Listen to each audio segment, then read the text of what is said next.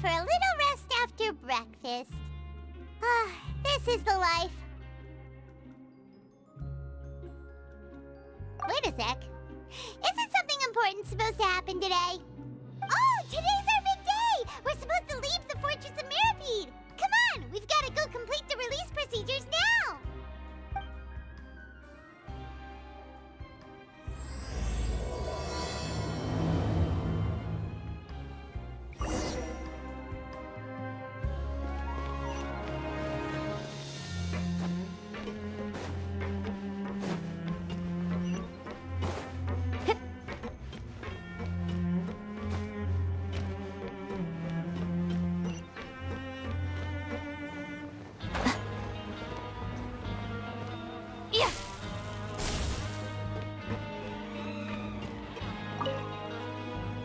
Please, sign here. This document will be effective immediately upon signing, and you two may exit the Fortress of Mirapede via the regular channels. It's been so long since we've been to the surface. Let's hurry up and... Huh? What's happening?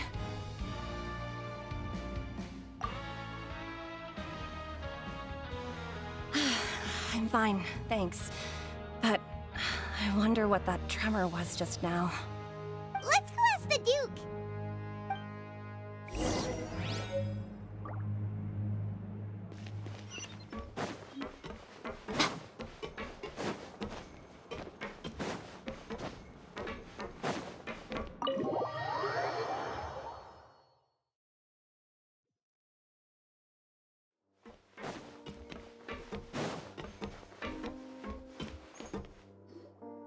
Your Grace? Ah, good to see you two. Is there something you wish to see me about? Yeah, what was with that earthquake just now? Ah, that. The tremor didn't originate from the seafloor. In fact, it seems it came from the surface. Over the years of serving as the warden here, I've developed a sense for distinguishing between what occurs on the surface and what occurs underwater. Besides, the seal that Monsieur Neuvillette set in place won't fail so easily. So the fortress is okay? If you recall our last incident, if there really were a problem, there would be crowds of inmates in a panic right now. Huh, you've got a point. Okay, seems we need to get back up to the surface and ask about what happened. By the way, do you know what day it is today? I believe today is this month's pipe cleaning day. Wait, seriously? Aha, yes. Have you completed your release papers? Yep. It's you two. Are you leaving now? That's right! Today is our last day in prison! But now that Paimon says that, it doesn't feel like we were confined here. It's actually been pretty nice. Oh yeah, Paimon feels fond of this place now. Then be sure to come back and visit. I'll miss you. If you've signed the release papers, then you're free to go. The guards will escort you out. You're not going to see us off? I knew you'd ask. All right, sure. Let's go. Well, you actually agreed. No worries, you must be busy. Paimon was just joking. Ah, so you do have a polite side, I see. After being down here for so long, I imagine you must feel like you're lacking companionship. Shall I come along too? Yeah, don't worry, we'll come back to see you. Paimon really likes the cafeteria here. The chefs sure do know how to make good grub. I hope you won't be here as convicts the next time I see you. We'll do our best to stay out of trouble. Well, it seems our work in the Fortress of Mirapede is finished. That's the end of another chapter in our journey. We should probably go report to him now. Next up, the Palais Mermonia. You're going to see Monsieur Neuvillette? Please pass on our kind regards. I'm sure just your regards will do, no? I believe it would be the polite thing to do. You're right. I've heard the Palais has been terribly busy these days. Tell him that I hope he hasn't been overwhelmed by the recent string of troubles. The Palais Mermonia sure is buzzing with activity today. Halt! Huh? Oh, it's you two. Apologies. Monsieur Neuvillette did say you'd be welcome at any time. Excuse me, would you mind helping me take a look at this report? I'll be right there. Sorry, I've got my hands full here. You can see yourselves in. Everyone's so busy. Seems a lot has been happening.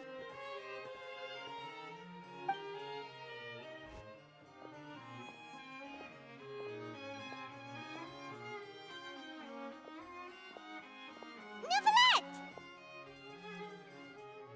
Hello. You've come at the right time, but you'll have to wait for just a moment, as there are some urgent matters I must tend to first. In the meantime, please, have a seat. If you'd like to have something to drink, let the Melusine outside know. That's all right. We just ate. Very well, then. Let's take a break over there while we wait for him to finish his work.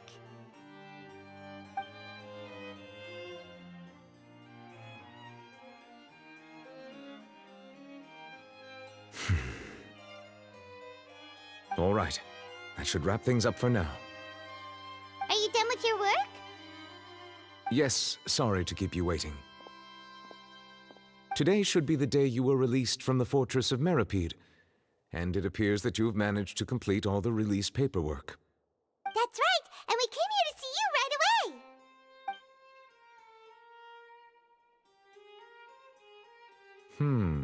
A massive whale. Do you have any idea what that might be?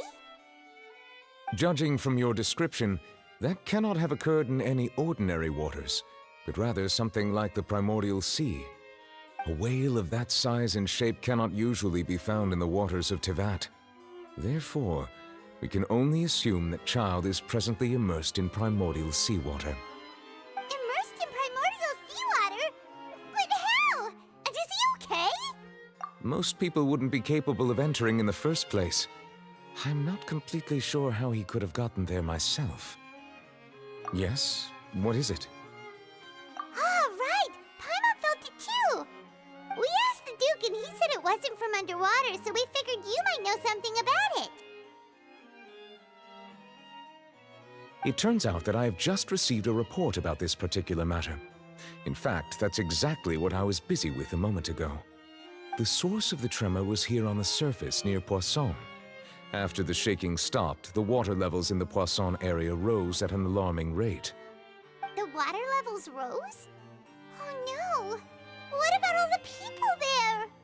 Fortunately, the water levels only rose for a short period of time and have already returned to normal now.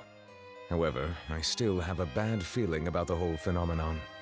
If the change in water levels is connected with the leaking primordial seawater, then the situation in Poisson may be much worse than it appears. Navia should be in Poisson, right? We need to go check on her! I would also like to go there as soon as possible, but I'm afraid I can't leave just yet. We must immediately formulate disaster prevention plans for the surrounding coastal areas to avoid potential catastrophes. I'll have to ask you two to go to Poisson first.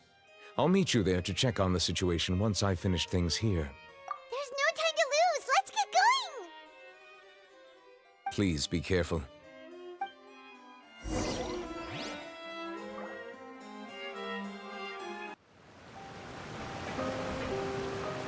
Oh no!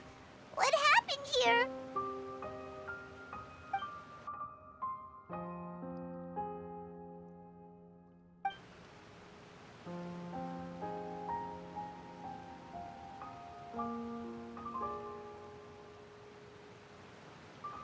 Navia should be around here, right?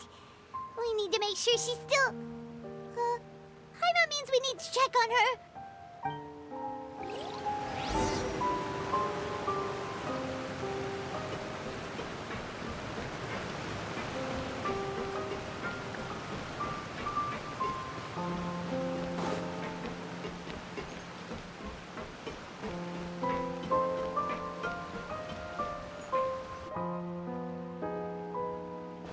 haven't seen a single soul all the way here. Oh, this is getting scary.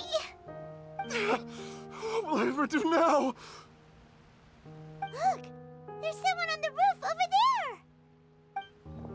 Just stay put. We're coming up. Watch your balance. All right, just hurry.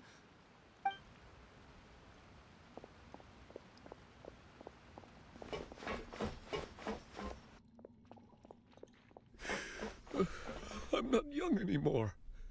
How will I survive on my own? My Desiree! Oh, he looks pretty sad. My leg! My leg! How could this have happened? It hurts! Just hang in there. Help is on the way. You can hold my hand if it makes you feel better.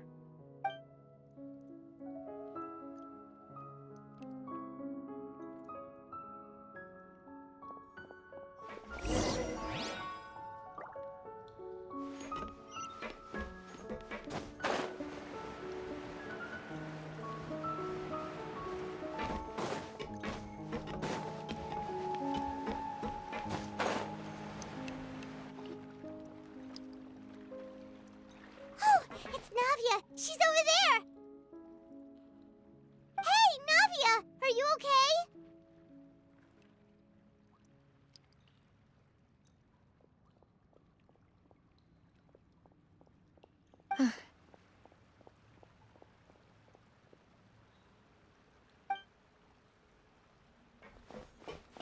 You're here. We heard there was a situation in Poisson, so we came as quickly as we could. Yes. As you can see, the water level suddenly rose. It caused quite the disturbance, in fact.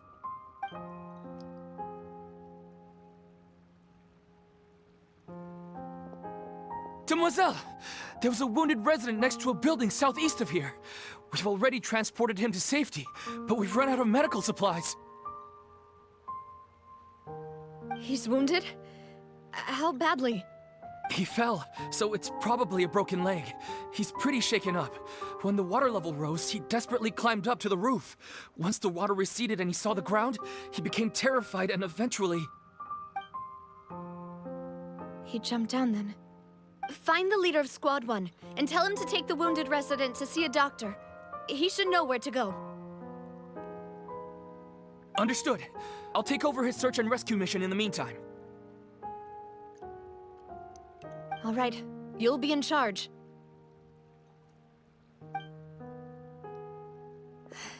I'm sorry. Where were we? The situation in Poisson? Ah, right. Allow me to explain. A little earlier, we suddenly heard a loud noise. At first, everyone thought that something might have exploded in the waterways. But before we knew it, water started pouring out from everywhere. The rushing water seemed a little odd, almost like the unique color of primordial seawater. Some people didn't realize the danger and thought it was just ordinary water, leaking from somewhere. Everyone on the street who happened to be close to the water didn't have a chance to escape. As the water levels rose, they suddenly disappeared. They were all dissolved. Those who realized what was happening started to flee in a panic, desperately trying to get to higher ground. Many were injured in the stampede, and some people fell from significant heights.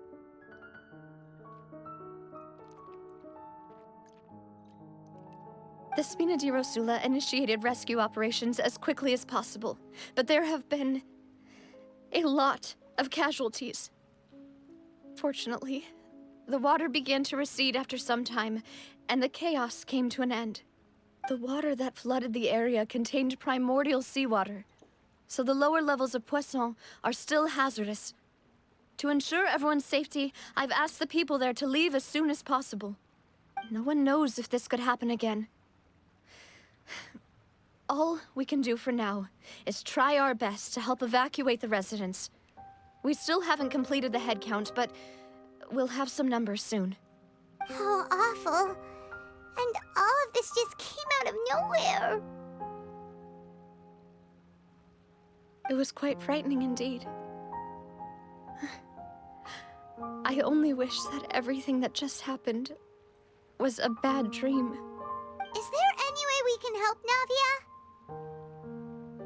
Thank you for being so willing to help in a moment of crisis like this. You don't know how much it means to me.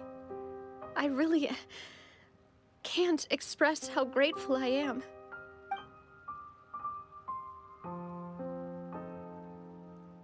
Don't say that, Navia. That's what friends are for.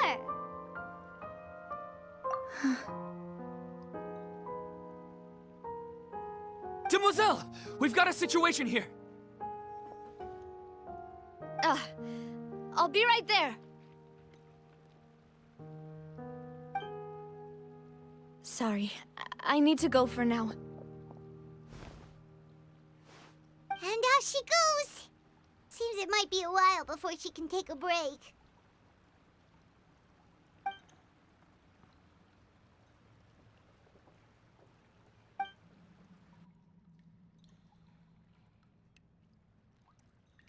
Okay, the wounded are being tended to, and we finished a preliminary head count.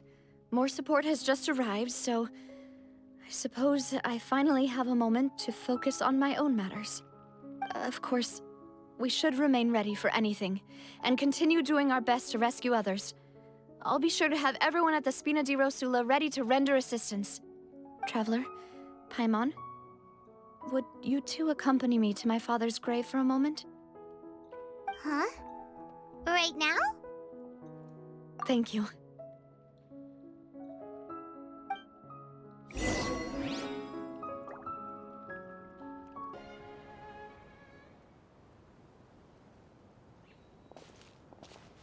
Not a lot of people here, huh? Well, given the time of day and the whole situation in Poisson, Paimon doesn't think there'd be a ton of people here visiting graves. Right. That's how things are now. The living are so exhausted that they've no strength to spare any words for the dead. Navia?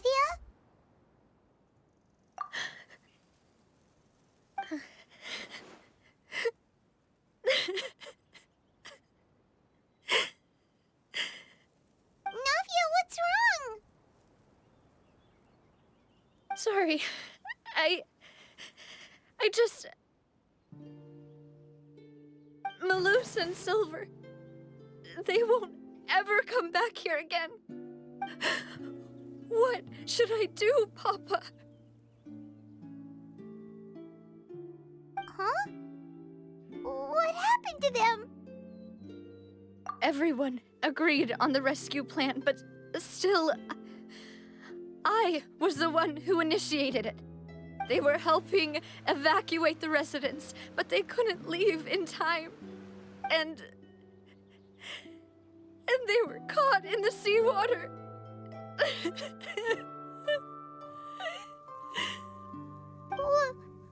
What should we do?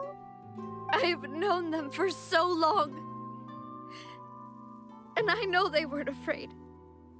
But I could at least hold a funeral for my father.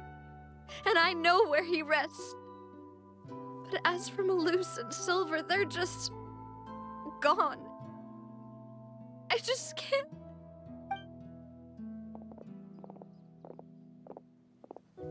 Everything looks so clean after it rains. Even the gravestones.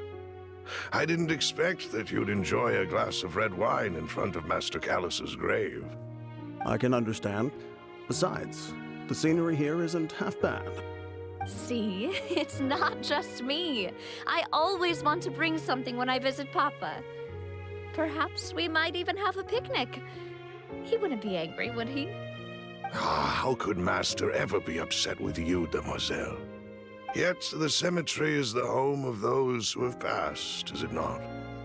Everyone ends up here sooner or later, no matter who you are. Buying yourself a plot in advance, are you? No need yet.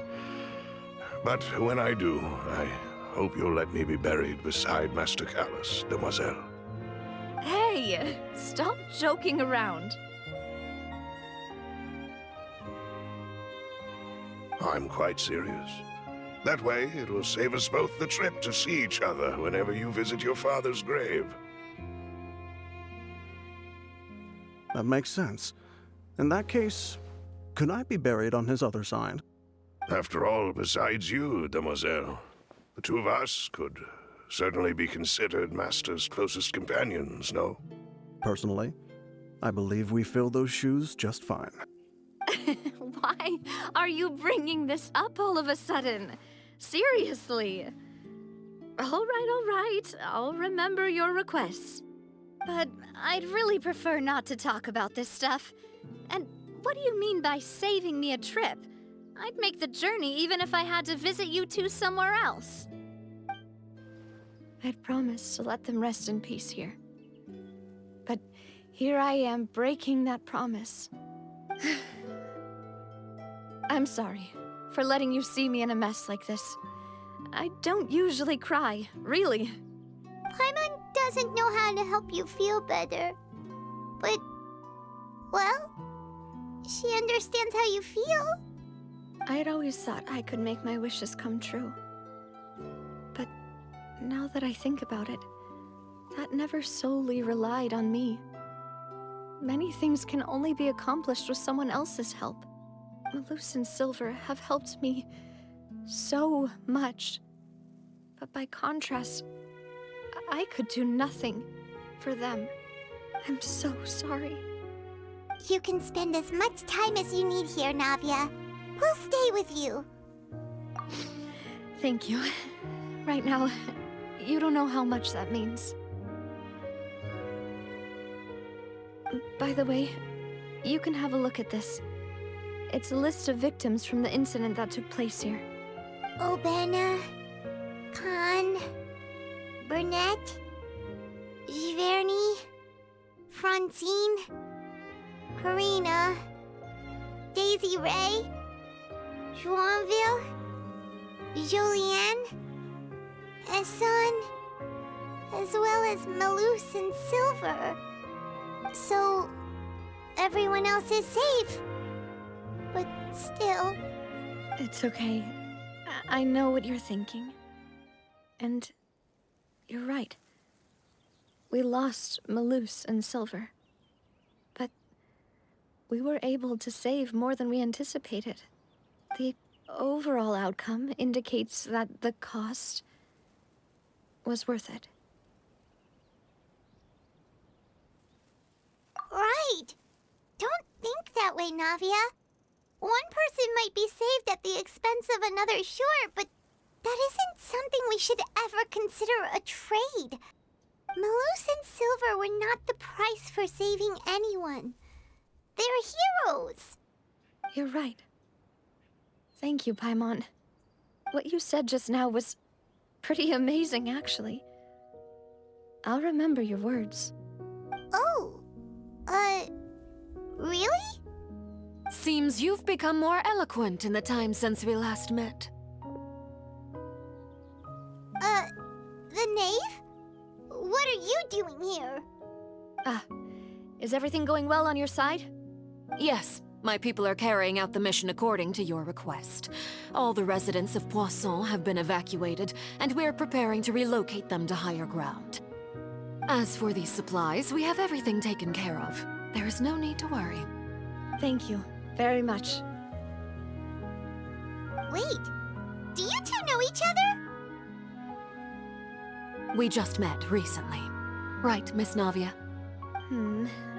Usually, I would call this a coincidental encounter. But that doesn't quite fit this time. Besides, it never even crossed my mind that a Fatui Harbinger would come looking for me.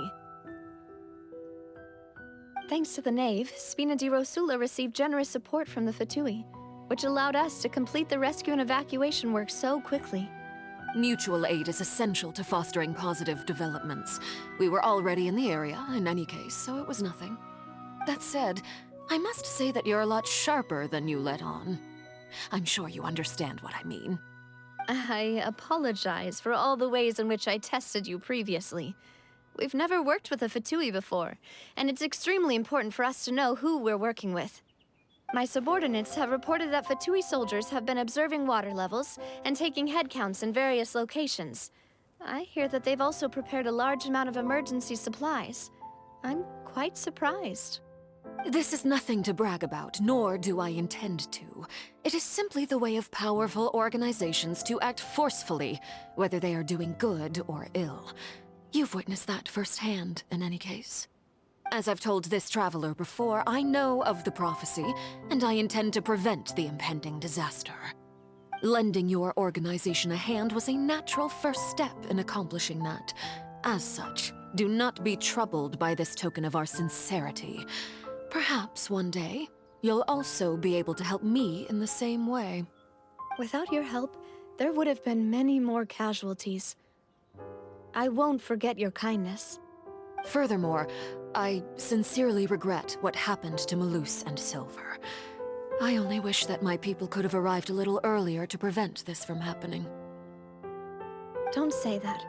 You and your subordinates did everything you could. As Paimon said, Malus and Silver didn't choose to sacrifice themselves for any specific person. And they weren't the price paid for other salvation.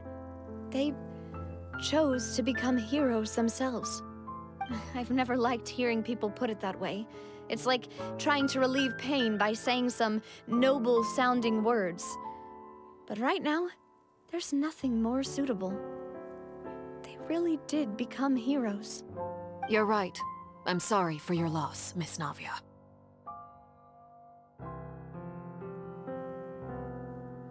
Water is life to Fontaine's people, and it also spells disaster. It's no wonder that people always say that prophecies represent fate. Fortunately, I've never been one for such opinions. So, you're one who will try to change fate, then? Of course. That is why I'm going to Hotel Bouffe de Thé. I still have some things to take care of, and the children need my attention.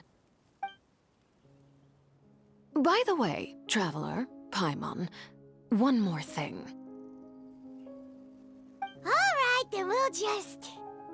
Huh? This isn't right. Paimon thought you would ask us to walk with you for a moment so you could tell us something in private. That is a clever and useful conversation technique, which I do like to use when necessary. But there's no need today. It would not hurt to have Miss Navia listening in. Traveler, I'm sure you remember that I said we could work together when we had the chance. You and I both know that there may be issues with the Primordial Sea. Previously, it was the Fortress of Meripede's sluice gate, and this time it was the water levels in Poisson. These are both signals. Indeed. Allow me to share the latest intel I've received from the House of the Hearth's intelligence network with you. During some recent investigations, a child claimed to have discovered some ruins near Poisson. The ruins date back to ancient times, and seem to be worth investigating in many ways. Judging by the dating of the ruins, they may be related to the prophecy and the coming crisis. The situation is becoming more urgent, so any pertinent information will prove extremely precious. My people initially came to prepare for ruin exploration. Unexpectedly, this disaster struck, and at present, we're all busy prioritizing the rescue effort. So that's why the Fatui were already in Poisson. I wanted to take the children along, but unfortunately, Linny, Lynette, and Fremine have all been dispatched to higher ground to assist affected residents. Linny told me that outside of the house, the person they trust most is you. Which is why I want to give you this task. The House of the Hearth's members see each other as family, but Linny, Lynette, and Fremine said that they also see you as such, even though you are not from the house. I'm sure you already understand how earnest they consider their friendship with you to be. Oh, that's The intel I just shared about the ruins could fetch a high price. But since the children consider you family, it's only natural that I freely share it with you. Got it! So all we gotta do is go to some ruins, right? We can handle that. Excuse me, but may I tag along? You wish to join, Miss Navia? But are you sure you're up to exploring some ruins? You need to rest. Well, I'm sad, yes. But I can't just go back and plop myself into a chair by the roadside and do nothing. There's no point in being depressed while we still have a disaster on our hands. As my father's successor, I must live up to the hopes he had in me. Besides, I'm also doing this for myself. I need something, a distraction, to keep my mind off Malus and Silver.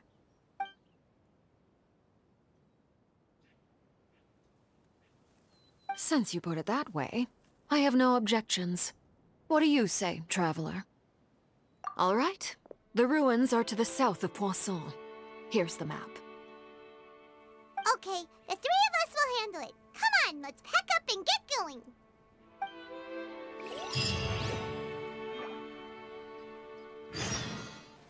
So, are these the ruins the knave was talking about? Whoa, talk about old. They seem to be pretty ancient, all right. Let's go in and have a look. Just be careful.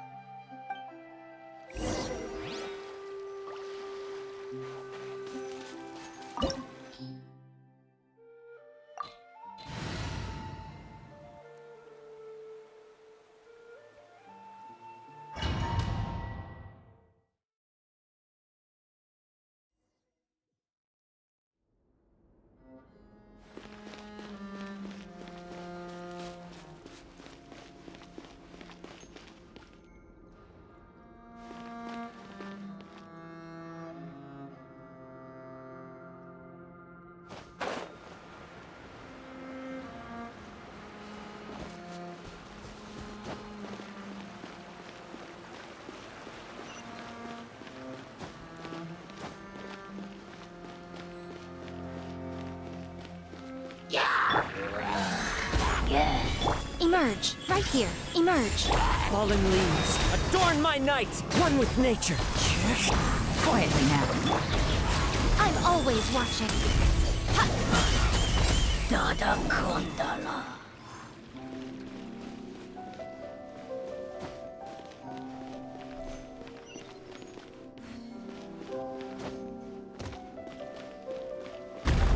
Watch it! The floor here isn't safe. Right here. Emerge, right here. Gotcha.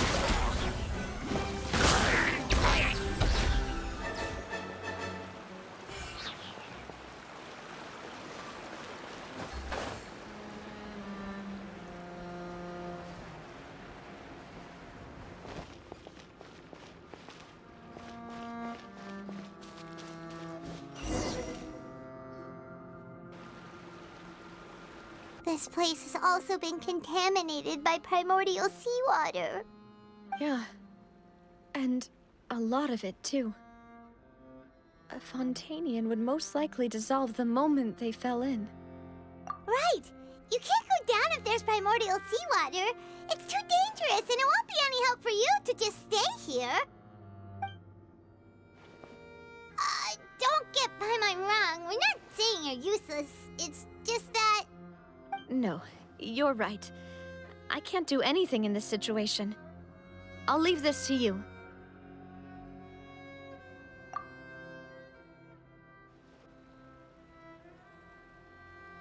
That complicates things. Maybe the only way left is forward. In that case, do you want to wait for us here?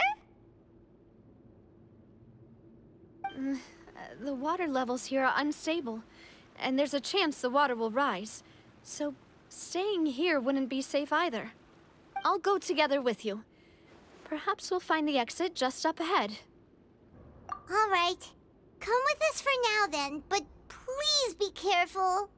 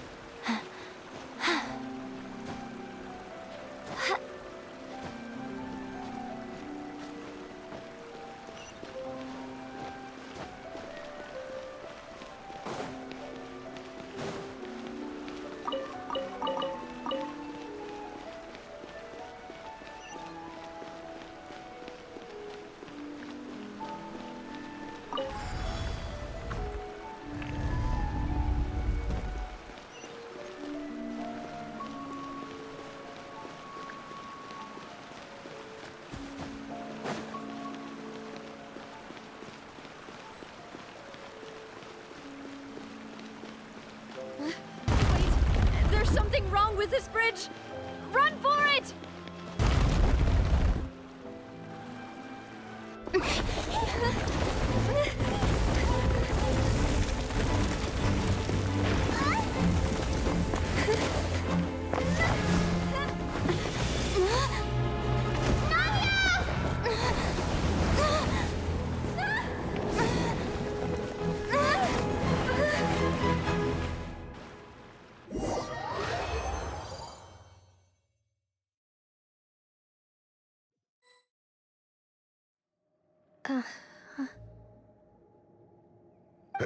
Demoiselle? Huh? Demoiselle, what are you doing here by yourself? Would you be standing here till dark if I hadn't come to get you? Maybe she just wants some time to herself, Malus. Hmm? Oh. Was I sleeping? Yes, it would appear so. I must be tired. That's quite possible. However, you were the one that suggested we go out for a walk. Oh, right. I nearly forgot. It must have slipped my mind when I dozed off. I haven't had a nap today yet. Have I? This is a familiar feeling, yet something's a little strange. Is something the matter, Demoiselle? Oh, no. No, I'm fine. I was just trying to recall why we came out for a walk. Do you remember Mr. Giverny? He'd requested our help before with foreign merchants who had a debt dispute with him, and we'd resolved the matter not long ago. We were headed to see how things were going with him at the moment. Ah, right. Yes. I remember now. Oh, Miss Navia. Ah, Mr. Malus, and Mr. Silver, too. It's good to see all of you. How have you been? I've been great. Thanks to your help, those bothersome merchants finally realized that I wasn't the one they were looking for. Why, I wasn't even the guarantor for that person. They were knocking at my door day and night. Even my neighbor, Obina, was getting fed up with them. Sometimes force is required to calm someone down and get them to listen to what you have to say.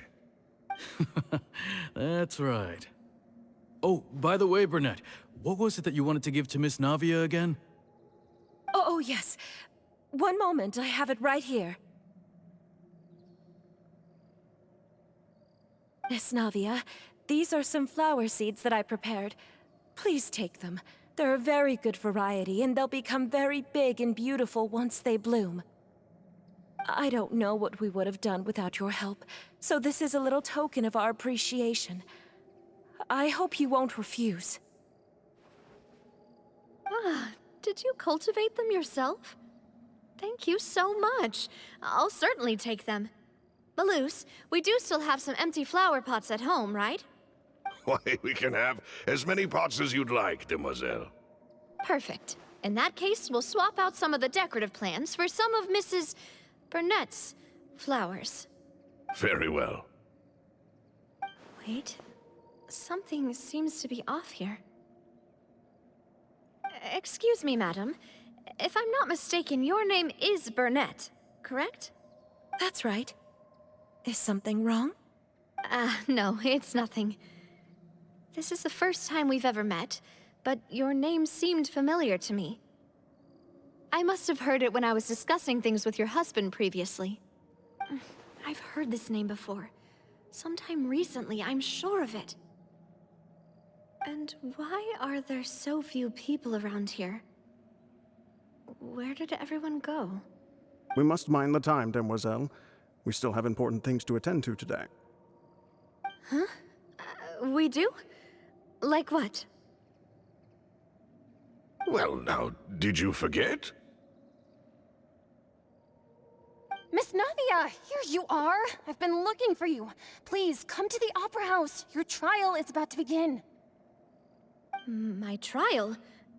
Wait, why would I need to go to the Opera House? Yes, she's right, Demoiselle. It's just about time now, so we should get going. Oh?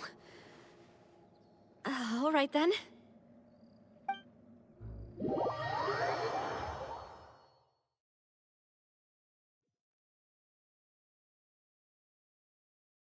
Look, it's Navia! She's here! And her two attendants are with her. Goodness, everyone's finally here. There sure are a lot of people here to see the trial. And they all seem to be oddly excited about something. I even know some of these people. Karina, Desiree, Joyville, Jolien, Essen. Why are so many people here? And why do I have no recollection of this case? And as for the judge... huh? Where's Monsieur Neuvillette? Please sit in the defendant's seat. Don't worry, Silver and I shall accompany you. All right. But are you sure you can stand behind me? Typically, it wouldn't be allowed, but today is an exception.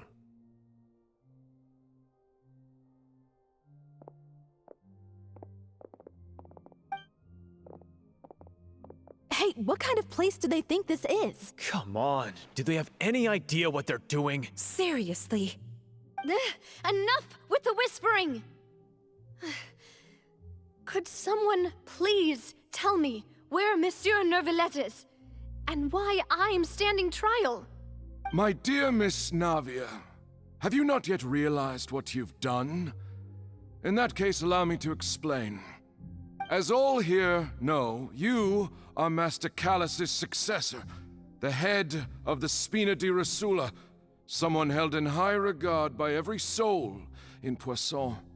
After you took over the Spina, you treated all of us just like the late Master Callus had.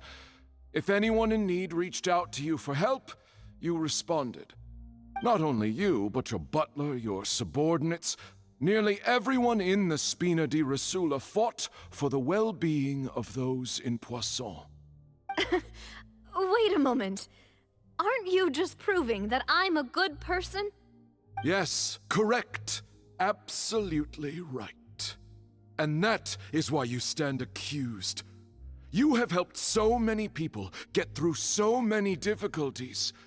You are one with us. We are inseparable. We are one big family, all of us who are from Poisson, inextricably linked. And with you being so important, we couldn't possibly do without you. Therefore, this fair and honorable court shall declare you guilty, and you shall stay here. You will be together with us forever. Huh? What are you saying? Everything you have said is correct.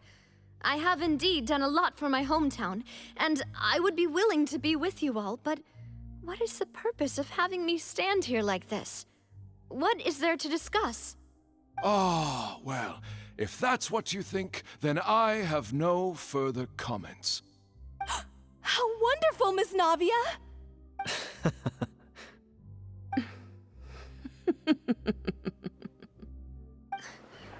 I know all these people. Why are they laughing? I seem to remember now. Yes, I get it. This trial is... Wait just a moment. This isn't right! Malus? What was that, Mr. Malus? Our conclusion is very clear and unanimous. Let the court judge her now. She's guilty! Stay here, Navia! You're one of us! Demoiselle, don't admit guilt. This trial means to keep you here forever. I wish to exercise my right to defend Our Lady. Mistress Ronville, you only know of Navia's goodness, but nothing of her utterly independent mind. She was born a free and independent spirit. She has never been tied down by anything.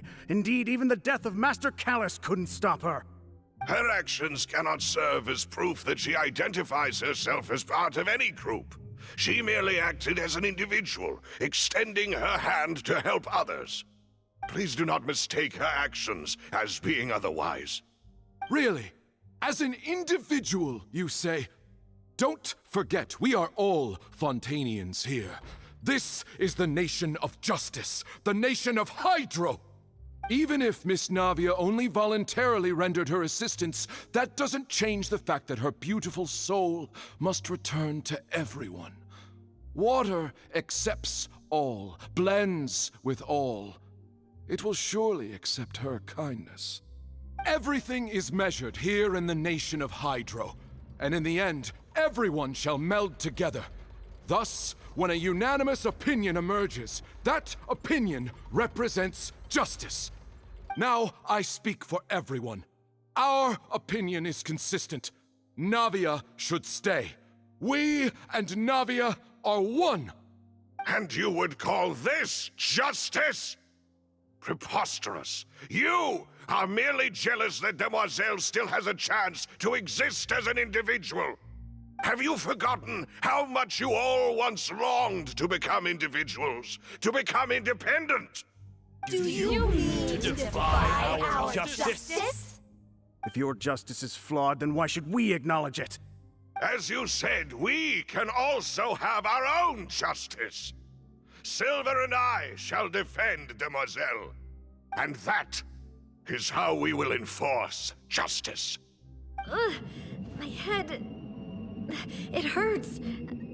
Demoiselle. Silver, it hurts. My head is spinning. All I can see is stars swirling in front of me. I remember now. Everything that seemed odd from the very beginning.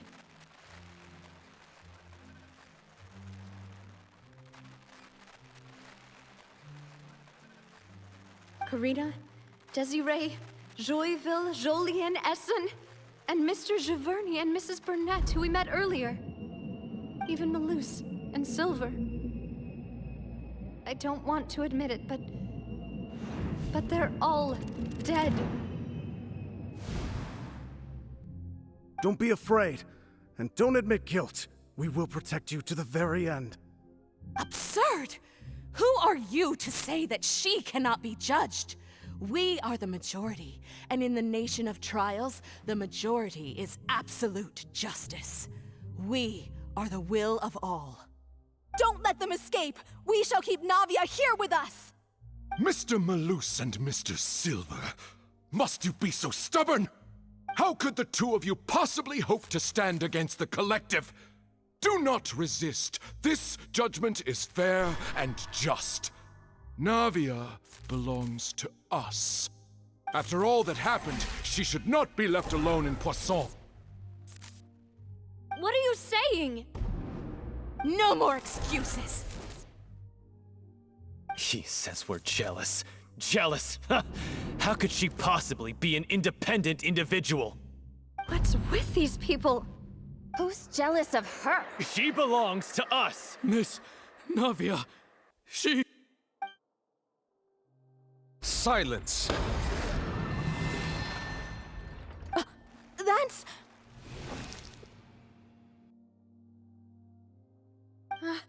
Monsieur Neuvillette! Such commotion is prohibited in the court. The accusations you just presented are nonsense and cannot constitute a proper trial. The court will adjourn for the rest of the day. In this, I shall hear no objections from any unauthorized party. Our thanks, Monsieur Neuvillette. Please leave with me, Miss Navia, while there is still time. But... Go on now, Demoiselle. This is your only chance to leave this place. What, can't bear to leave us behind or something? Malus. My apologies. I couldn't resist making one little joke once I realized that this shall be our last goodbye. Malus... Silver... Quickly, you must come now!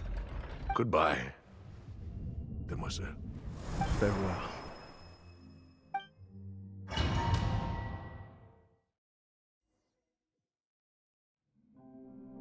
No, wait! Just a second! Navia? You're awake. Good. I must have been dreaming. Malus and Silver were still alive, and they were defending me at some insane trial.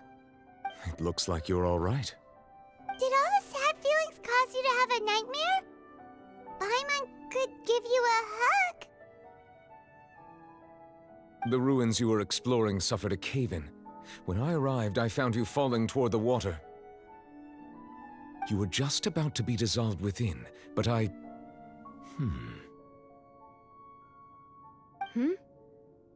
What is it? I think I saw 2 Oceanids protecting you. It was only for a moment, perhaps even a fraction of a second, but they gave me the chance to retrieve you. Were it not for their intervention, I would not have been able to rescue you before your consciousness dissipated. Wait, did you say Oceanids? You mean like what happened with Vache? Perhaps those 2 Oceanids were the people you saw in your dream. I always told them that they didn't have to protect me. To think that they'd keep doing so even after death.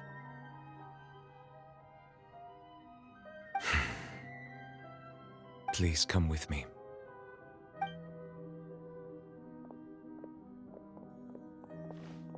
Neuvillette, are you okay? Oh, I am quite all right. Perhaps there's something we could chat about? Why do you look so stiff all of a sudden? Oh, Paimon knows. You're the type who feels awkward when there's nothing to talk about, right? I merely thought that we should give Navia some time to herself. Huh? Why didn't you just say so then? Don't you think it's even more awkward to call us over like this and then have nothing to talk about? I suppose so. Ah, Sigewinne. I hope all is well with her these days. Her work in the Fortress of Meropide has not been too much for her, has it? No way! Don't worry. She's doing fine down there. She's an amazing head nurse. I see. Well, that is good. I have always worried that Sigewinne would need a lot of time to understand the world of humanity, just as I have. Oh, and the Duke also says hi! Even though Sigewinne made him do that. He hopes that you haven't been overwhelmed by all that's happened lately. Thank you. I have indeed been busy lately, and I also hope that everything is going well in the Fortress of Meropide. He still doesn't know what to talk about. Let's chat about something else then. So, Neuvillette, you're probably quite the swimmer, huh? Yes, of course. This isn't going anywhere. Let's try something else. How did you find these ruins? Did the knave tell you? Yes, in fact. I had arranged to meet you in Poisson, but when I arrived, I discovered that the Fatui were helping the residents evacuate. They had even transported a large quantity of supplies to the area. Amid my astonishment, I ran into the knave, and we had a chat. She informed me that she had asked you to investigate the ancient ruins here. Yeah, we originally planned to meet up with you, but we thought you might still be busy with all those official documents. We didn't think exploring the ruins would take very long, and who would have thought you'd wrap things up so quickly?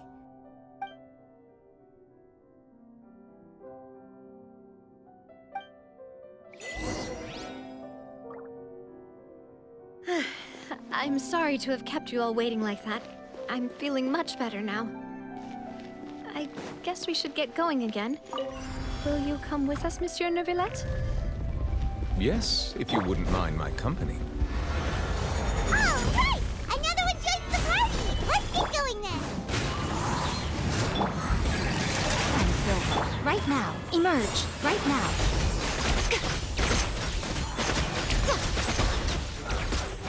Nada Kondala.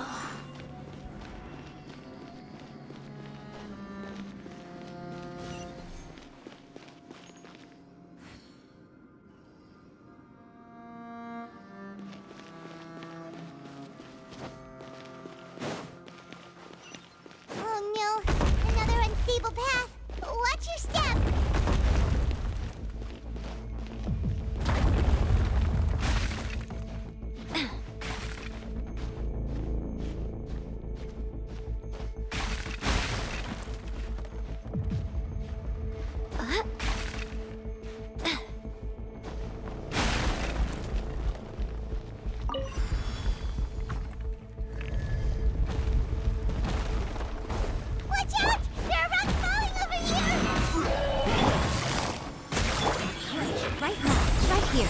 Clouds high. The birds call. One with nature.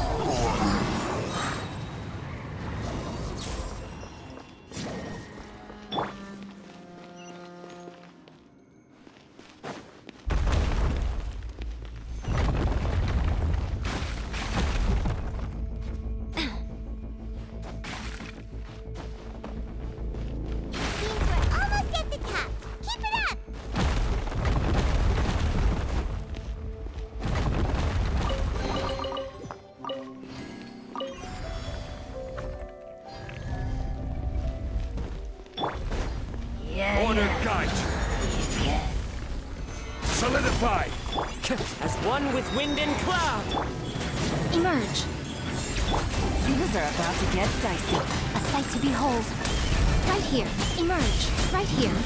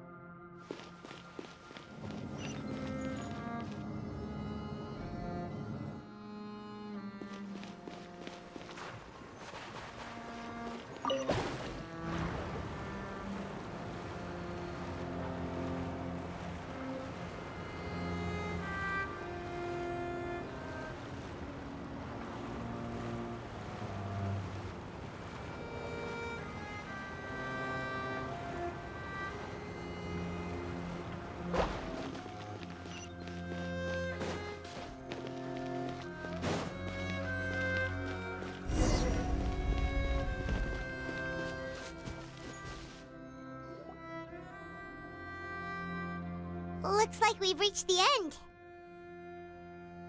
This is the place? There should not be any other hidden spaces in the vicinity. The path sure had some twists and turns, but it turns out that this place isn't actually that big.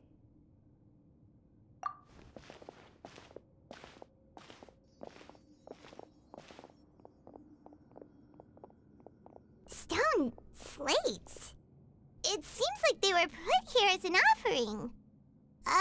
Could we take them down and have a look? Perhaps we should just leave them be for now.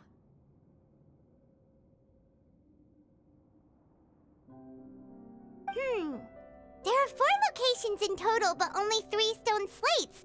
The slate that should be in the first empty spot is missing. The surrounding walls also show signs of damage. There's something written below. Let Paimon see. Reason dictates that this nation be destroyed. I shall record the history of its future here in its past. Say what? It feels like someone left these slates and these words here for a purpose. But does he mean that Fontaine should be destroyed? That would fit the circumstances dictated by the prophecy, yes. Indeed, the slate's contents correspond to it. Take the second slate, for example. There's a person kneeling here. She seems so dedicated. And there's a whole bunch of other people behind her doing the same. She's facing this... what is this? Some kind of island in the sky? And is that Lady Furina in the third image? Did the Hydro Archon fall into the water? And is that a ring of people around her? Paimon doesn't quite get it. Are they all in the water? The fourth image. I know this one. This exactly matches the content of the prophecy. The people will all be dissolved into the waters, and only the Hydro Archon will remain, weeping on her throne.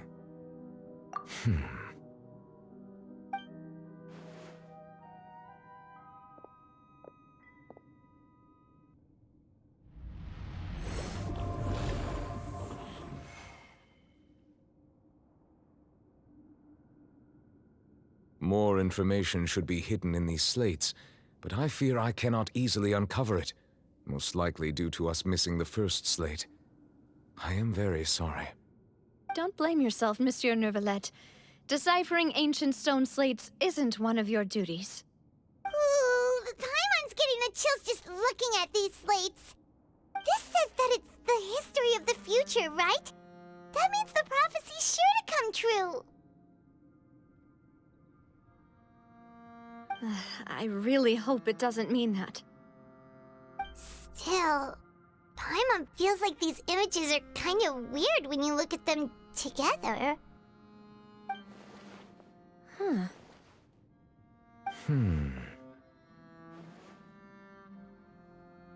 That's right! If the images are in chronological order, shouldn't the fourth, the water's drowning fontaine, come before the third, where the Hydro Archon herself falls into the water? And yet the order is reversed here. If we go by timing, Lady Furina only emerges in the third image. That means that the person in the second image might be the previous Hydro Archon. Egeria, then. I had never met her, but her appearance here does match the records. The previous Archon kneeling before the floating island in the skies, as if confessing a sin. Did she herself commit that sin? And if not, why would she be in such a posture? Also, I'm still wondering why these ancient stone slates are here at all. Judging from their contents, could this place be the origin of the prophecy? Does that mean that someone, or some people, once saw these slates? But who would have created these slates and left these words here?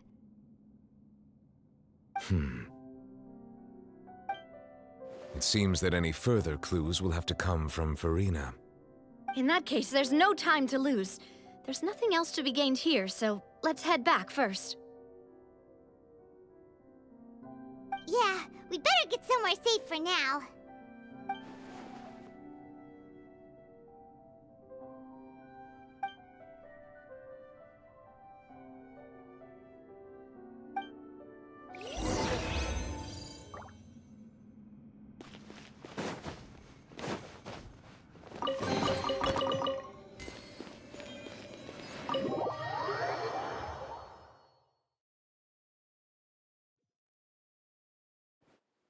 Let's split up here.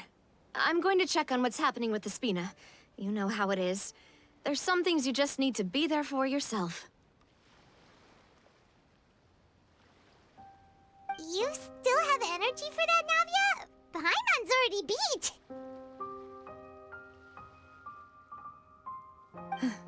Just head back to the Fluvsandra and have a rest then. Thanks for keeping me company all this time. I'll depart as well. Thanks for your hard work today. Rest well, everyone. Traveler, I will go talk to Furina tomorrow morning to ask about the stone slates. I'm sure that you're concerned about this matter as well. If you have time, drop by my office. I will share the results of our discussion with you. Are you really gonna talk to her about this directly? Will that be a problem? Paimon's getting a little scared now that it's come to this.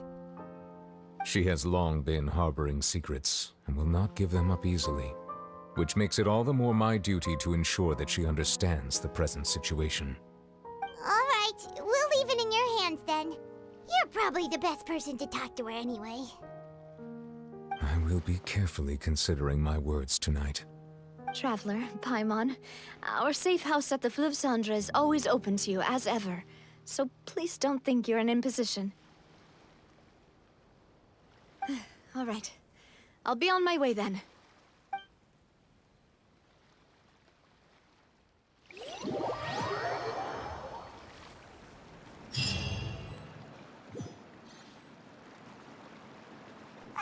We're finally back!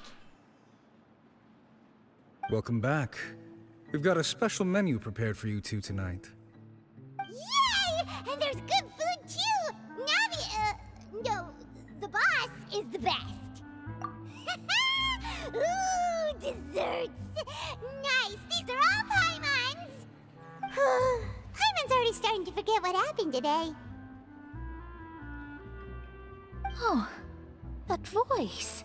Is that who I think it is? Huh? It's you two. what are you doing in Fontaine?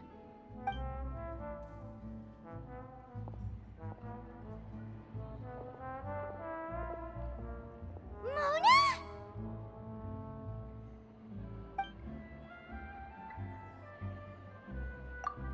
Seriously, nobody just uses a scry glass whenever they've got time to just see who they'll meet on the road. Still, we didn't expect to see you here. Wait, you're not a Fontanian, are you, Mona? Well, I have some business to attend to here, so I booked a hotel in the city. I was just out for a stroll when I bumped into you. Quite unexpectedly, if I might add. Why did you think I was from Fontaine, though? Is that because Magistus doesn't sound much like a Mondstadter surname? Yeah, let's go with that. Well, I used to have my own surname, which was, well, some other thing. Either way, the old hag told me when she took me as her disciple that the first step to being a great astrologist's pupil was to change that name. There was nothing for it, really. She really is amazing at astrology, so I changed my name to what it is now according to her wishes. To my surprise, however, Magistus is not the name of some ancient house or clan. It isn't? Nope. Although it is used by us in place of surnames, it generally just means great. Wow! Imagine including a boast in your name. Wait, are you gonna have to put that into your genealogy as well? I reckon so. In any case, I'd give my disciple a name like this as well, if I were to take one. Astromancer Barbeloth Trismegistus. Whoa, that's a long one. Does it also mean great or something? My name means Mona the Great Astrologist. As for the old hag, hers is, in plain speech, the thrice-as-great Scholar of the Stars. Just take it as a title specific to astrologists. Thrice as great? That's so petty. I know, right? That's just how she is. She used to call herself Magistus, actually, but when she took me in, she changed her name to Trismegistus. Talk about excessive. Magistus is thus the calling card of our school, so to speak, which makes it about the same as a surname. It's all right if you don't get it. You can look into it further should you need to study astrology more deeply. That sounds terrible! But anyway, you're not Fontanian, are you, Mona? You're from Mondstadt, right? Well, I was born in Mondstadt, yes. My parents migrated to Dornman Port, and I traveled with the old hag for a while, after which I settled down in Mondstadt City. Oh, that's a good thing then. At least we know you won't be dissolved by Fontaine's waters. Speaking of that, I'm sure you're aware that a bunch of things have happened here in Fontaine, right? I know you're not a local, but I'd avoid getting too close to any water that looks strange all the same. There's something ominous about it. Well, the water, I mean.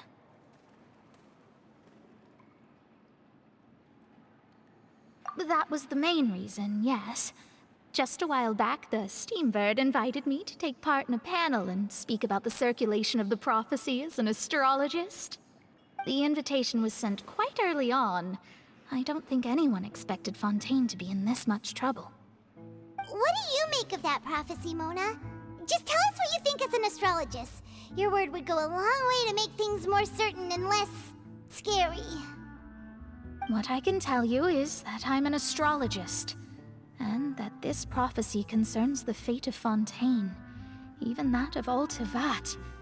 Ascertaining this is akin to reading the fortune of the whole world. I'm afraid that this is not something that just anyone can do. If I could do it, you would no longer call me an astrologist, but a visionary. But on the flip side, the prophecy is so huge and powerful that it must surely come from a powerful visionary. Its contents involve the fate of the world. Disregarding it would be a mistake. A visionary? Sounds really powerful and all, but does such a person really exist? Of course. The old hag could do it, and I'd bet there are others amongst those Hexenzirkel colleagues of hers who could do something similar. Are you sure? All right, I'll help you. It isn't often that I see you with such a serious look on your face. I'll tell you once I hear back from her. Thanks, Mona. You're amazing as always. Oh, well, this is something only I can do after all. So yes, your praises are quite welcome. That's the greatest of astrologists for you! Of all the people we know, you know the star's the best! Indeed. That's the spirit. Oh, sorry. I came to see what all the commotion was about. If there's anything you need, do not hesitate to inform the Spina di Rosula. Oh, whoops. Guess we were getting a little too carried away there. Well, I'll go tend to my own business now. If I receive any news, I'll be sure to come find you two again. And there she goes, quick as rushing water. And here we are with the Spina guy giving us suspicious looks.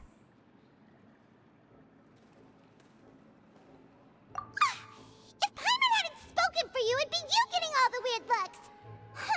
The things Paimon does for you. That's more like it.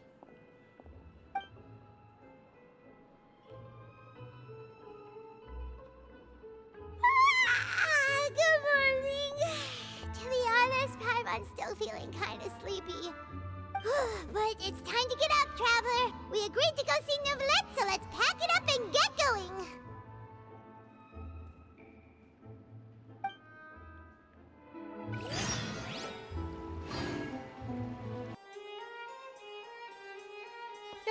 You're here! Finally! Is something wrong? Monsieur Neuvillette and Lady Furina, they seem to have gotten into a dispute. Please go see for yourself.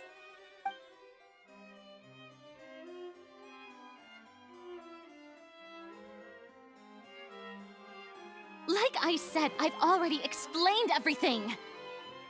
And yet the problem has not been properly solved. There is little space for excuses between us. It is not my intention to offend you, but please, tell me where you stand. You are the Hydro Archon Focalor, are you not? Look at this. This is a list of the victims from the recent Poisson incident.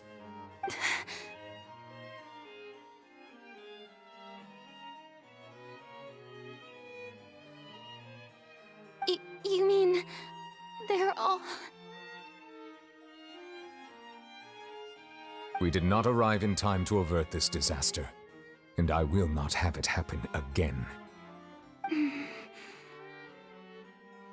I will say this once more. You must tell me everything you know. Yesterday, I found 3 stone slates in some ancient ruins near Poisson. Do you know anything about those?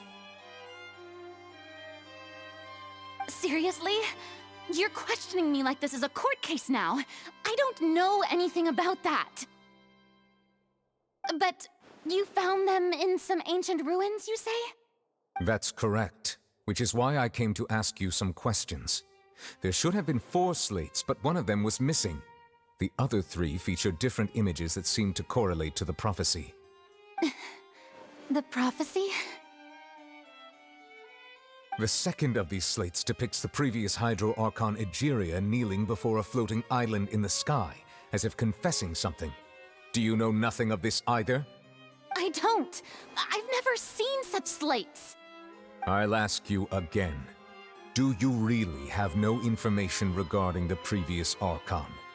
My deciphering of the slates indicates that the Hydro Archon Egeria once had to confess to, or apologize for, a certain sin. If anyone would know about it, it should be you. All gods don't have the same secrets, you know. She was herself and I'm me. Is it really so strange that I know nothing? I understand your concerns, but I'm sorry. I just don't have anything to tell you. Forgive me for saying this now, Lady Furina, but I have long known of your various secret investigations into certain matters. There are several indications that you have been investigating the prophecy on the sly. This is not strange in itself, considering that you are the Hydro Archon. But it is strange that you should also claim to not know any of Egeria's secrets, as well as do nothing following your inquiries. You have never been as superficial as you have presented yourself to be, nor are you a fool. And yet, your behavior is very inconsistent.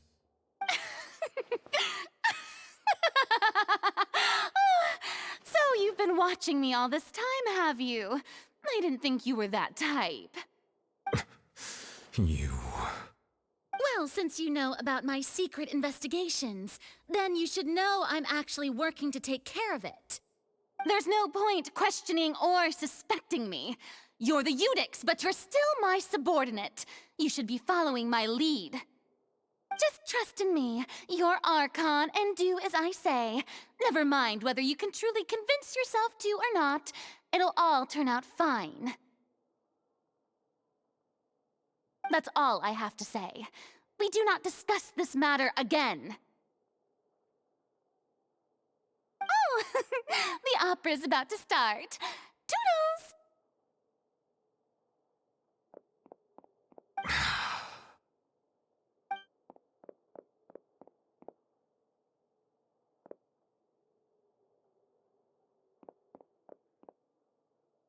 Did Furina not notice us standing by the door? Wonder what's up with her. She was smiling. She didn't seem in the mood to care if we were listening in or not. I assume you've been outside for a while now? Oh! You noticed! Seems Furina didn't even realize we were here. She was in a great panic, though I cannot discern the reason. Our discussion reached impasses time and again, a state of affairs that we cannot allow to continue. Still, I do not understand. Dialogue is the basis for understanding, so why did she keep refusing to engage? Everyone in her inner circle has noticed that she is hiding some secret. The issue is her attitude. I fear that she will not reveal anything unless absolutely forced to. We may have to create a situation in which she will have no choice but to speak. Oh? Like what? Normally, people will only reveal the truth when standing trial. Perhaps we must have the Hydro Archon experience just such a scenario. But Furina's seen so many trials, and she's really good at dodging questions. How do we make sure that she won't just slip away at the first chance she gets? We will need to consider this thoroughly, join forces with various parties, and then do what we can. If at all possible, I would prefer to recuse myself from this affair, but we must prevent the prophecy from coming to pass. This may be cruel to her, but all Fontaine is in crisis. The information a god possesses is too precious, and so we must take a chance on this. But who will lend us their aid to do such a thing?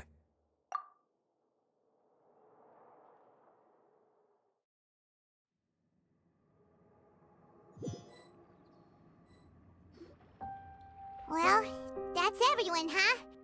Speaking of which, it was pretty smart of you to think of hiding here. Poisson was just involved in a disaster, so it's presently devoid of people. That naturally makes it the best choice. And here you are drinking tea like it's the most natural thing in the world, huh?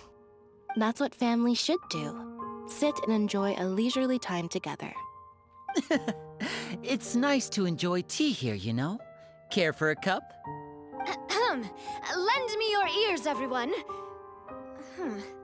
Or perhaps one of you might like to start us off. How about you, friend? Me? No, I don't think I can. Then, how about you, good sir? I fear that I will cause the mood on this boat to become as somber as it is in court. Well then, I guess we're lucky we've got a local like me to organize things. Wonderful, the spotlight at last. I guess I'll be facilitating things from here. That was a little long-winded, don't you think? Oh, you might be right. Anyway, to cut to the chase, our friend here, the Traveler, has brought us together to discuss something. As for what that is, well, let's start by saying that we'll be pooling our efforts together to create a series of traps. Oh, how intriguing. Well, it's just an expression, really. One that I just learned from Chlorand, and used on the spot. So, let's invite her to explain in detail. A round of applause, please.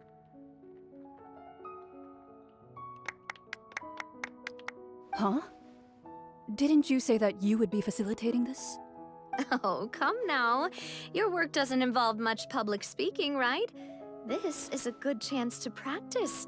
You might even pick up some fancy oratory tricks to impress your boss with in the future. I see. And what does my boss say? He is glad that you consider him your boss. Do go on.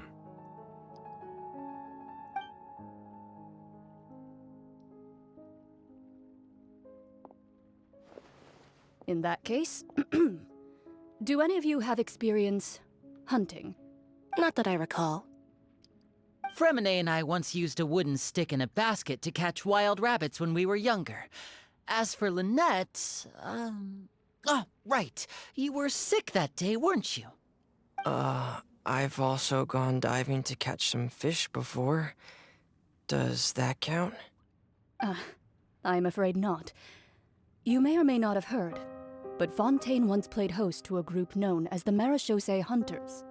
Though that was their name, they did not hunt animals, but rather various monsters left behind by the ancient dynasty of King Remus.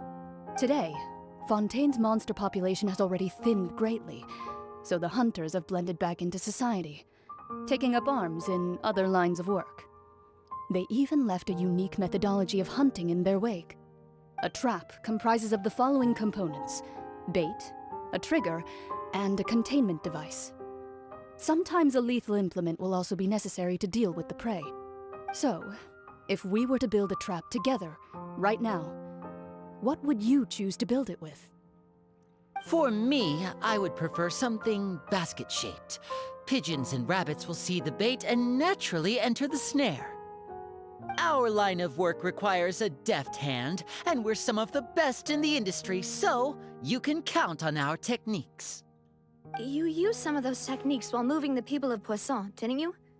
My subordinates mentioned that you even performed some magic for the bawling children.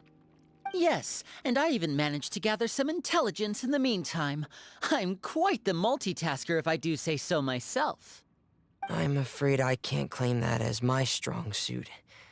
I prefer more stable methods, like placing bait in the water and waiting for the fish to come within reach. That's the kind of method I would count on. Calm and steady. Exactly the kind of person who would catch loads of fish. And I can be their assistant. With discretion, I'm sure. I'd probably use some sort of mechanical animal. Papa once bought me some small clockwork squirrels, mice, and such. When placed in the forest, they can attract others of their kind. I remember that you liked those too, didn't you? I did. And that would be a good way to go about it. If they're realistic enough, animals of the same kind will follow them all the way to the trap. What about you, Monsieur Neuvillette? I fear I do not have any related experience. That makes sense. You usually solve problems directly, without the use of any such tricks. But I do have one more question for you, Monsieur. If we were to create a trap now, how would you design it? I would like for it to be effective, but bring no harm to the prey. A more gentle trap would be ideal.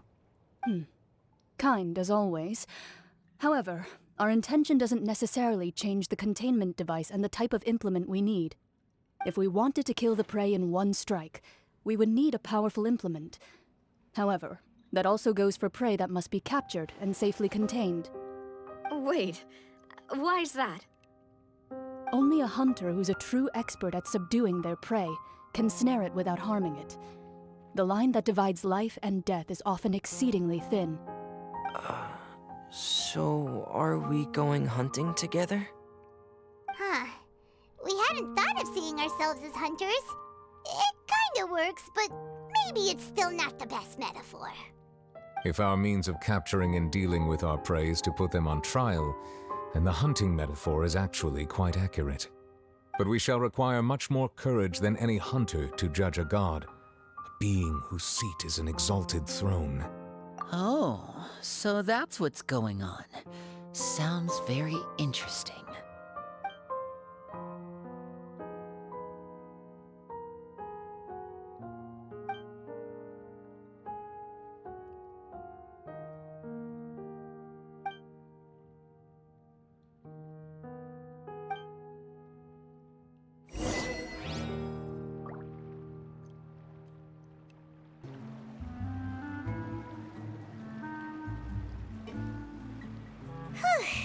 It's been a tough few days, hasn't it?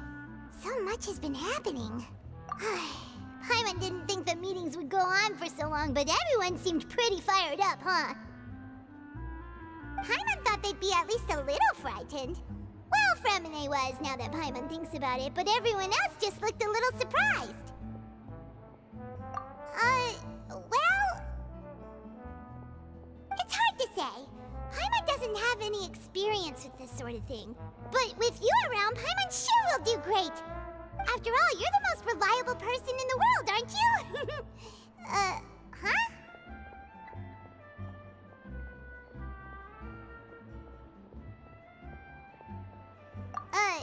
Did you just pour some tea? Paimon didn't notice you doing that at all. Then what's that? Paimon's never seen that cup before. Don't be frightened. I'm just joining you two for tea. I merely refrained from saying anything till now. Who's that voice? But there's no one here. Aw, have you forgotten me already? Wait, you are familiar. You're the voice we heard from the sky in Sumeru. The voice from the sky, I fear that description is wrong. Though, not completely wrong. You're feeling lost now, just as you were feeling previously. Consider me a passerby, just accepting a commission from my friend's disciple on a whim. The prophecy. Yes, what has been prophesized will be fulfilled. You may view such things as the history of the future. What? Then is there any way we can stop it?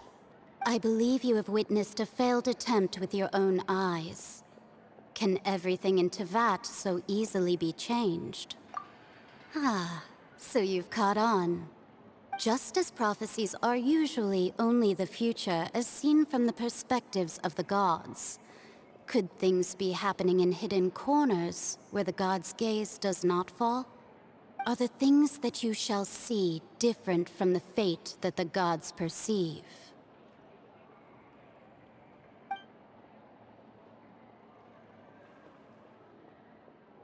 What is she talking about? It all sounds really impressive and important and stuff, but it also sounds kind of scary.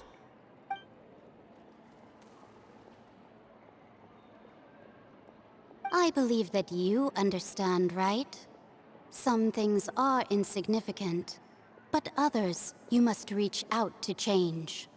Ultimately, fate shall serve as your only guide, no matter what will happen in Tevat's future. All you need to do is to play your part. This was good tea, by the way. Thank you for your hospitality. Well, that'll be all for today. The voice. It's gone.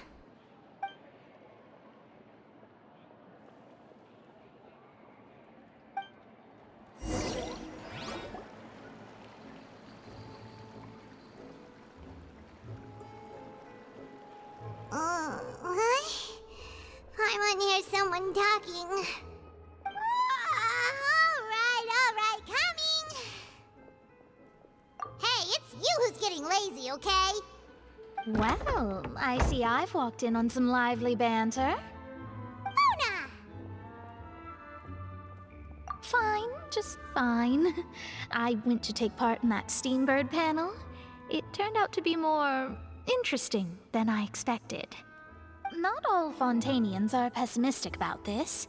One journalist mentioned that sitting around and waiting for the end to come would be wrong, and that they should make their own rescue preparations. I agreed, so we had a brief chat with her. Did she have pink hair by any chance? Why, yes! It was Charlotte. You remember her, right? That daredevil journalist? I'm in full support of her view. Prophecies are very important, but how can people allow their lives to be commandeered by just a few words? That's right! Paimon's glad to hear something sensible for once. Ah, yes. About what we had discussed before. I did try, but I'm afraid I couldn't reach the old hag. I'll try again tonight, but I wouldn't get your hopes up. Huh?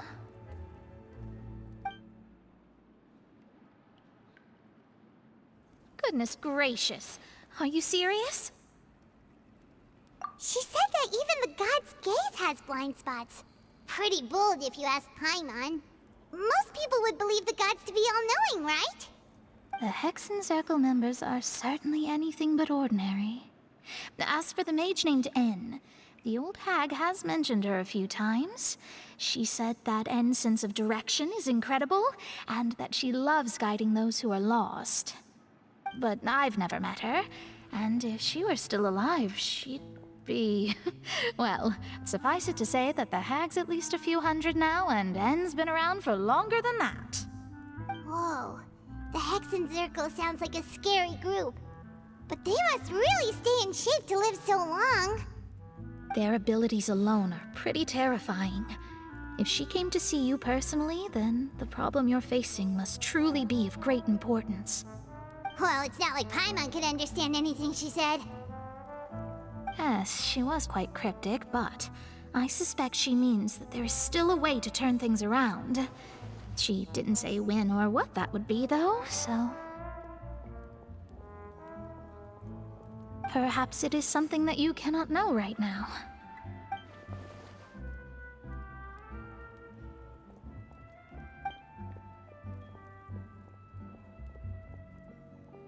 Traveler, Paimon, are you two all right? Oh, we're fine. We're just a little down right now. It kind of feels like the end is coming, you know? I see. I feel that same sense of desperation, too. I guess you could consider me someone who has often witnessed fate.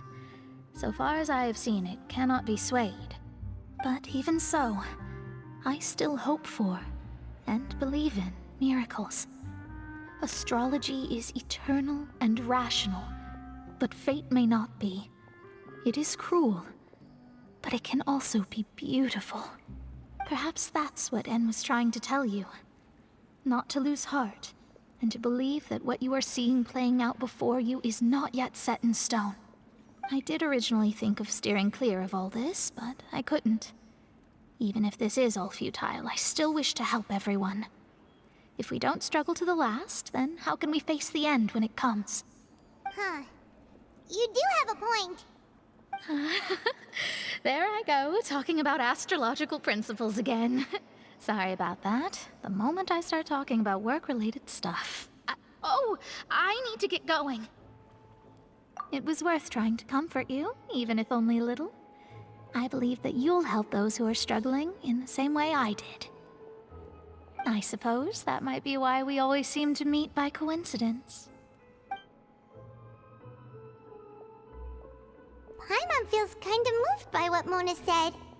But also kind of sad, too. Hey, Traveler. Paimon suddenly feels like going outside for a walk. Let's go. Let's walk around the city, shall we? There's a few spots we always like to walk by. Huh? Our names are written in this newspaper. What's going on? Let Paimon see! The underwater stronghold, the Fortress of Meripede, has continued in its noble autonomy, but that does not mean that others cannot interact with it. My recent attempts to enter the fortress bore little fruit. Huh. Guess Charlotte still hasn't given up on that. Thus, did an Outlander friend become the focus of this report. A blonde adventurer with their white fairy, legends trailing in their wake. It is said that this mysterious traveler once visited the underwater fortress. So while the fortress's interior remains a mystery behind closed doors, do not fear, for the tales of the traveler contain surprises in spades. Journalist Charlotte's biggest scoop yet, the Traveler's Trail, World Walker. Huh. Charlotte took so many awesome photos of us and we never even noticed her. She hasn't been able to get a hold of anything at the fortress, so since we're easier to find, she's using us as the subject matter instead? Ugh, seriously? Well, fine. Those headlines and photos do look cool, so Paimon will forgive her this time.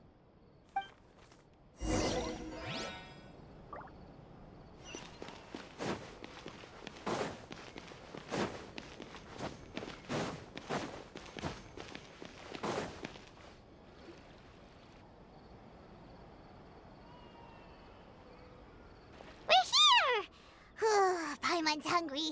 Should we go in and get something to eat?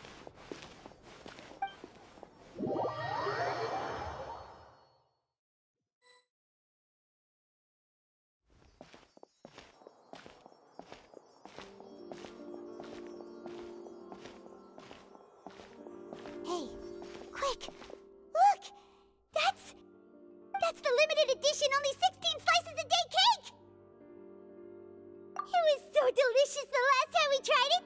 Despite the tense situation we were in, let's give it another go. Paimon's sure it'll be great! One slice of cake, please. Someone showed up after all! Oh, wait, you're the one from the Palais Mermonia. Oh, are you here to buy cake too? It seems Monsieur Nervalette was right. You really can eat. Wait, did he really say something like that? That's right. Even he has his own preferences when it comes to food. As for me, I love the cake and coffee here. Do you come here often? Usually every day. Every day? It's part of my daily schedule, apart from work. I shall have my cake and coffee.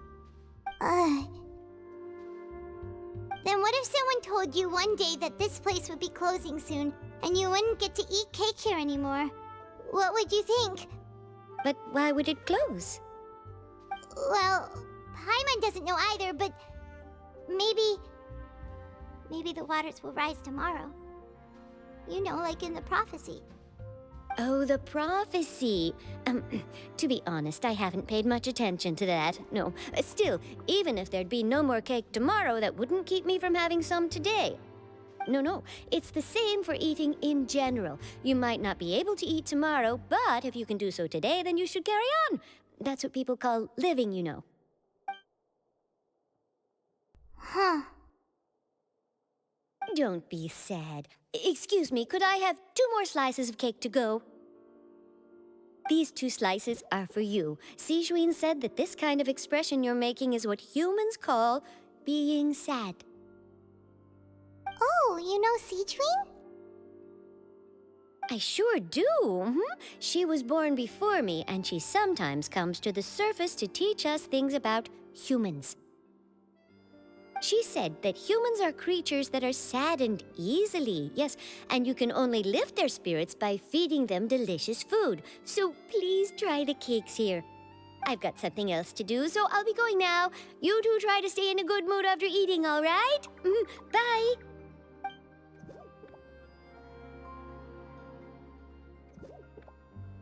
And there she goes. All right, let's dig in. Paimon's sure this cake will be delicious.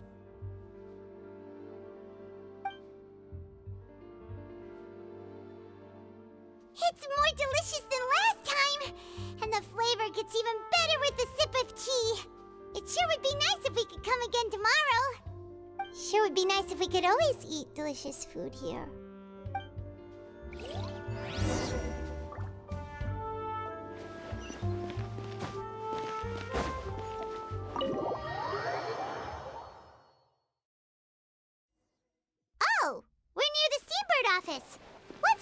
Charlotte and have a chat.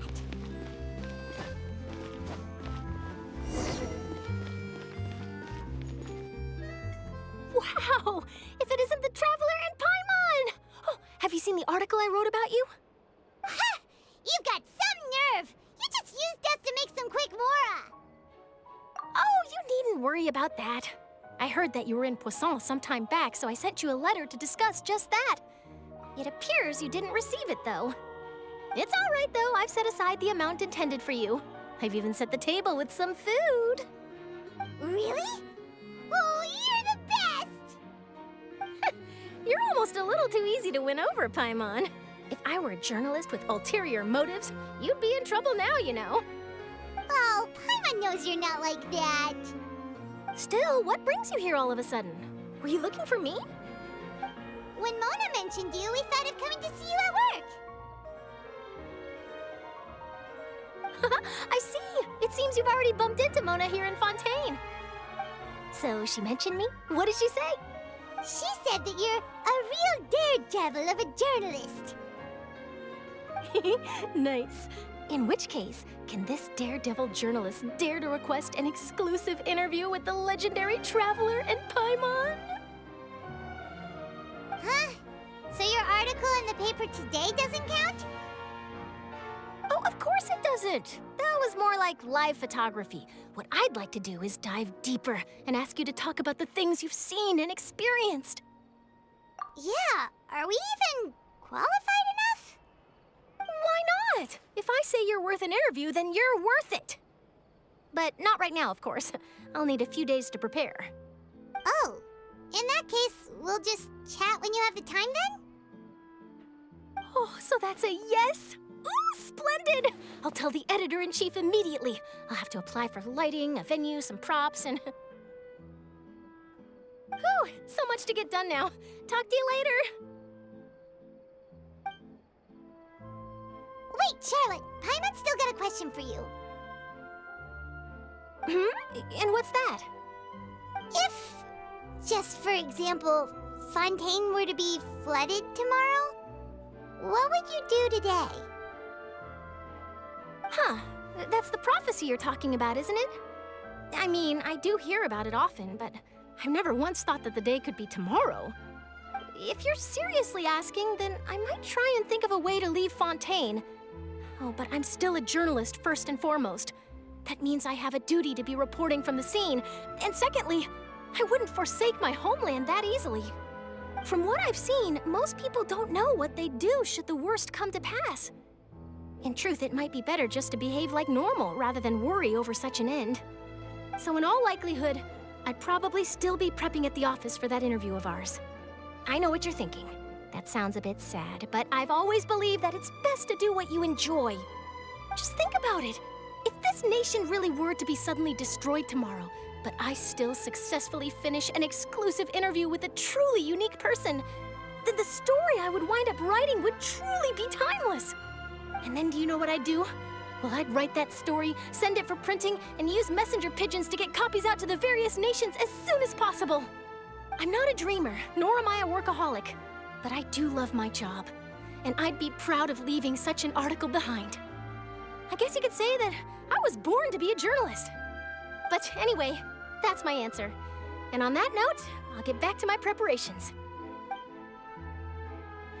That's so nice. All of a sudden, Paimon actually kinda envies her. Anyway, let's go and take a look at the sea, shall we?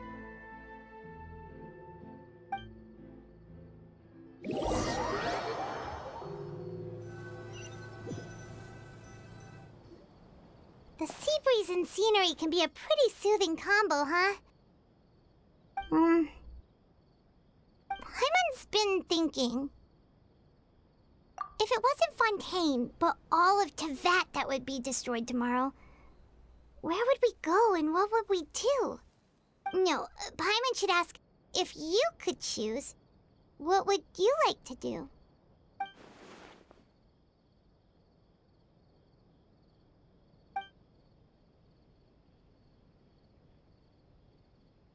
We've always been moving to the next destination, so we haven't spent much time thinking about these kinds of things. We didn't have to either, with us always being on the road and whatnot. You mean, still traveling? Huh. Wait, isn't that what we've always been doing?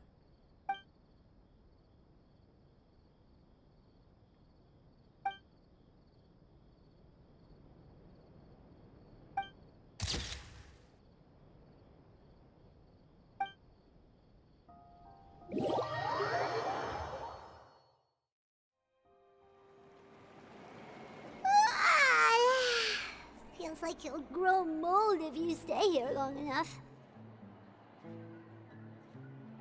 But it's still better than the Fortress of Mirapede, that's for sure.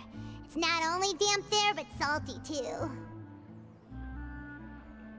Ah, so the two of you are still here. Wonderful. Oh, you're from the Palais Mermonia, aren't you? Yes, I'm Isadora. Monsieur Nervillet sent me to look for you two before. I heard that afterward you went to the Fortress of Mirapede.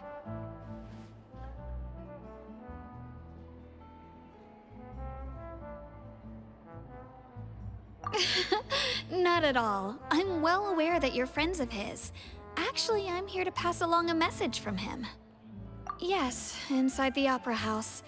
The Maréchaussée Phantom has declared the incident a small-scale riot. A riot?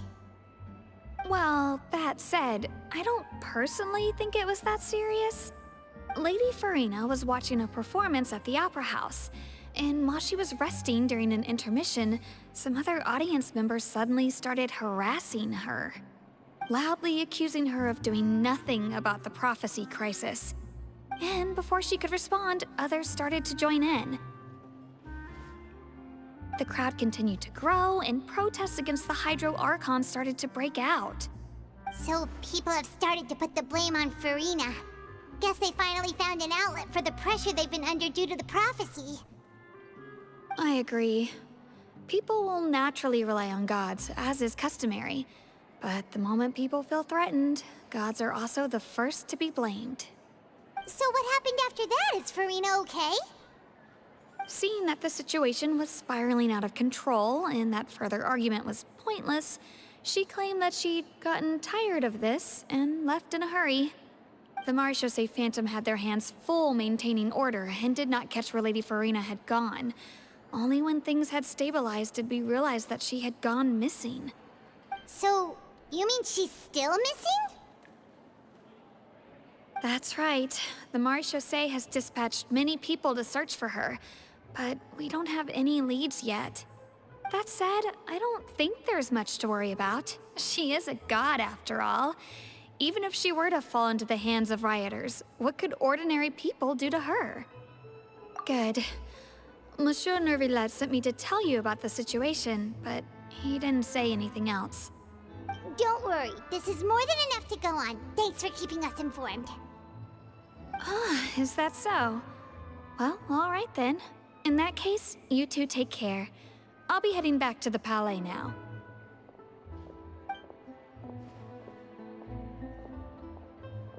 Well, sounds like we should hurry over to Poisson then. If we know Furina, she won't try to fix things in this situation. Instead, she'll look for a place to wait out the heat. And as we also know, she may be loud and dramatic, but she doesn't have a heart of stone.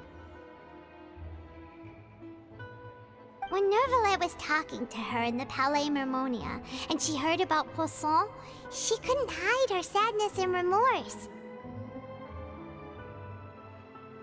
It would be hard for her to ignore being accused by the public today. Paimon thinks Furina's probably taken the opportunity to slip away to Poisson and try to relieve the sense of guilt that she's feeling. Huh! Well, what do you think? Paimon knows the answer, of course, but Paimon can do the analysis to back it up, too. Cool, huh?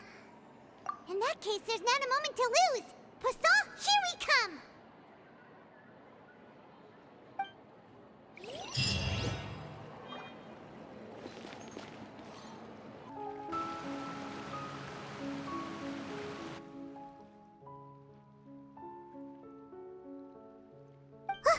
That's Furina, right over there. She really is here all on her own.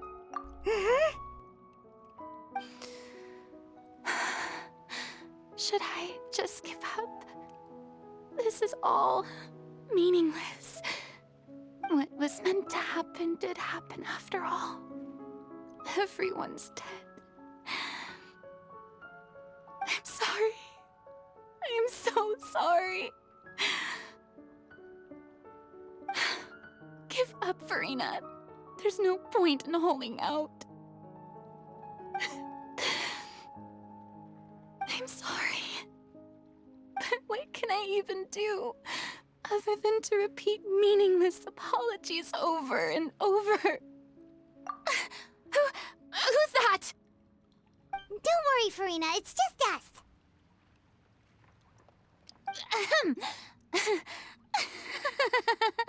So it is you, blonde traveler from another land.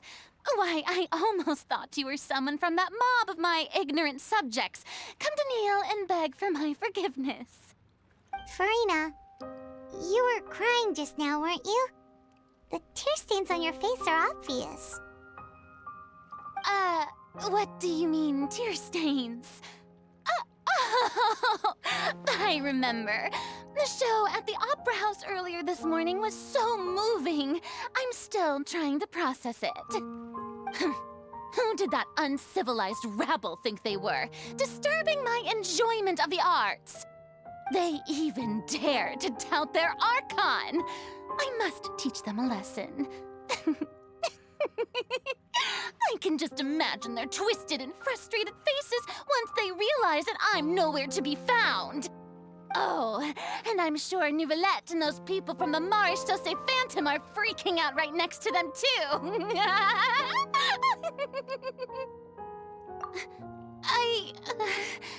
Of course not. Hey, there she is! The Hydro Archon's over there! Quick, after her!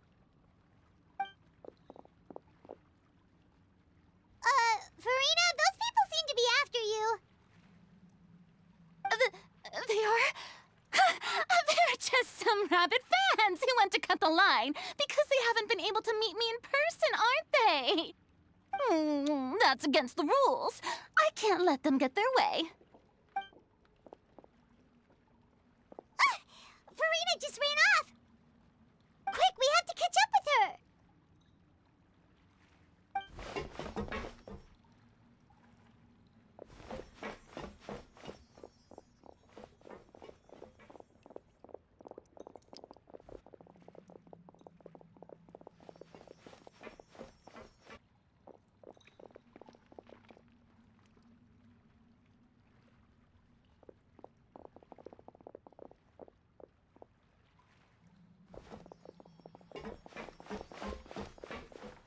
This should be the place, right? Hey, Furina! There's a good hiding spot over here. Quick, come to Paimon before the rest of them catch up to you. What? What is this place? Hurry, they're almost here! Fine, fine. I suppose haste is warranted. Lead the way.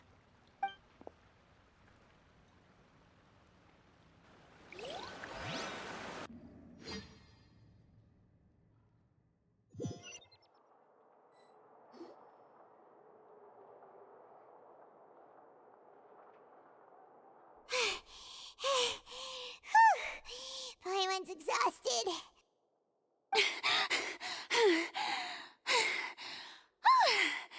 I'm so tired. I totally thought they had caught me. No, I mean, I merely gave in to the sheer enthusiasm they displayed.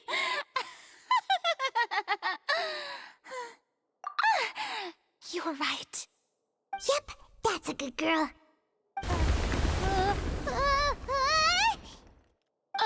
What's happening? The ground's shaking. Is it an earthquake? Yeah, a quake of this kind preceded the flooding in Poisson, didn't it? It can't be. It's happening again. Well, there's no need to worry too much about that. Nouvellette's made some emergency plans, so the evacuation should go a lot smoother this time. Yeah, I hope you're right. But the people of Poisson, they've already...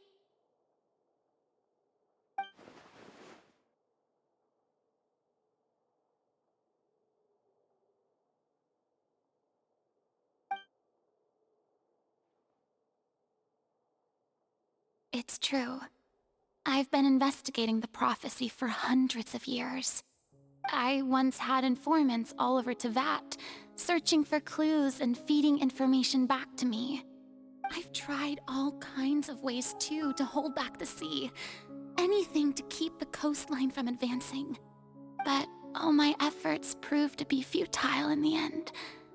Really, the truth has been clear to me for a very long time.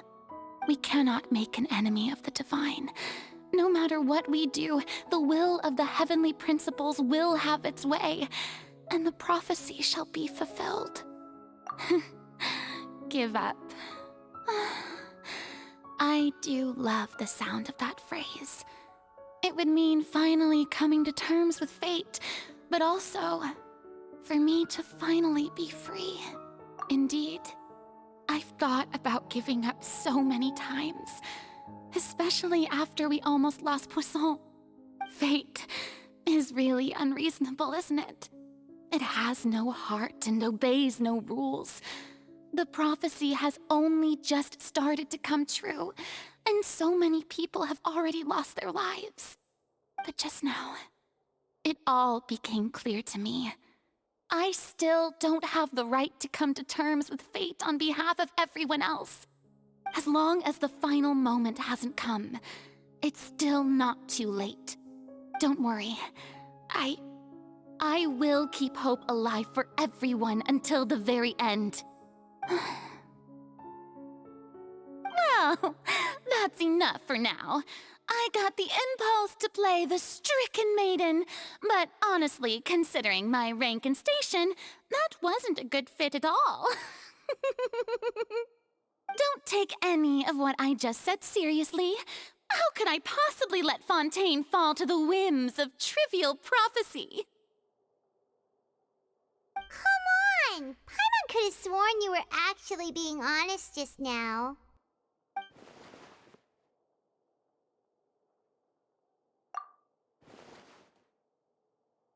Share my burden. That's impossible. It was fated right from the start that this would be my duty alone. A witness. Yes, I've heard that you came to Tevat from beyond the stars, yes. In other words, you never belonged here. And if Tevat is, in its entirety, a show on a stage, then you're just a spectator, aren't you? If that's the case...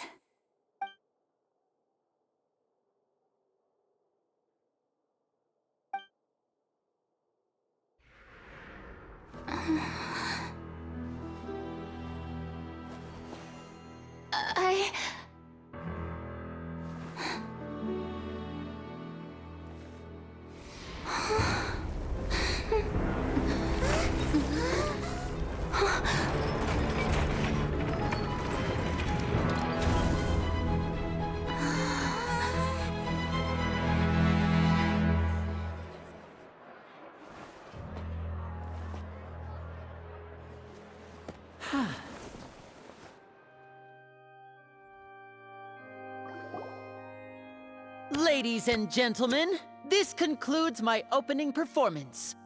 Now, without further ado, we may proceed to the trial of our god.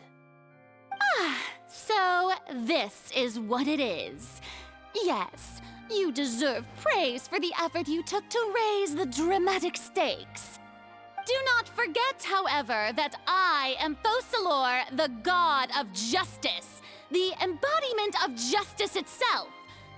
Does it not strike you as even the least bit absurd to bring the very concept of justice to trial? May I interpret these words as your refusal to stand trial? In that case, you will have the opportunity to defend your honor through a duel. You would draw your blade against a god?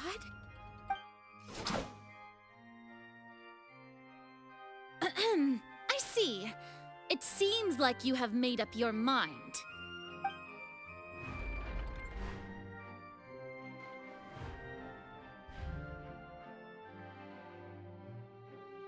can't believe it. She just surrendered. What the heck is going on? Did I just see an Archon surrender to a human? Wow, how utterly humiliating. Lady Furina, what is the meaning of this? Shh! It would seem that there has been a misunderstanding. To be clear, the raising of both hands is not always an indication of surrender. Looking for excuses again, huh? I raised my hands just now to indicate my acceptance of the trial. No duel shall be necessary. I will admit that I've been running away for a long time. I'm sorry, everyone. I was unable to protect the people of Poisson. It is my duty to stand trial for my crimes. You are not the only ones to be disappointed in me. I, too, am exceedingly disappointed in myself. But now, it is time for the Hydro Archon to show you her courage and resolve. I, Furina, will use this trial to show the world the true meaning of justice! This time, I will protect you. Applaud and rejoice! One of the most outrageous and fantastical arcs known to the opera epiclese is now unfolding before your eyes. Mark my words, this shall be one of the most exhilarating and brilliant shows ever to grace the stage of Fontaine! The trial of the Hydro Archon, Focalor, will now begin! Woohoo! Oh, now we're making history! Why does it feel like Furina just took over the whole thing? Like, come on! Didn't she just get forced to stand trial for her crimes? Also, even though she's still acting super dramatic, she is taking this seriously this time, right? All right, then. Who will be my opponent in this trial? The court asks the prosecutor to please take the stand. Is that so? Very well. Then please speak, witness of Tivat, my accuser and fated opponent.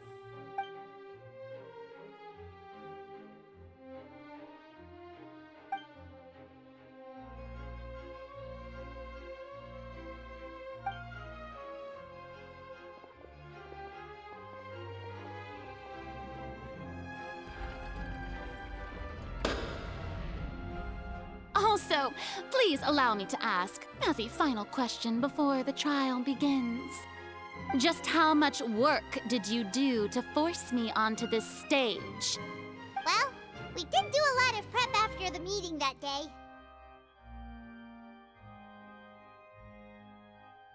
I can go over the tasks assigned to the Spina di Rosula, since they were rather straightforward and easy.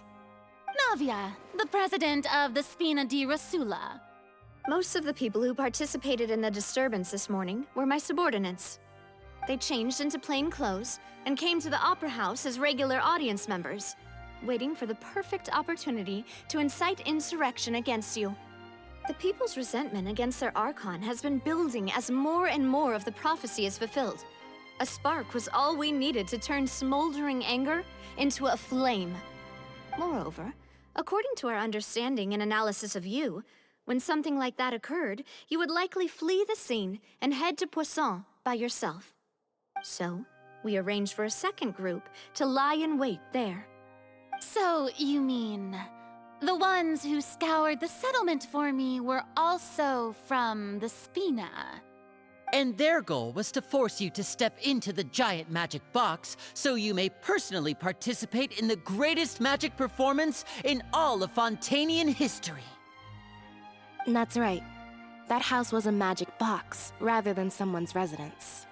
As the super ultimate version of the setup that I used when I first performed at the Opera Epiclese, the volume of the box was increased by a whole order of magnitude, and the distance it traversed was the entire gap between Poisson and Areneas. Its cargo, of course. was an Archon instead of a human. My thanks, Furina. Without your help, we could never have pulled off such an extraordinary performance. You're welcome? Of course, this performance was only made possible with Father's support. The House of the Hearth spent a massive amount of labor in Mora to pull this off. We had to select a location, construct the giant magic box, dig a tunnel, and open up a path through the water. It was a lot of work for all of us. So, in other words, the earthquake that we felt within the giant magic box was just a normal tremor from the transportation of the whole house? That's right. It wasn't a sign of another disaster to come. Then, I can guess Nervilette and Cloran's parts. You gathered a crowd, prepared a stage, and made sure that the champion duelist would be immediately ready for a fight.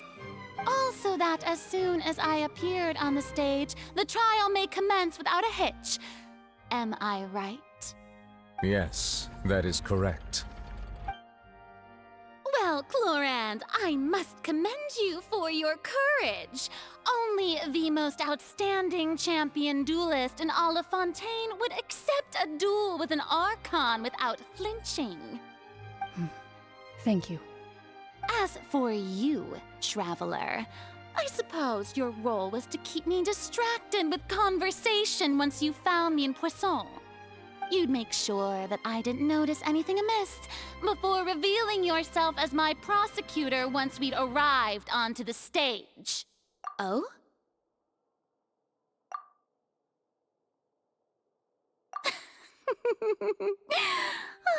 Is that so? Then I suppose I must have missed my final chance. It's fine. It matters not. What's done is done. The stage is already set, so there's no reason to disappoint the audience. Let's see this trial through to the very end.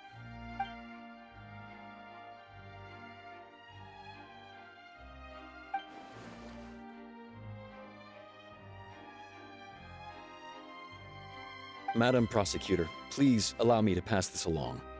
This is a document that Miss Charlotte applied for and received permission to share with you during the trial. According to her, it should speed up the proceedings. Huh? Charlotte wanted to give us something? Oh, so she's here too! Hey, Charlotte! Oh, let Paimon see. Isn't this the exclusive interview that she did with us before? So she's already finished it, huh? Wait, then that means this document is a perfect timeline of everything that's happened ever since we stepped foot in Fontaine! So in other words, we can refer to this anthology of evidence every time we want to use something from our journey as evidence for an argument! Let's quickly confirm the information in it. Just think of it as a refresher, alright? You defeated the Hydro Archon in the very first duel you took part in at the Opera House. That's one for the history books, all right. I didn't think that you'd wind up getting to the bottom of the case I'd been following all this time. I guess you could also see this as a happy coincidence. This is the first time Monsieur Nervilette had a difference of opinion with the Oratrice. Even the Hydro Archon can't figure it out. A Fatui Harbinger. She's an extraordinary person. Her instinct must mean something. The fortress of Meripede was almost destroyed in a single day. That I didn't witness that scene personally will always be a source of professional regret, I think. According to Monsieur Nervilette, both Child and that whale should have been in the Primordial Sea at that time. I nearly lost my awesome friend Navia. To be honest, that still gives me shivers. The words of someone as extraordinary as a witch can probably only be truly understood when something surreal happens to you.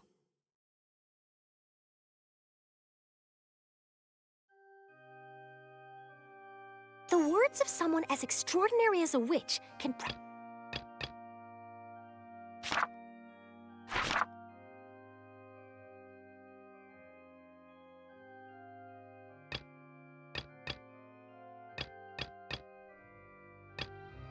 A Fatui Harbinger.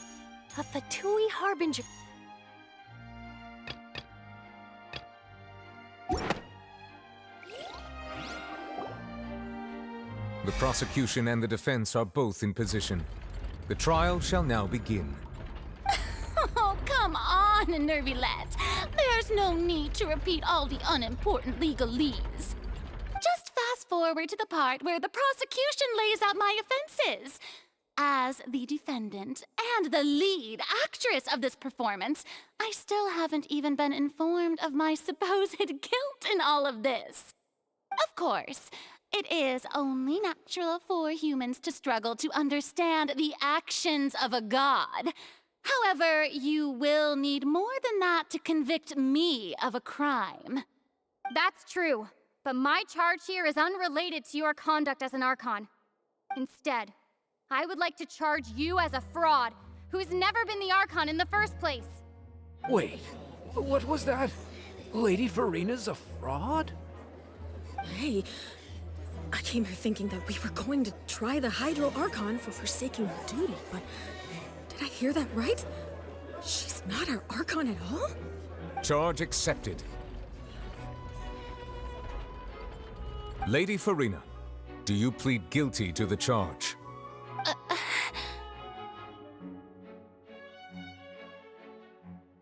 Lady Furina. I plead not guilty. How can I be guilty? There is no way that I, Focalor, otherwise known as Furina de Fontaine, a member of the Seven and the Regina of all waters, kindreds, peoples, and laws of Fontaine, could be anything other than your true Archon. Yeah, even though Lady Furina can be rather eccentric, isn't it going too far to doubt her very identity? Yeah, I've never questioned her identity either. Sure, Lady Furina can be super irresponsible, but what grounds does that prosecutor have to make such a huge claim? I have cause to believe that common sense will prevail in this case. Many of the members of the audience have known me as the Hydro Archon ever since they were born. There would be no fooling their memory. See? Even the Oratrice has decided to show me its favor. Are you sure you want to commit to a charge that will never be upheld? If you wish to drop the case, I can promise you as the God of Justice that you will not have to face trial for making a false accusation. We will treat everything that's happened as a dramatic spectacle and move on with our lives. What do you say to that?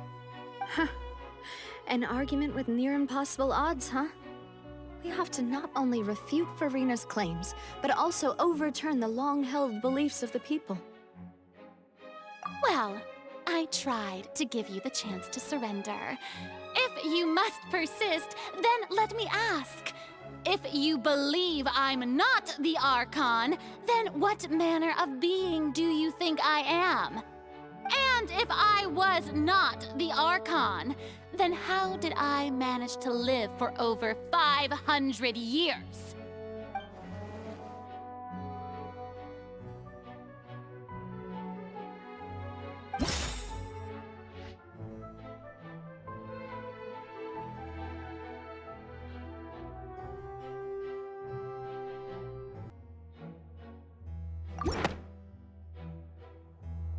First of all, you may be a member of another long-lived race, which would allow you to naturally possess an extended lifespan. And second of all, even if that wasn't the case, there could be other ways to extend your life. Who gave you that idea? Was it the knave? You'd sink so low as to use a harbinger's words against me. A curse? I once thought it possible that the aura of an Archon might naturally resemble a type of curse. But in light of this claim, perhaps what I sensed was not your divinity, but a curse after all. You sensed it too, huh, Nervylette? Lady Furina is actually a human? Well, it is true that it's extremely difficult to tell humans and gods apart just by looking at them. It's not impossible.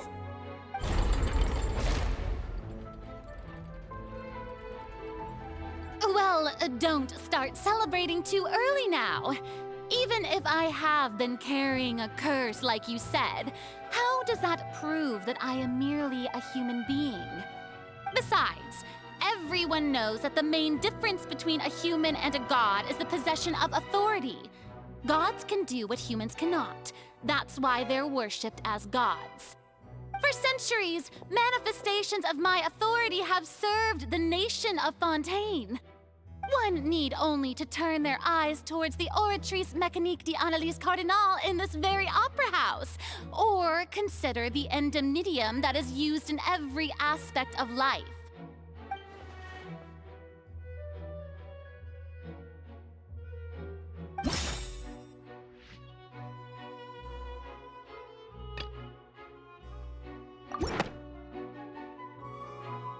You tried to reference the Oratrice.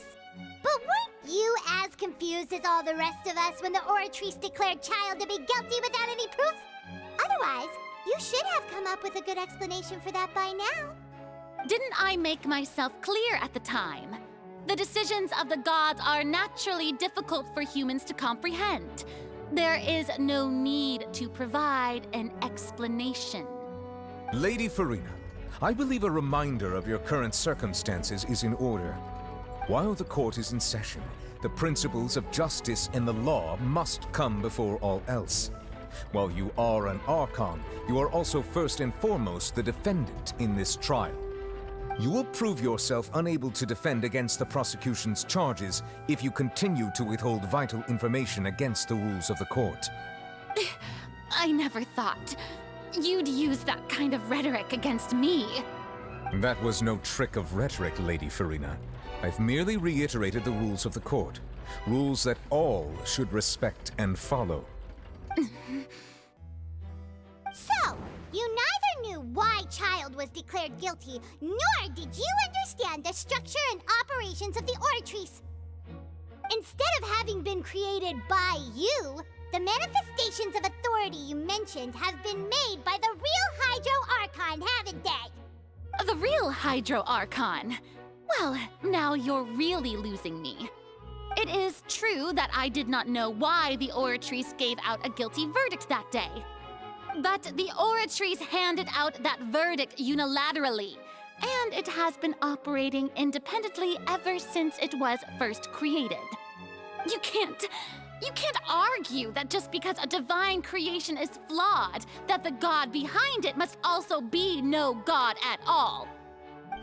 She's still throwing out all kinds of excuses. Seems like she's confident that we won't be able to produce proof that she has no power over the Oratrice. My power as an Archon? There are many ordinary citizens in the audience. How can I just carelessly demonstrate the formidable power of an Archon? If that poses a concern, I'm prepared to extend my protection to the audience. You don't need to go that far. Aren't you the Hydro Archon? Or is it that you can't even wield the power of Hydro, much less the authority of a god? Indemnitium! Yes! It's all because of Indemnitium! All Archons derive their power from the faith of the people, and I've converted the people's faith in justice into Indemnitium! Thus did I give up all of my divine power to provide everyone with energy for their daily lives. Have you ever seen a more magnanimous god? Isn't that a huge stretch? Yeah, no matter how generous an Archon can be, how could they give up all their power? Can a god with no power even still be called a god? It seems like nobody's buying Furina's excuse. Hey, come now, everyone. Please don't stare at me as if I was a liar. I'm still the same Furina you knew, right? The one that you loved. Shouldn't you want to believe in me? Please? You've got to believe me. If what the prosecutor said is true, she really has committed a grave offense. Did she deceive all of us? And all of our parents and grandparents too? And all of our ancestors? Ever since they were born? Enough! That's enough. Tell me then, if I'm not the real Hydro Archon, then who is? If you have no evidence of another Hydro Archon's existence, nor can you find anyone who can back up their claim to be such, then what grounds have you to say that I'm not actually the real deal? Wow, she came up with yet another argument. How can we refute her now? Seems like she really doesn't want to give up.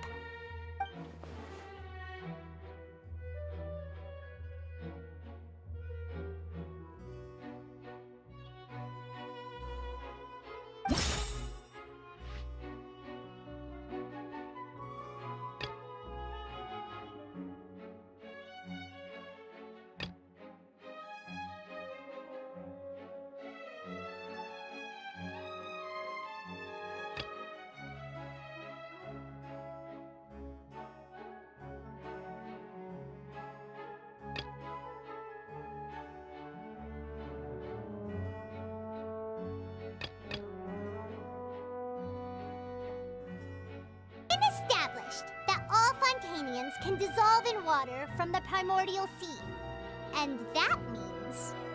Since you insist on claiming to be a god and not a human, then there's a method that you can use right here and now to eliminate all suspicions of you being the latter. Miss Navia, please apply to serve as a temporary attorney for the prosecution before addressing the court. Though you act in partnership with the prosecutor, you must still adhere to proper procedure. Super sorry, Monsieur Chief Justice. I swear this really will be the last time that I'll speak out of turn. Now, I've brought some seawater from Poisson. As everyone knows, a massive flood struck the area not long ago, taking many lives, including those of some of my closest friends. So, Miss Furina, would you dare to touch some of this seawater? If we are to believe that you are indeed the real Hydro Archon, touching this seawater would have no effect on you. All it should do is strengthen your case. But if you don't dare to touch it, then we would have basically proved the reverse. Oh, and I must remind you that after the disaster at Poisson, nobody wants to see any more people dissolve. I do hope you'll act prudently and choose the simpler path of admitting guilt. Navia from the Spina di Rasula. The Spina has governed Poisson for many years. I guess her suggestion is valid. If Lady Furina is indeed just a human, she's probably Fontanian like all the rest of us. Would she really dare to try?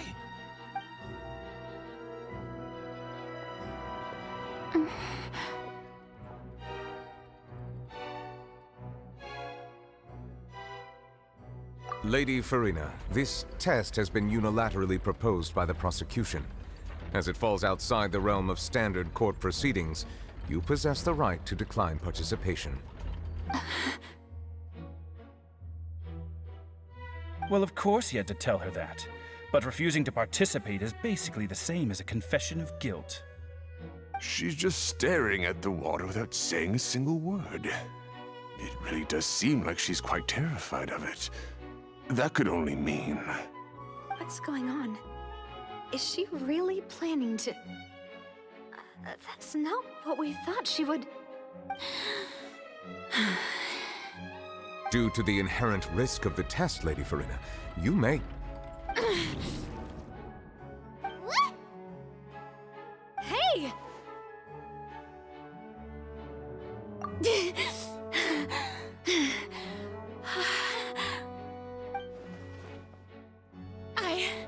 I'm fine! Look at me, everyone! My hand is still here! I haven't been dissolved! Will you believe me now? I really am your Archon! I'm nothing like a normal human who would fall apart as soon as they touch this water!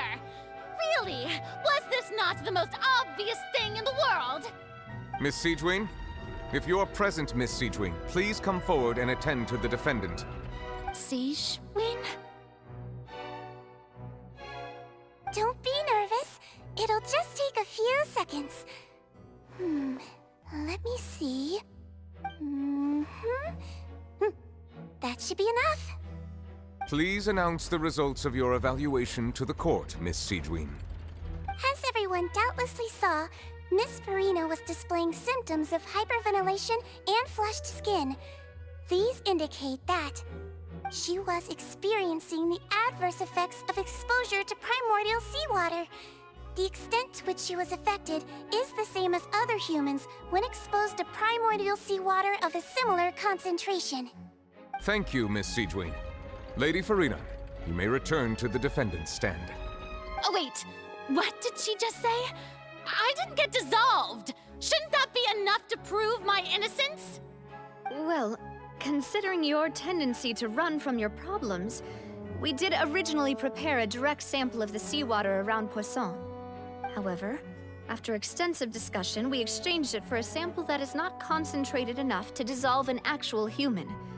After all, on the off chance that something entirely unexpected might occur, we don't want anyone else to lose their life to the sea. Yeah, so out of regard for Furina's life, you secured a low-concentration sample and asked the head nurse to serve as an expert witness. It's a great thing that the direct sample wasn't actually used. Furina could have... I can't believe... you...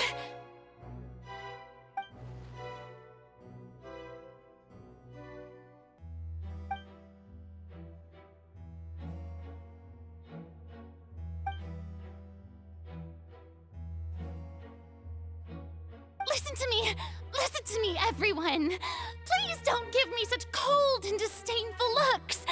What happened just now didn't prove a single thing! Think about it!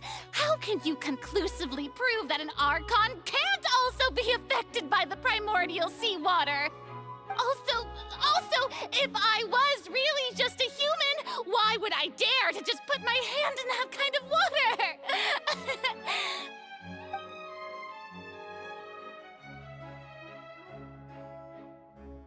Please, everyone, anyone, just listen to me! I swear, I really am your Archon!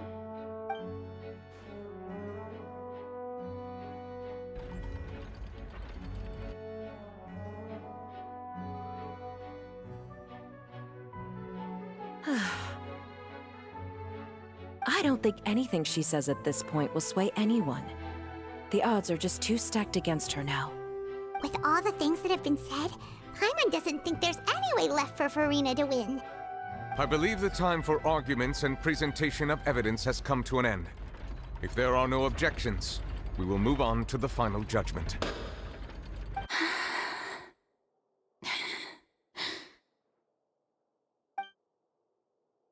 I don't think anything she says at this point will sway anyone. She's too stacked against her now.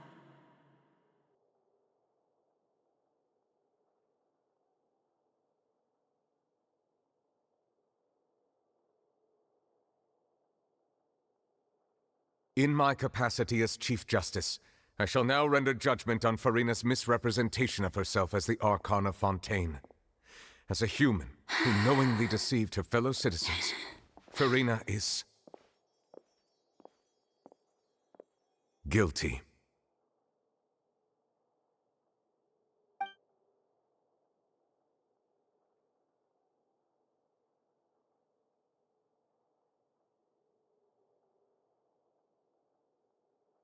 We shall now turn to the Oratrice Mécanique d'Analyse Cardinale to render the final verdict on the charges.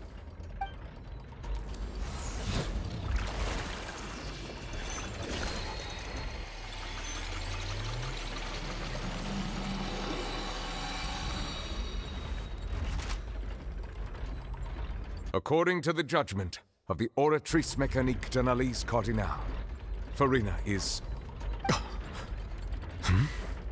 Well, what's wrong? What's the Oratrice's verdict? No, the Oratrice also displays a guilty verdict. Isn't that correct, then? However, the exact wording of the verdict is thus. The Hydro Archon, guilty, to be punished via the death sentence. The death sentence? That's actually one of the available sentences? always thought that he was just a myth. The one and only time the death sentence has been handed out at the court, and it's been given to the very person we've worshipped as the god of justice? What an unexpected twist. Furina's been sentenced to death by the Oratrice? We just wanted to use the trial to show her the seriousness of things so she'd tell us the truth. How did things escalate this quickly? This outcome is indeed quite strange. According to Fontaine's current definitions of justice, as well as its recommendations for criminal sentences, is this sentence really appropriate for the crimes that have been committed? Yeah! Even Fauché wasn't sentenced to death by the Oratrice. You know, the real evil mastermind behind the serial disappearances case. Indeed. Not only is Furina's sentence overly excessive, the very point of our trial today was also to prove that Furina has never been the Hydro Archon in the first place. But now, the Oratrice seems to have deliberately invoked the title of the Hydro Archon. What does this mean?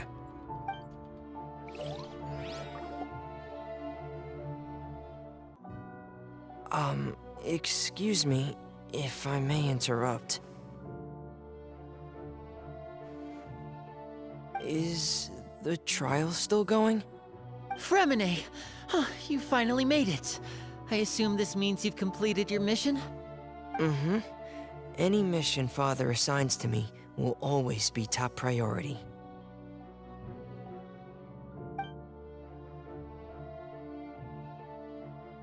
Is that the first prophecy slate? Huh. So the knave privately arranged for Fremine to try and find the missing slate.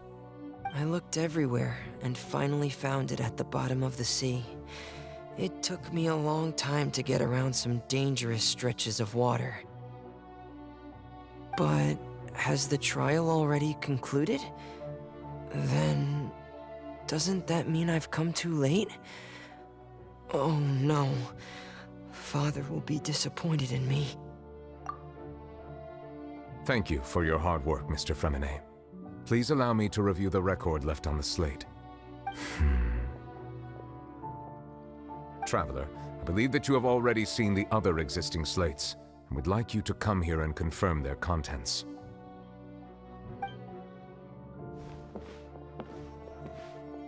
Huh? So what do you see? What is it? I believe I've now made sense of the Hydro Archon's crime. It has to do with Fontaine's lost history. Huh? Isn't the Hydro Archon just guilty of deceiving her people? Oh, wait, no, that's Furina, and we've already proven that she's not the Hydro Archon. So when you say Hydro Archon, do you mean the real Hydro Archon we've been kinda talking about? In truth, everything that you've encountered in Fontaine up until this point can be traced back to the contents of these stone slates. However, I'm uncertain as to how much sense they currently make to you. Okay, let's try to recall the contents of the other 3 stone slates. Paimon will do her best to help you remember.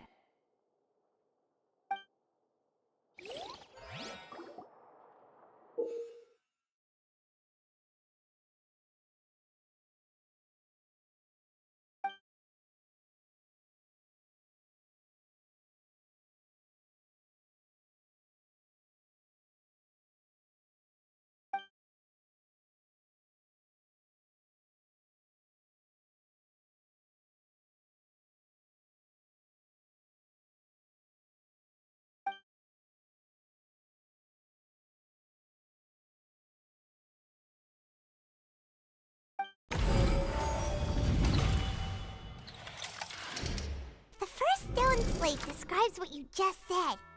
It seems to show the previous Hydro Archon using her divine power, and then the Oceanids turn into humans. Does that mean that Fontainians are transformed Oceanids? Oh, Paimon wasn't expecting that. But if Oceanids can turn into humans, then perhaps this process can be reversed as well. The second stone slate shows Celestia floating in the sky, and the Hydro Archon Archon and her people worshipping it together. But the heavens still brought judgment down upon them. This must be the point when the Hydro Archon and the Fontanians were branded with their original sin. Does this mean that the original sin and the Hydro Archon sin are the same thing? The third slate shows the Hydro Archon sinking into the sea surrounded by many people. That reminds Paimon, didn't we also watch that happen to someone else? Well, the fourth slate is the prophecy the Fontanians have been talking about.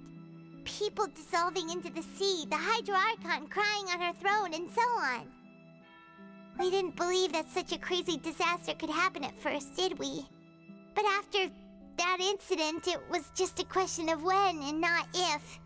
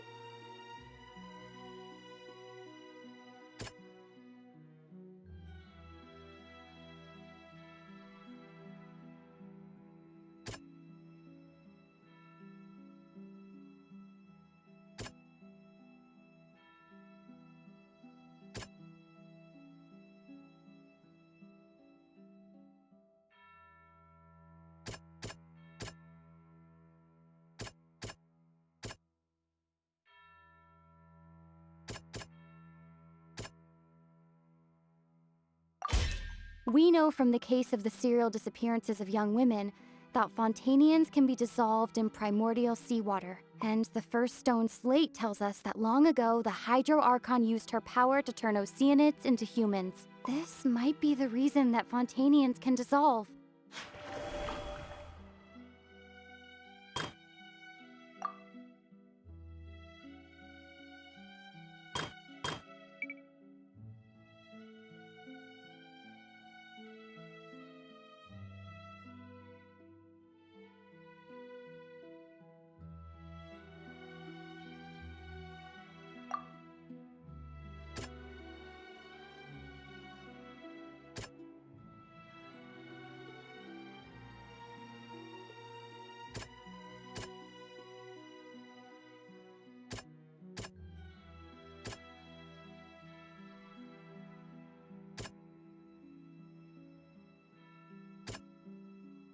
That doesn't sound quite...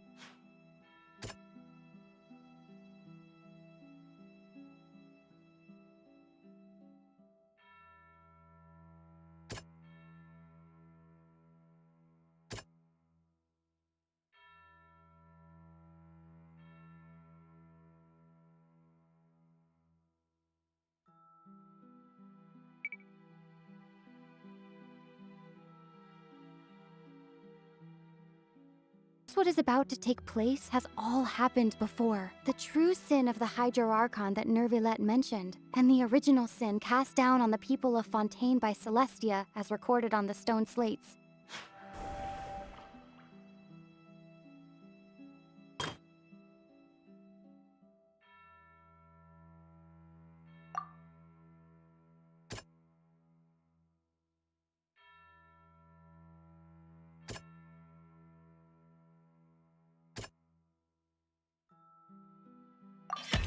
It's not as simple as falling into the sea. When Navia fell into the sea, her consciousness was subjected to judgment. The stone slates show the people gathered around the Hydro Archon in the sea. Could that be alluding to the same thing?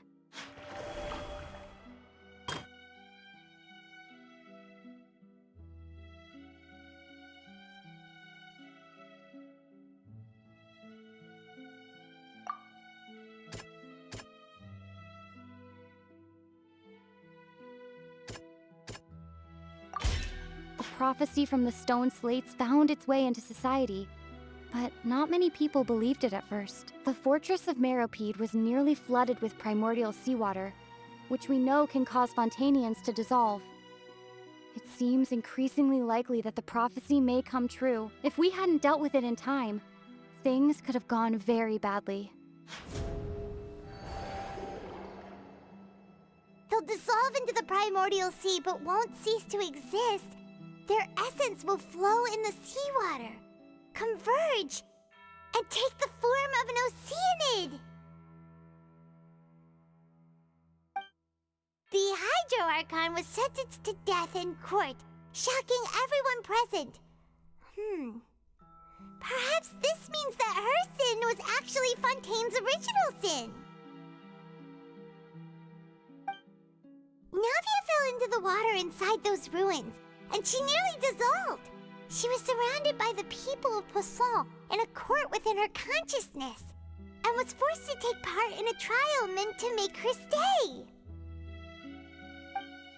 The eruption of the primordial sea at the fortress of Meropide was the surest sign that the prophecy was about to come to pass no matter what. The prophecy's contents can all be verified by recent events. If we combine what we know together, loads of truths should come to light.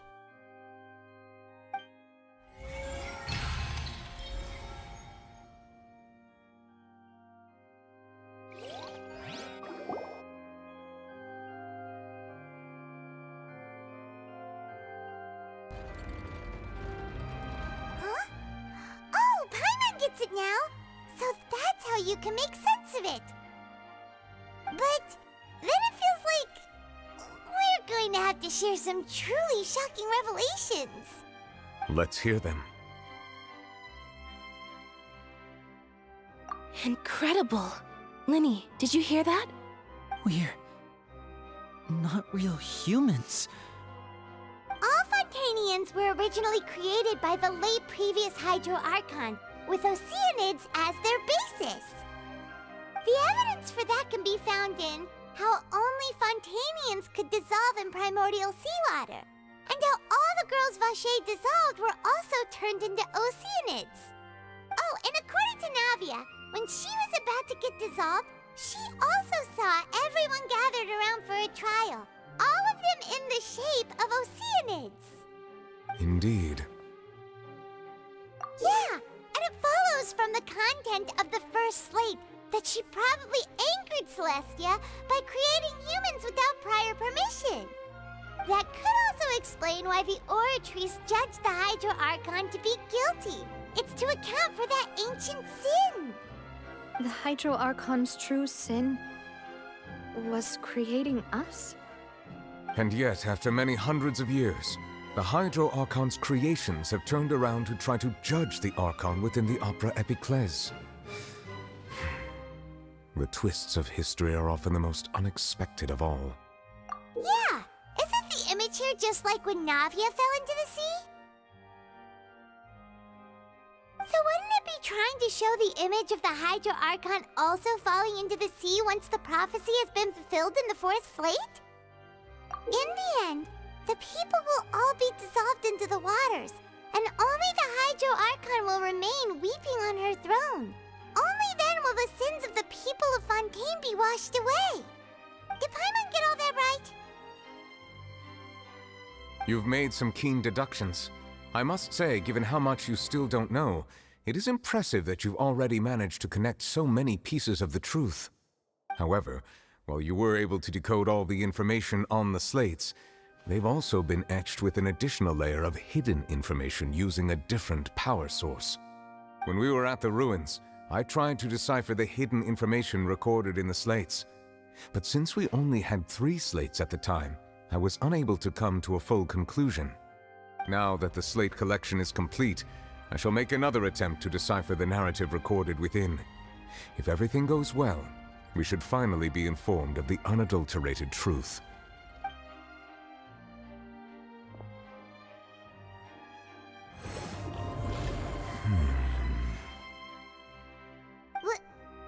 Well?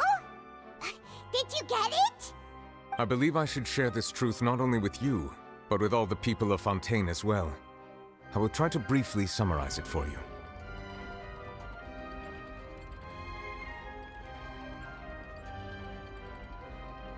Your hypotheses regarding the origin of Fontainians and the sin of the Hydro Archon were both correct. In the Fontaine of old, the previous Hydro Archon sensed the yearning of her Oceanid familiars for life on land.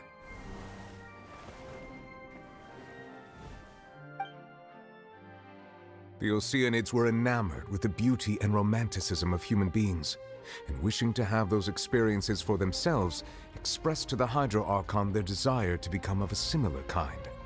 However, even though water as an element is intricately linked with the power of life, the Hydro Archon, as one of the seven, did not possess the authority to create a new form of human life. Not one to give in, she eventually found a way to create permanent humanoid bodies for her familiars by appropriating the power of this planet's primordial sea. She poured primordial seawater into the Oceanid's blood vessels, creating humanoid mimics in the process. But if Fontainians were to ever come into direct contact with water from the primordial sea, the power within their bodies would escape these artificial restraints and return to the sea. As a result, their forms would collapse, and they would be reverted to their original forms as Oceanids. Of course, the Hydro Archon never received permission from the heavenly principles to create a new human race. And thus, the Hydro Archon and all of her creations came to shoulder the original sin of appropriating the power of the primordial sea. That is the true history of how the people of Fontaine first came into being. So we were all Oceanids before we turned into human beings? That's way too much information for me. I think I'm just going to pretend that I never heard a single thing. Wait, but if that's the truth, we can't let the Hydro Archon be sentenced to death. After all, her only sin was creating us. This really might be too much information for your regular Fontainian, but it does answer a lot of our questions. Alas, your hypothesis regarding the third and fourth stone slates was inaccurate. The slates' respective positions are, in fact, correct. A key point of the visual on the third slate is how all the individuals depicted in the water are humans rather than Oceanids. They have not been dissolved, which implies that the water depicted in this slate is not water from the primordial sea. The nation of Fontaine is the nation of Hydro, as well as the nation of trials and justice. Instead of being the literal element, the water in the scene symbolizes judgment and justice. You may also recall Navia's experience. When she fell into the sea, her consciousness was surrounded by that of many others who intended to hold a trial to determine her fate. Therefore, the meaning of the third slate is that the people of Fontaine shall try the Hydro Archon at the court of justice. Yes, it refers to our present situation. I think I'm following now. So, what you're saying is, even though we decided to put on this trial to avoid fulfilling the prophecy, in truth, everything we've done has happened exactly as the prophecy foretold. So now, it seems, we're the ones making sure it comes true. What should we do? Huh. No matter what, the prophecy will be fulfilled. Is this what it feels like to be a prisoner of fate? If that's the case, does that mean the scene in the fourth slate will also be fulfilled soon? Traveler, I would like to point out another small fallacy in your deductions. About the fourth slate, you probably thought that the eruption of primordial seawater beneath the fortress of Masquerade served as the surest sign that the prophecy was about to come to pass, yes? However, I believe that rather than being a sure sign, that eruption could in fact only be a small warning of something far worse to come.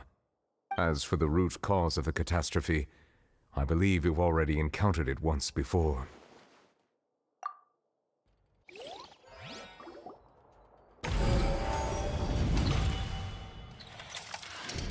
This eruption was just a small warning of the things to come. We must find the root cause of the disaster.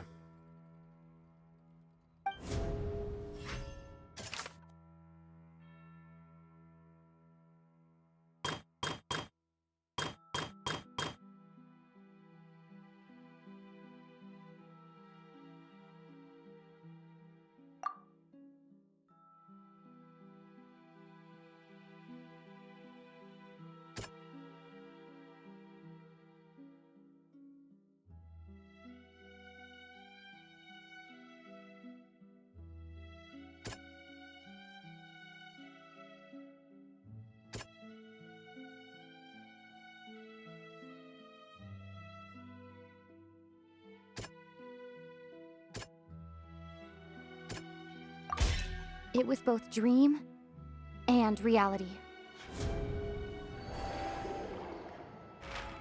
If we're talking about a true culprit, that could only be that thing inside the Primordial Sea, right? The truth, the original sin, the trial, and the root cause of the disaster.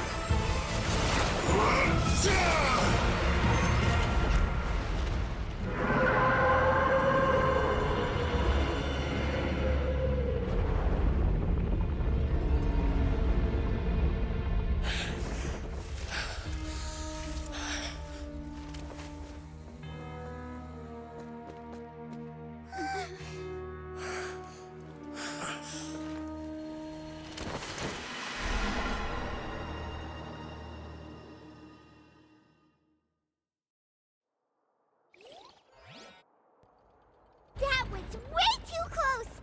How did that thing just burst into the Opera House? Wait, was that the huge whale you saw in your dream? So we've met it at last.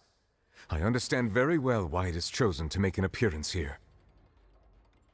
That whale does not belong to Teyvat. It is a monster that has traversed the stars, weeping all the while.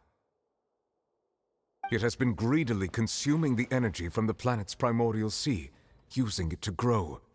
That is the main cause for the rising sea levels. And once it has finished consuming all of the energy contained within the sea, its next step will be... You said that when the Hydro Archon first created Fontanians out of Oceanids, she filled their blood vessels with primordial seawater. Precisely. That whale finds the blood of Fontanians nigh impossible to resist. Therefore, when it left the primordial sea, it decided to make its next stop a packed opera house full of food. Food in the form of Fontanians. We just barely managed to push it back, right? In that case, won't it come back to target the people again once it's managed to recover its strength? That is correct. Indeed, it is more accurate to say that we should thank that Harbinger for buying us some time. Without him, the whale would have likely come onto land far sooner. From the way he looked, he must have been fighting the creature for quite a long time. That battle maniac. We've always known that he had a special connection with that whale, but we definitely didn't expect it to help us out like this. Anyway, now that we know that this whale is the actual cause of the disaster recorded in the prophecy, all we need to do to stop the prophecy would be to find a way to beat it up, right? It is too late. It had already absorbed too much of the primordial sea's energy before we could notice it. At this point, it has become practically integrated with the sea itself. Even if the entirety of Teyvat were to be destroyed, it could still survive and swim off towards some other world. That's not something I will accept. We've already done everything we can, and we even found the true culprit. We've come so far. You can't just tell me that the last hurdle is some impossible foe. That's just not fair. Indeed, that's not how a grand performance should end. I'll fight it to the end, no matter what. So the prophecy will be fulfilled no matter what, huh?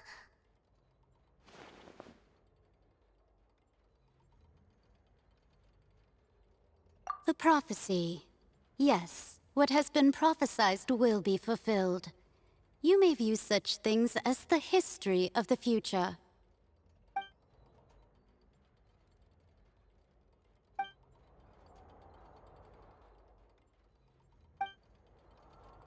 Just as prophecies are usually only the future as seen from the perspectives of the gods, could things be happening in hidden corners where the gods' gaze does not fall? Ultimately, fate shall serve as your only guide, no matter what will happen in Tevat's future. All you need to do is to play your part.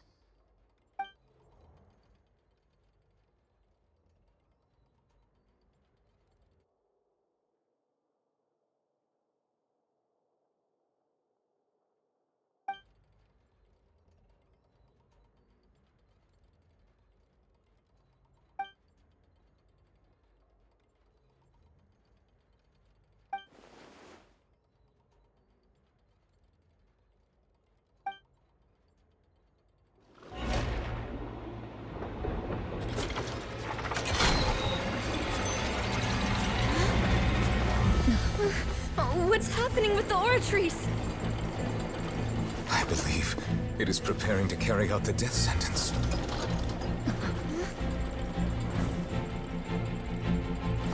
Furina!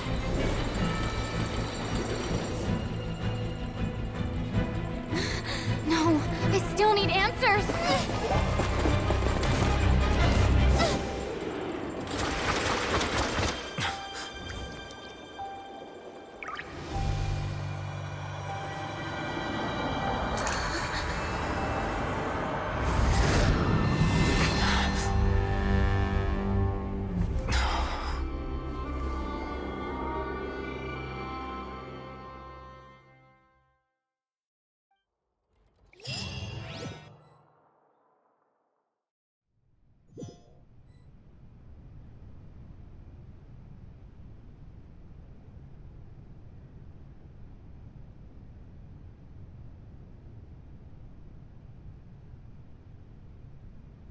You...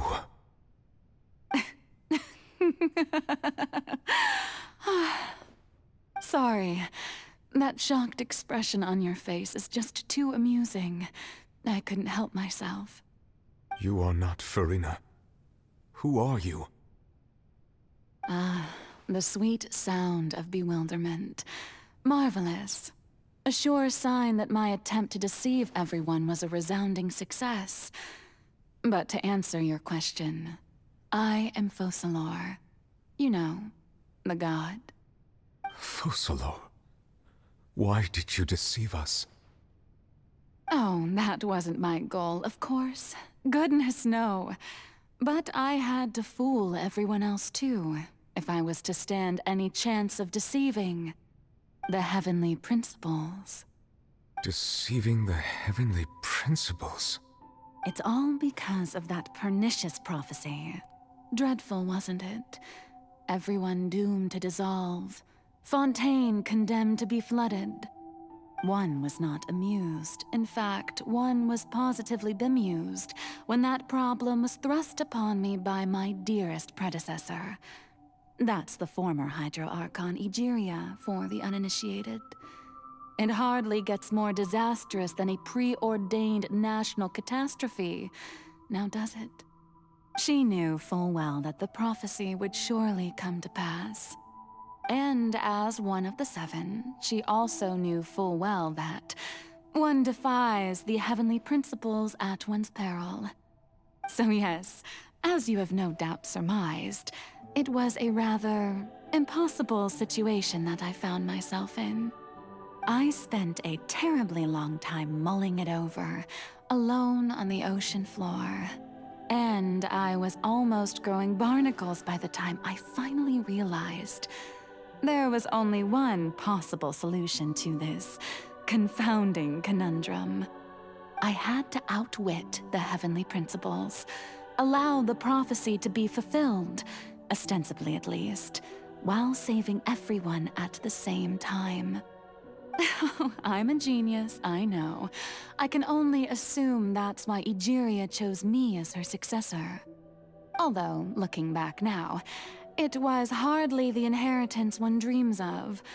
Between the task of saving the nation, the quotidian duties of the Hydro Archon, and not to mention the original sin of creating a new race of humans, I dare say she left me quite a colossal mess to clean up. But one can only play the hand one is dealt. I did not choose this, any more than I chose to be one of her Oceanid familiars. So you were also once one of the Oceanids, transformed into a human by Egeria's hand. Yes, I was. I always dreamed of becoming human. And I still do, even now. In my eyes, to be human is to be part of the greatest opera ever known. After becoming a god, I separated my divinity from my body and spirit, leaving behind only a self that was as naive and bewildered as my past self on her first day as a human being. The me you see before you now is that divinity, and the human counterpart I left behind, I named Furina. She could feel joy, sorrow, and everything in between. She could be as vain and conceited, or as meek and vulnerable as she wished. Her strengths were of a kind only a human could possess, as were her shortcomings. But in my eyes, Furina's humanity was what made her perfect. She was perfectly human in every way. The person I always wanted to be. Anyway, so then I cursed her. All part of the plan, of course. The plan to deceive the heavenly principles. Do you still remember the final scene of the prophecy? The Hydra Archon alone, weeping on her throne. In order that the prophecy might appear fulfilled, I invited Furina to be an actress, to play the part of the Hydro Archon in the prophecy. Under the curse I placed on her, so long as I, Focalor's divinity, continued to exist, she could not die. But nor was she free to live her life in the pursuit of happiness. Instead, she was forced to take the stage in the opera house, to embrace the role of leading lady, to forever play the part of the god from the prophecy, all to create a deceitful appearance of that prophecy coming to pass. I suppose now you probably understand why your court is called the Opera Epiclese. But Furina is only human, isn't she? Even though she has had a long life, her mind is no stronger than that of any other ordinary human being. I cannot begin to fathom what she has had to endure. It must have been torture for her. It has indeed.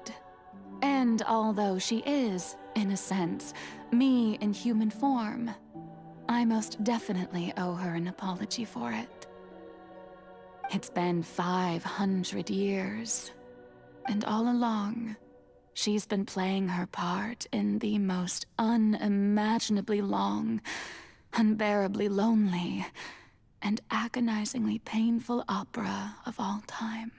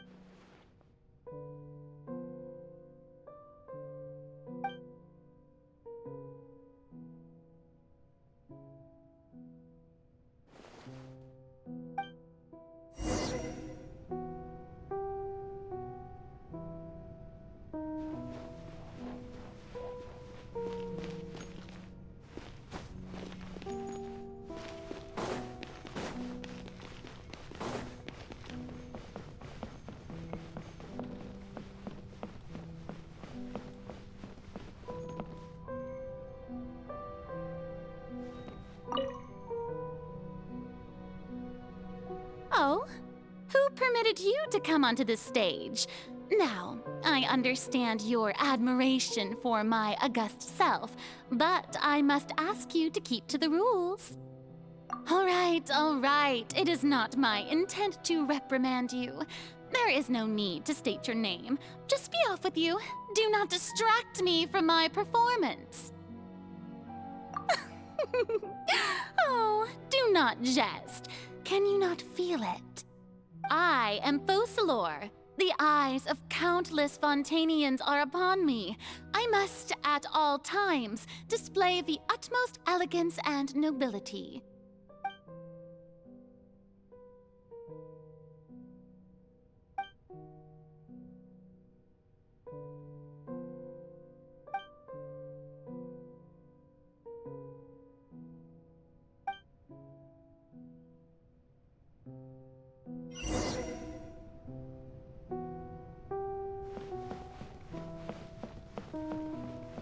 Dear audience, the performance is experiencing a technical difficulty, but worry not.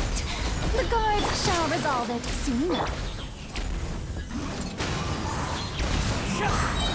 Fallen leaves, adorn my...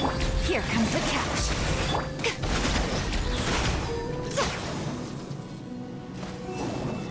Hey, what gives? The audience is still watching me, you know. Guards? Wait, where are the guards? Guards! Right now, I'm always watching. Emerge, right now, emerge.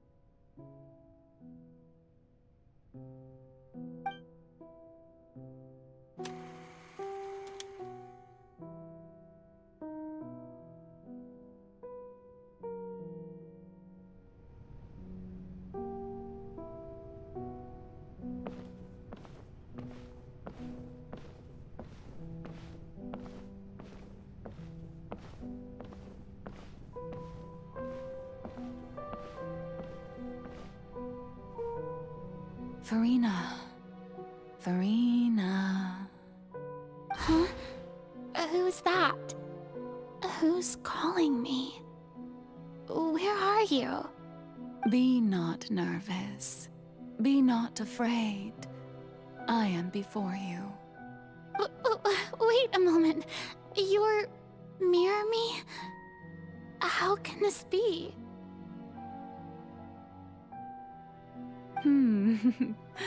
Mirror you, huh? You know what? That's not bad. Let's go with that. Mirror me? What do you wish to say? The prophecy. Have you heard of it? What prophecy? Wait. I know. I think. I don't know why, but it's in my head somehow. The people will all be dissolved into the waters, and only the Hydro Archon will remain, weeping on her throne. Only then will the sins of the people of Fontaine be washed away. Oh, very good. You know it well. What's going on? I can't seem to remember anything clearly. The only thing I know for sure is this prophecy. Will it really come to pass? Yes, it will. And that is why I've come to you. Disaster will come to Fontaine sooner or later. Things will develop just as the prophecy declared. There is no escaping it. But doesn't that mean everyone will die? I'm a Fontanian just like them. Will I dissolve too?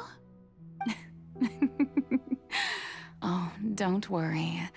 Magical meetings exist in this world precisely to give people a chance to turn things around. It is the reason why you met me today. I will tell you how to save everyone, but you may have to suffer somewhat. Oh, so there's still hope after all. Goodness, you frightened me. You spoke so much and with so much certainty. As for the suffering, well, I will admit that the first thing that came to mind was, why do I have to be the one to suffer? But if the prophecy will come true, I'll also die anyway, right? So if I've already met you as my magical meeting in this world, if there were scales, with all the people of Fontaine on one side and my pain on the other, is it not obvious where the scales should tilt? You truly are the perfect human, my ideal. I suppose this would also be the justice that belongs to you. Huh? Don't worry, it's nothing. Listen well. Fontaine has just lost its Hydro Archon. I need you to play a role, that of the new Archon. Play as a god? That's right. You must begin a never-ending masquerade. You must never let anyone suspect your identity. If you can keep it up, then I shall have my way of defying this prophecy. But should your identity be revealed, then all hope will be lost. But how will I do this? A human assuming the role of a god without being exposed? Don't worry. What you must do is not to turn yourself into a real god. You simply need to play the role of a god as humans imagine them to be. Being a human yourself, I'm sure you already know what such an entity would be like. Remember, your true challenge will not be pursuing divinity, but contending against humanity. I'm still not sure I understand, but I'll try. I'll try to do this. So, how long am I going to have to play this role? To accomplish this mission, you will have to stay on the stage for many, many years. You will endure and not grow old until your task ends. But I promise you, all will eventually end in a magnificent and dramatic trial, and everyone will be saved. A trial, huh? How exciting. I'll be looking forward to it.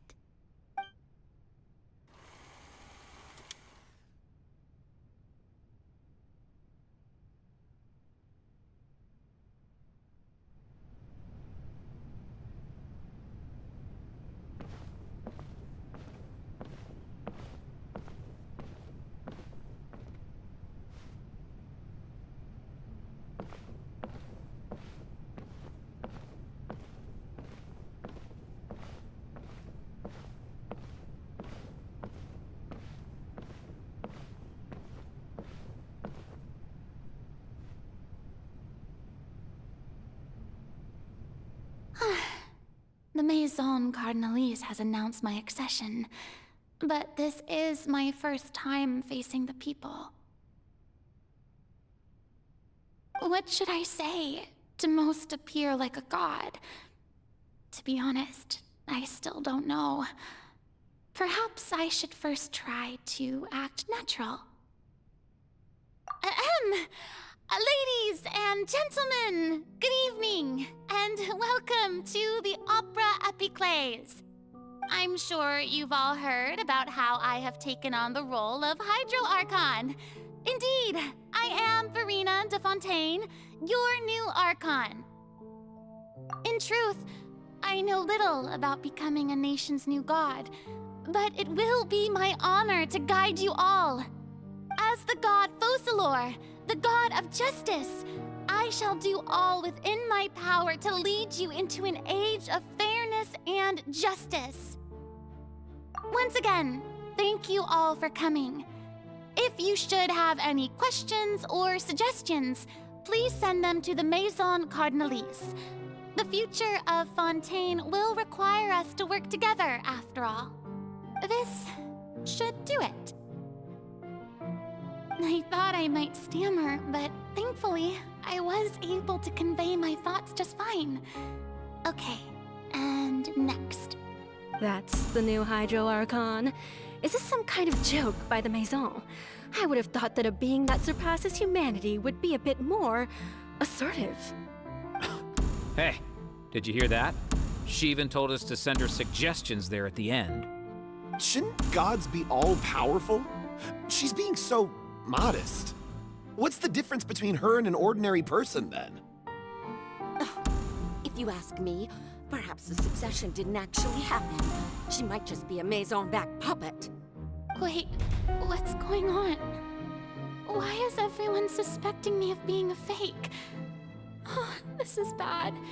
If I get exposed here, there'll be no saving the people from the prophecy. Right.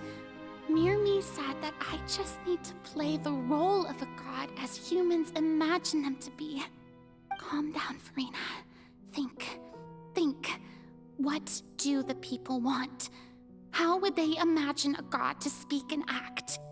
Assertive, with a strong sense of presence. One who can dispel all doubt. That is the character I'm fated to play.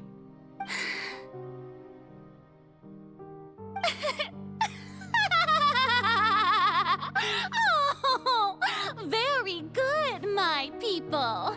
Only ones such as you are deserving of my rule. Now, I was wondering if some weak puppet were to one day come onto the stage and claim ownership of this opera house, would the children of Fontaine follow them? Well, it seems that you would all see right through them.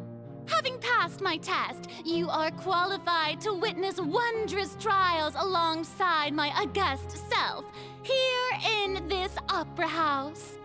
You may consider my previous act a door gift of sorts.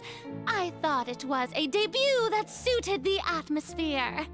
Now then, let us be reintroduced.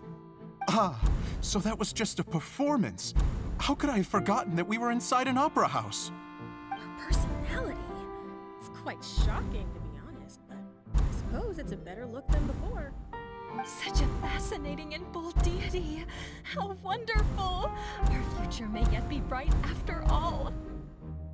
It seems I've turned them around. Best follow this flow and restart my accession speech. My dear people, whether you acknowledge me or not, whether you trust me or nay, I say to you, keep faith in your ardor for justice. We have heard it said that this nation's sins can no longer be washed away. Well, I say that justice is most fragrant when it blooms amid sin. No, this won't work. They'll suspect me again.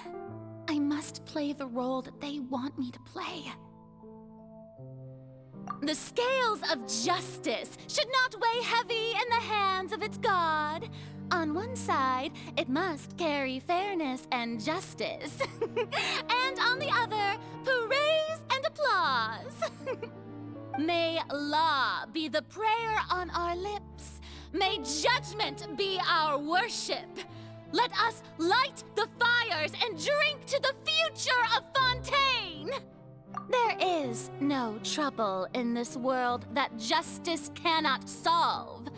All that is needed is for you, my people, to believe in it, heart and soul. So long as I, the Archon Focalor, stand within the Opera Epiclese, So long as I stand before the Oratrice, I shall even judge the gods of this world!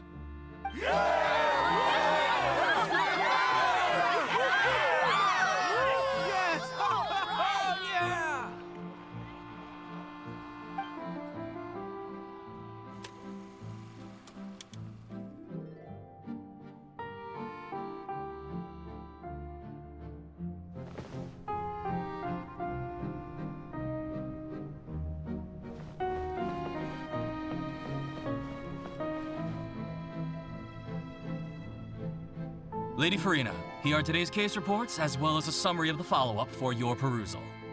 Come now. Was I not just at the Opera House in person? Leave these kinds of things to Neuvillette. Besides, none of these trials were the one that I'm looking forward to the most. If I may be so impertinent, what kind of trial are you truly looking forward to? A magnificent, dramatic, and wondrous trial. A trial to end all things. How could you hope to understand? That's true. I fear I lack the ability to grasp your divine thought, Lady Archon. No need for fright, and do not take what I said before too seriously. Go now, do your duties. The trial I await. It will come one day.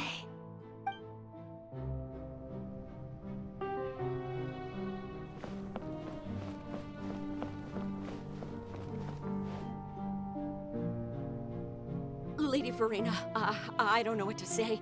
Thank you for agreeing to see me. No need to thank me. Or rather, thank your own sense of perseverance instead. Long have you stood in line to meet me, have you not? Oh, I'm afraid that's just an inevitable consequence of my divine charm. All right, Deoteria, is it? How is your son's illness? You remembered me, and you knew of my family, too. He is doing much better now. In fact, he is far more of an ardent believer than I. He was the one who forced me to seek an audience with you, and to bring your words back to him. Oh, good. Very good. If this should happen again in the future, please do not hesitate to come and tell me. Going down to citizens' homes every so often, while not usual practice, should serve as a fine change of pace. You're such a gentle and wise god. Thank you once again, on behalf of my son.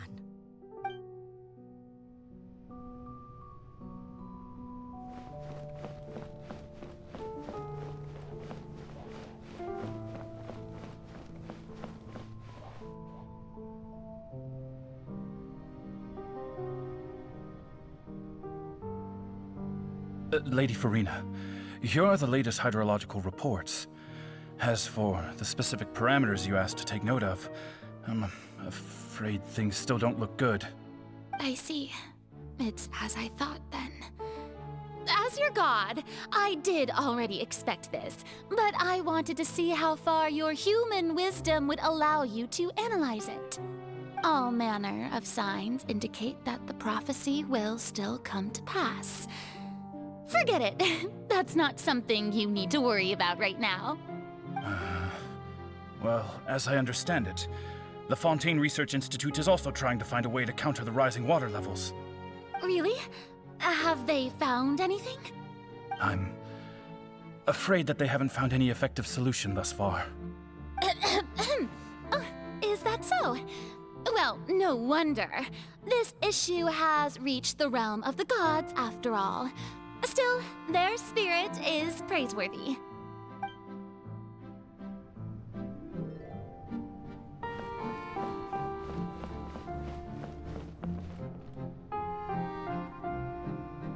The day is finally over. I haven't had a moment to breathe this whole time.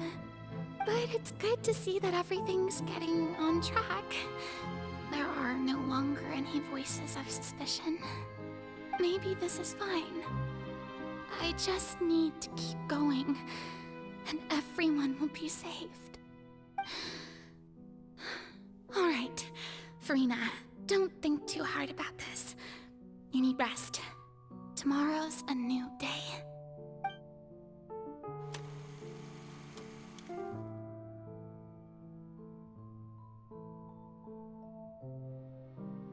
Lady Furina, here are the new trial reports for the latest cases, as well as a summary of the follow-up. There'll be no need for that. I've seen them already. There's no need to go back over scenes I've witnessed in person before. Lady Furina, I've waited so long for this chance to see you in this manner. Indeed, my dear, loyal citizen. This joyous moment is an honor for us both. Lady Furina, we're detecting significant hydrological anomalies near Poisson. Understood. Keep monitoring. Keep me informed should anything come up at the Institute.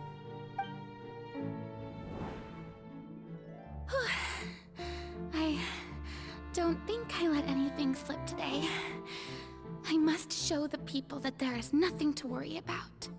I just don't know when these days will end. I feel utterly exhausted. Best to rest early today, too.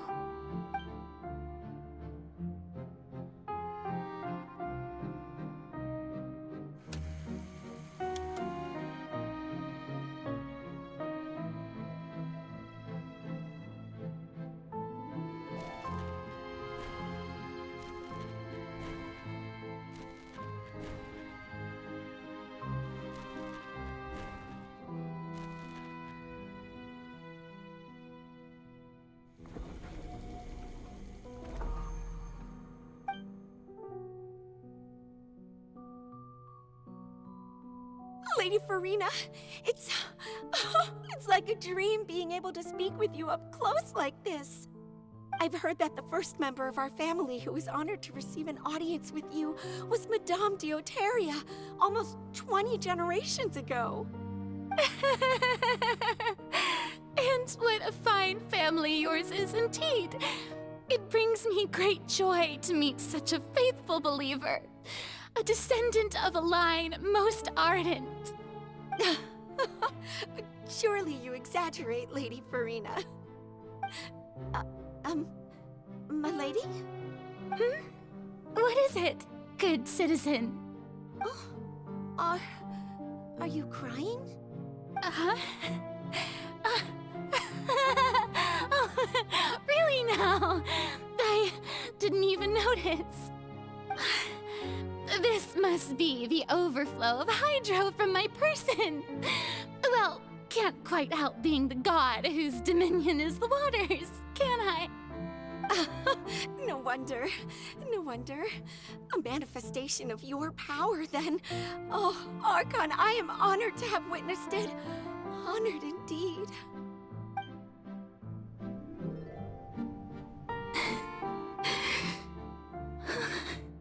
So interminable. So lonely. Just how much longer? Hundreds of years must have passed by now. Perhaps the show must go on for hundreds more. I never imagined that it would hurt so much. Have I reached my limit? No. Perhaps I reached it long ago. Today I didn't even notice my own tears. I want to tell someone, anyone, about this.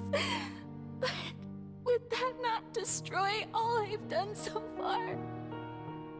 I've conducted so many investigations across the centuries, but there's not even a sliver of hope that we might break the prophecy. All I can do is keep heart. I must maintain this act. It is the only way to save Fontaine. Please, mirror me. You have to succeed.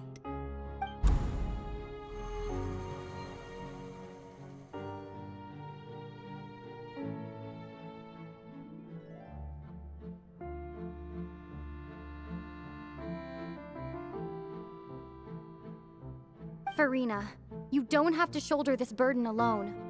Although I don't know what you might be keeping from everyone, your people are more than willing to share your burden with you.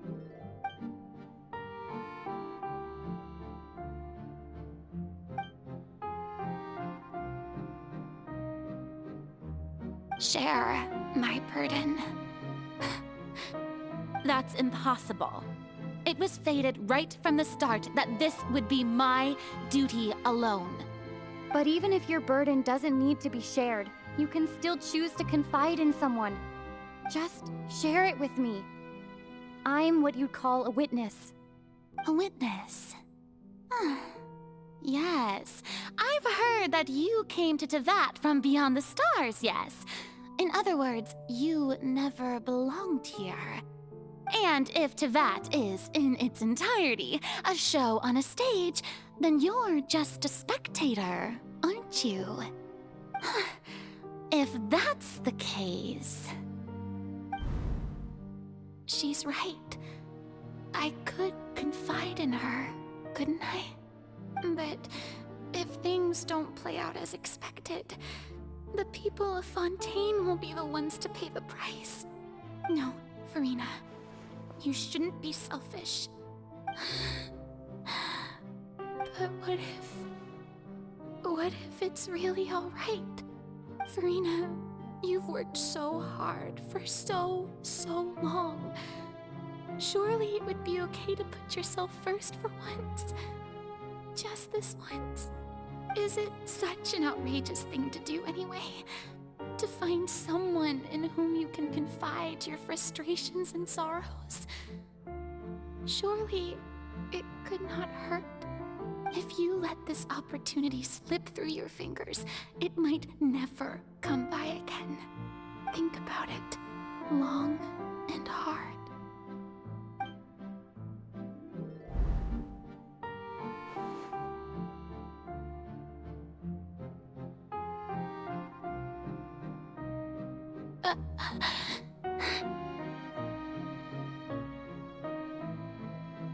No, I have nothing to say. I am Furina, the Archon of Fontaine. Everything will surely get better. All you need to do, dear spectator, is to witness my performance until the curtains fall.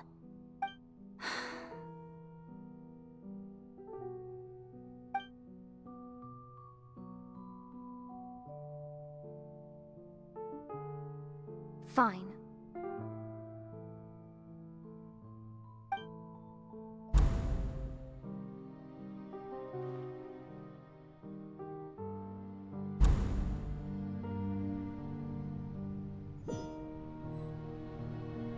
So even Furina doesn't know the truth?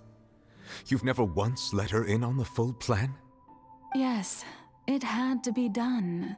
To deceive the heavenly principles, you must first deceive yourself. She did very well.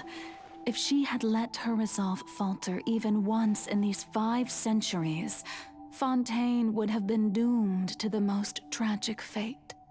It seems that trusting humanity was the right decision after all. I believe that I understand how your deception works, but that is only half the truth, is it not? How would you build on this foundation to save the people of Fontaine? That is the most important thing. Ah, good. Of course, the Iudex of Fontaine has pinpointed the crux of the issue.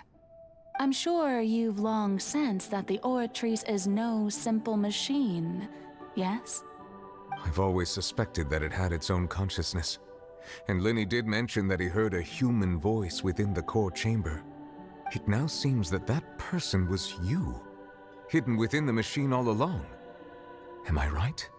And then I became one with the Oratrice, taking Fontaine's gnosis with me. Yes, It would seem so, wouldn't it? Alas, your understanding of this device still lacks sufficient depth. In truth, it is no enactor of justice. It is, in fact, a device created to kill the god of justice. I beg your pardon? Oh, you have it. And to be more precise, not only will the Oratrice take down the god of justice, it will also take down the divine throne upon which she has been placed. I mean, did you think I would be the sort to enjoy peaceful repose while Furina suffered? My work over these last 500 years has been to constantly accumulate indemnitium within the Oratrice. But really, some have already discovered that only a small fraction of the energy generated by the device was ever used to provide power to Fontaine. The vast majority had to be, accumulated to enact this death sentence. It was all a part of your plan, then? Both the trial and the sentence?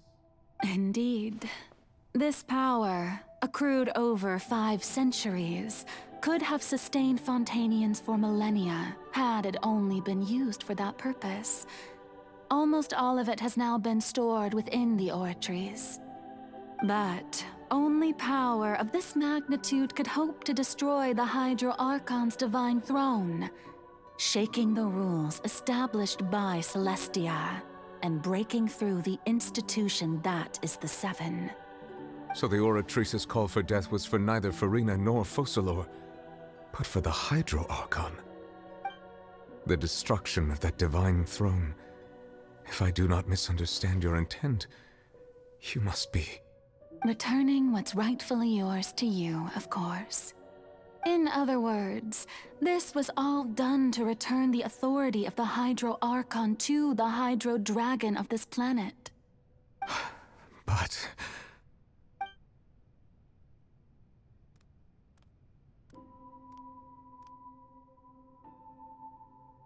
Oh, what? Getting sad again, are we? The authority of the ancient dragons shall soon be yours once more, O Hydro Dragon Sovereign. And this is the face you make. all you've done throughout the years is just so you can sacrifice yourself at the very end. I've never quite seen it that way, you know. Even now, I'm quite pleased at how well my deception worked.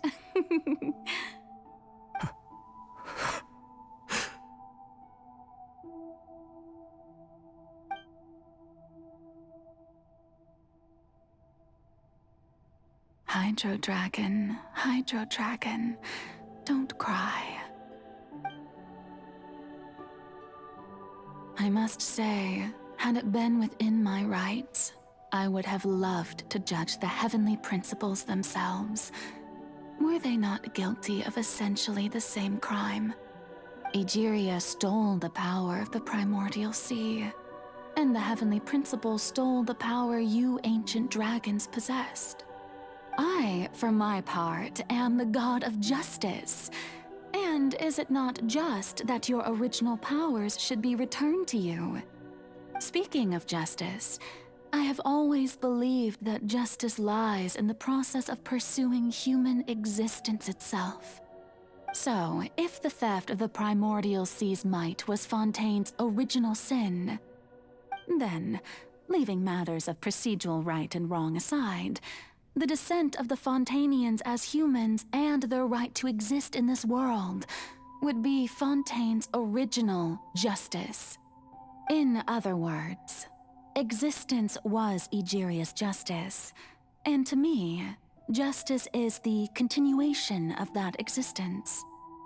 Defying the prophecy and ensuring that Fontaine's people shall live on, that should be the justice enthroned over all others. At this point, we, whether it be myself or all other Fontainians, have shouldered the burden of this sin for far too long. Iudex Neuvillette, the highest judge in our land, when you regain your full power as an elemental sovereign, what verdict shall you pass upon us? So when I was invited to the court of Fontaine to serve as Iudex, I see now that that was your idea too. At last, I now understand the true purpose behind this position. In the beginning, I was uninterested in human existence. But these 5 centuries of living alongside them have gradually brought about mutual understanding between us. And I have even attempted to feel as they feel. You are a devious one, Focalors. Things being as they are, surely you know that I could never declare them to be guilty.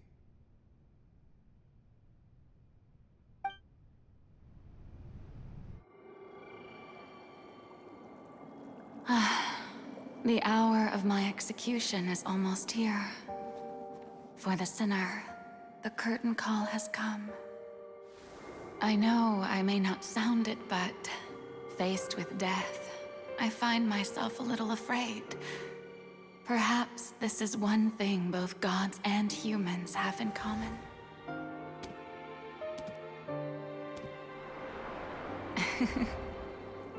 Farewell, Neuvillette. I hope you've enjoyed the part you played these 500 years.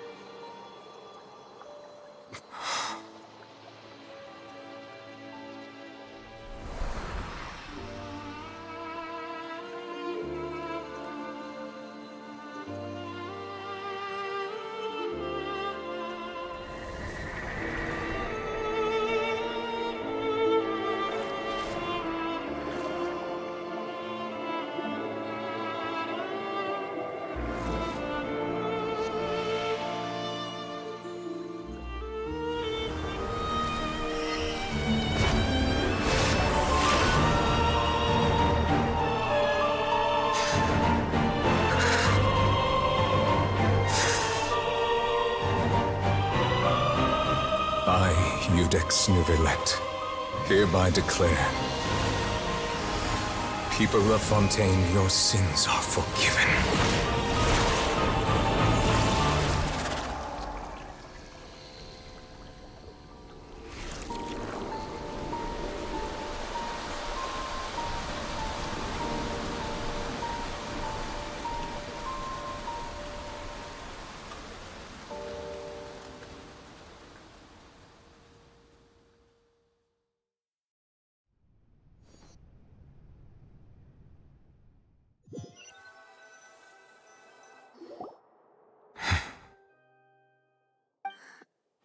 What just happened?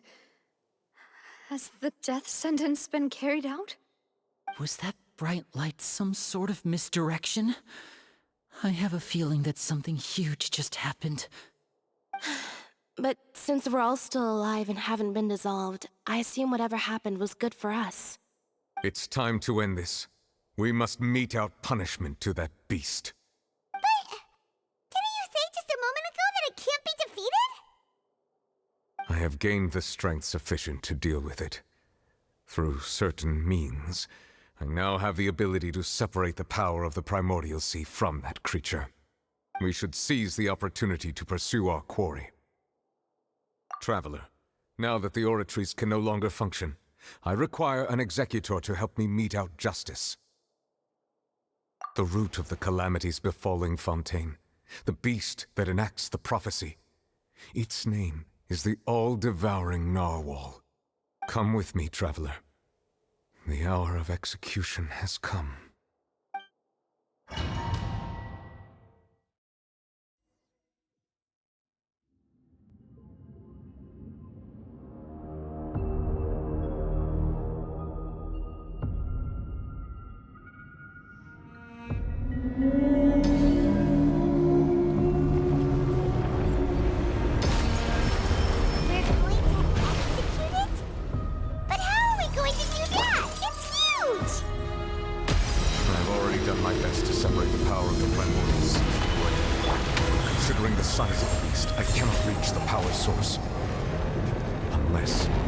Find a way to attack it from within. I shall share a part of the ancient dragon power. We shall look for an opening to it.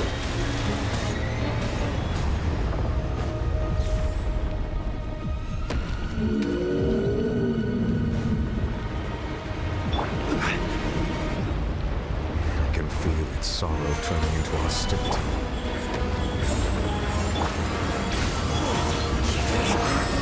Quietly now.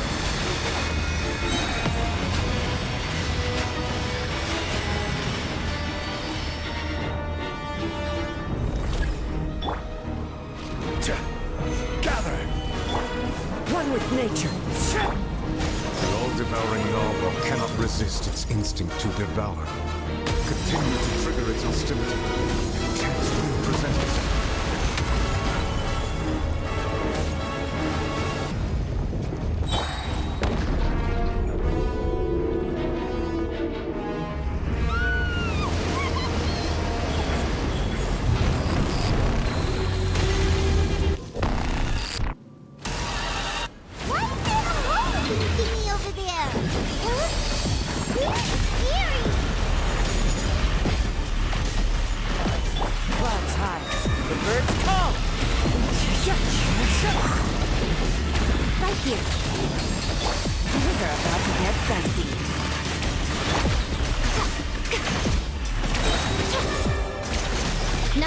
I have granted you my protection. Do not fear. Seize the moment and use my power to suppress its root from within. Right here, right now. Right here.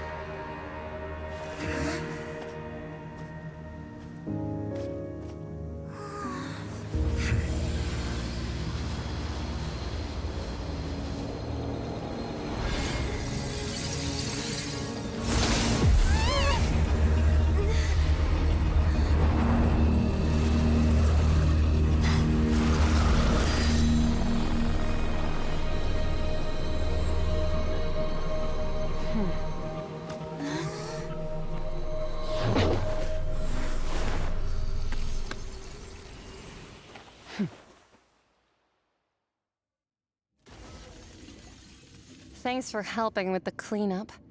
It should have been my job, but... oh well. It was just supposed to be a short private training session for me. I didn't think that my disciple and my master's pet would start brawling in the meantime. Well, actually, I had a feeling that it would happen at some point, but they bumped into one another earlier than I thought. What a blunder. I suppose I'll have to swing my sword 3 million times as penance. That power. Who are you exactly? Paimon has an idea. From what she said earlier, she must be Child's master. Skirk, right? It's just that he gave us the impression that she was the less talkative person. I simply did not have anything to say to the weak. But you, on the other hand, managed to defeat the all-devouring narwhal without using power from beyond this world. So you may speak to me as equals. I have to agree. It's a strange use of a planet's primordial waters just to raise an all-devouring narwhal. That kind of power is wasted on it. It's not cooperative, it eats too much, and I have more important things to do with my time than pet sitting. The only thing that creature has going for it is its looks. All in all, it fails as a pet.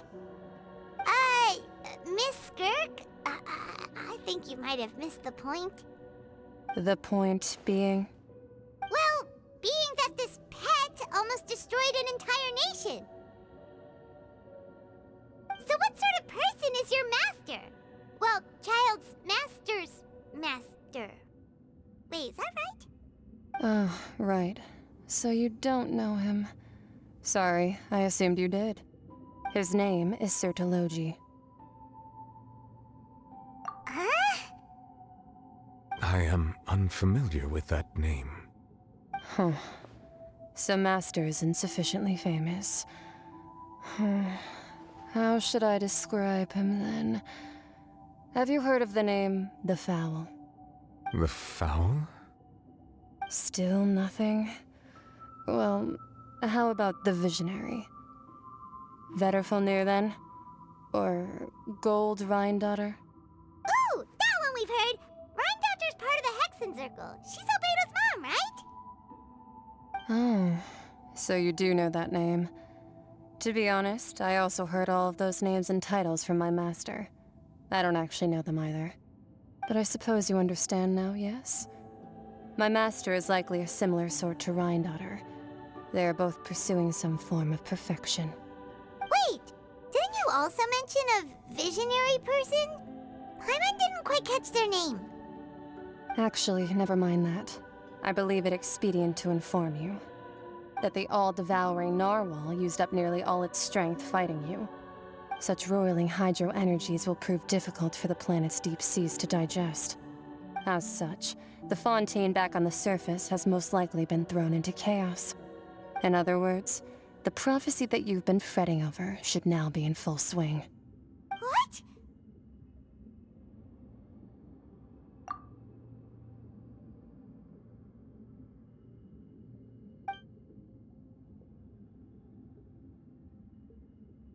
Not to worry. Focalor has already managed to deceive the heavenly principles.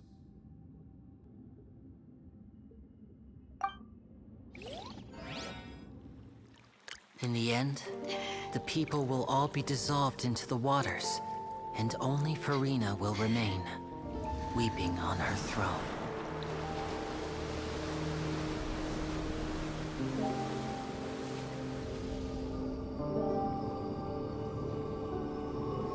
Only then will the sins of the people of Fontaine be washed away.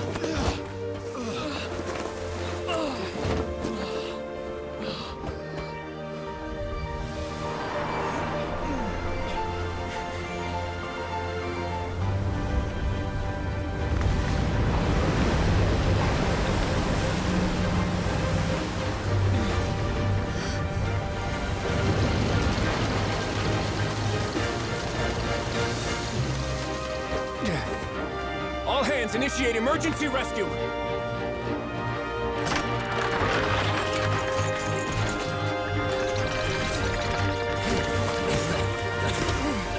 Hurry!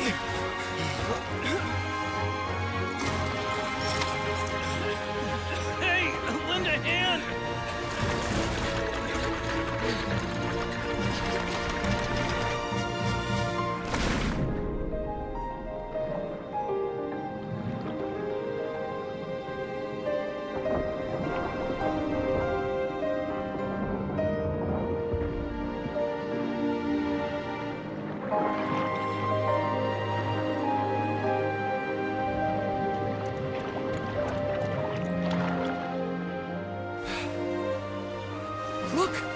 water's receding!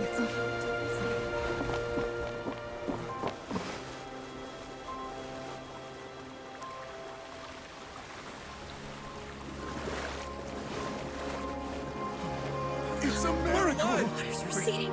We didn't dissolve. The prophecy was wrong. The prophecy was wrong.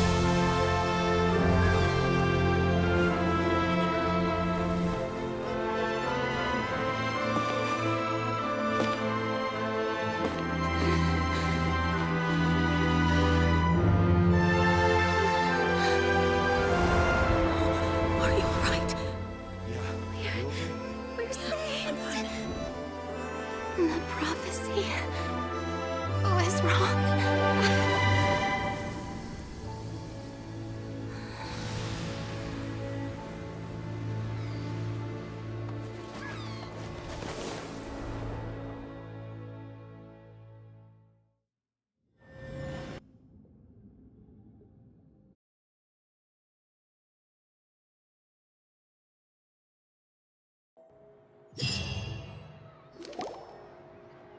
The soil renewed. The Spina di Rosula talks post-disaster rebuilding.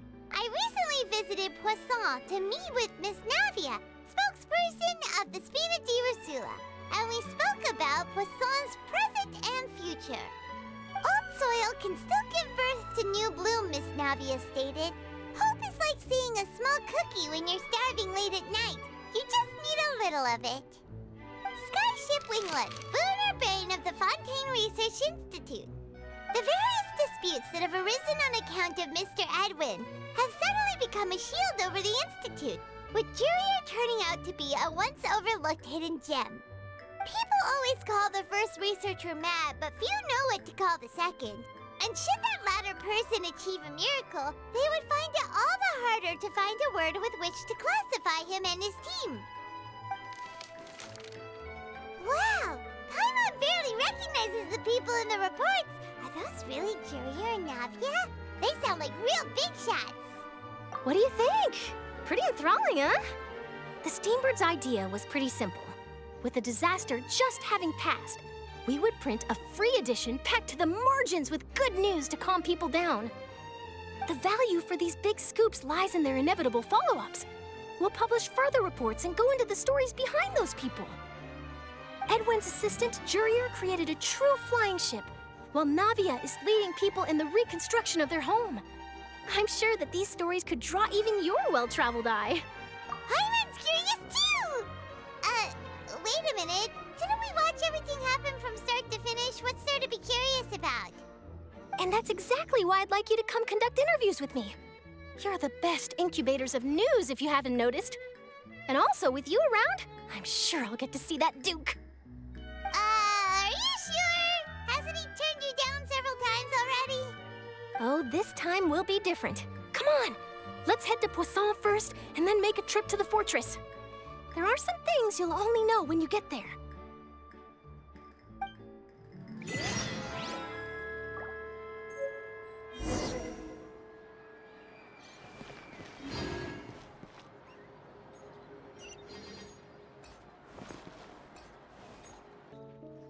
Navia! Oh, it's you. What brings you all here? Hey, we're just having a look around. I'm here to update myself on how things are going here. Oh, the Fatui are here too. Let me introduce you. This is Mr. Garunt Snežević. He represented the Knave in sending us a large amount of supplies, and is helping with our work. Our residents are hard at work as well. Thanks to everyone, work is progressing nicely. We've lost a lot of people, but we're moving forward. That will have to be enough. Hello, Miss Charlotte. I'm a big fan of yours. I especially like that article you wrote last year about Fontaine's stray cats. But if you don't mind, could you not emphasize our role too much in your report? It's not charity we're doing here.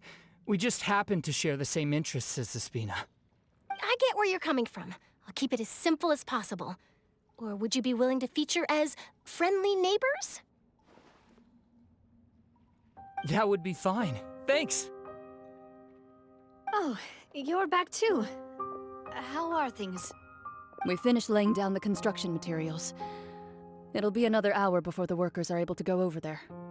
Huh? You're here too, Clorinde? Well, her reputation's greatly risen after that whole duel business with Miss Furina. So she's here in Poisson to wait out the heat. All right. She really came here to help me out. There's too much to consider in the reconstruction of Poisson. The Spina has need of more decision-makers. And, well, I do already happen to be connected to Mr. Callis.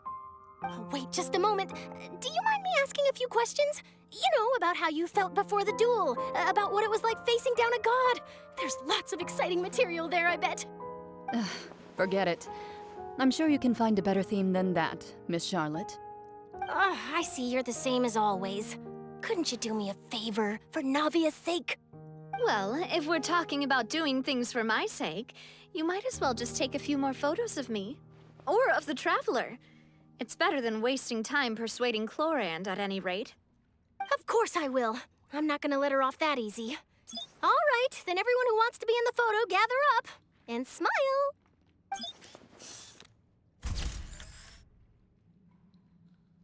How did it go? Was it a good shot? Did Paimon look cute in it? Not bad. Your addition really helped the composition of the picture. All right, hang on a moment. Let me snap a few more shots.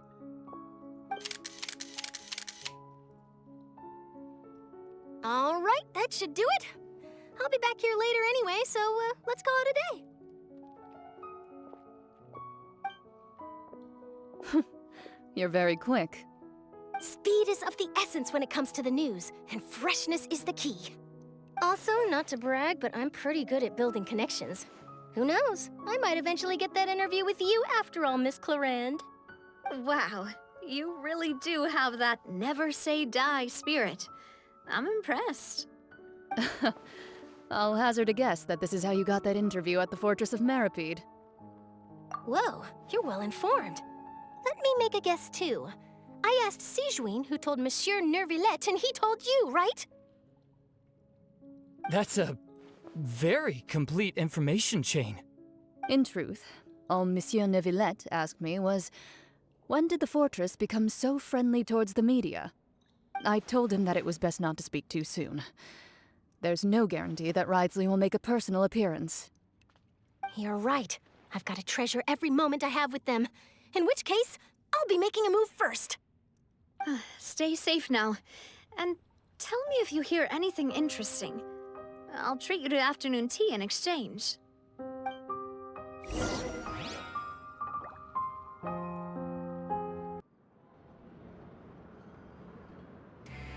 Wow, guess we're here again, huh? There's a real nostalgic feeling to this place. Looks like you've been missing us. Duke! Did you come all the way to the entrance to greet us? Of course. I'm here to welcome you and our dear Miss Charlotte, whom our good head nurse recommended to me. It's an honor to finally meet the much-rumored Duke. Thank you for consenting to my visit to the fortress, sir. No need to thank me.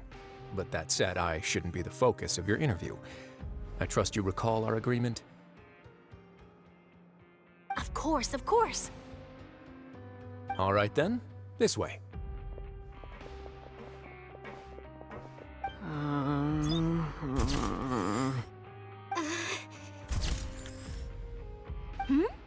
Hey, no need to be so nervous. I've already taken all the photos we need. Miss Charlotte, do these pictures really need to be published on the cover of the Steambird? It would seem that Miss Lorvine doesn't want her face to appear beside that of Mr. Jurier, Sir, please don't say things like that. But it looks like dear Mr. Jurier denies it. Might this interview be very important to you, then? No, I just... This is my first time being interviewed, and I'm very thankful to the Steambird for... Now, I might not look it, but I actually did meet Mr. Edwin once. And I'll be honest, I enjoyed chatting with you more. You've definitely got more of that genius vibe going on. The boat that brought about a miracle, the ark that saved the people. Why, you recreated a myth back there, like an emissary of legend. Still, if I might ask, where's that flying ship now? Huh! Looks like Charlotte's trying to get herself another exclusive scoop. I have to apologize, but that ship is presently in the bowels of our factory. I'm afraid it won't be easy for you to get a shot of it. Really? Well, then in that case, could I have an interview with you to make up for that loss?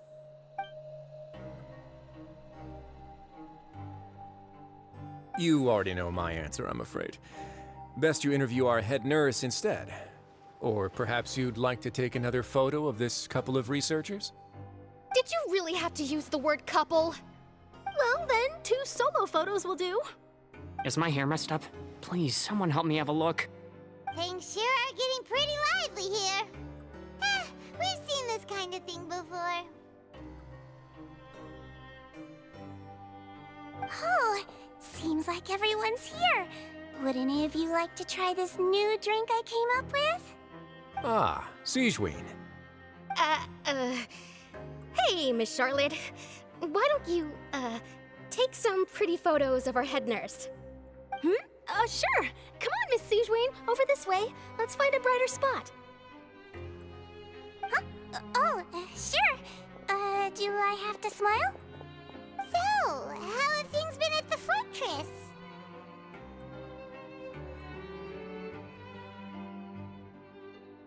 Same old, as you can see. Fontaine's undergone some changes, but this place is still more or less the same. Other than that flying ship, it got a tad too much attention, I think. That's why I decided to let the interview go through. We should direct more public opinions toward the behind-the-scenes heroes. Am I right, Mr. Jurier? Miss Lurvine? You're too kind, sir. I believe that you too should have your day in the sun. Not that you would want that, which is a pity. I'll just leave the spotlight to you two.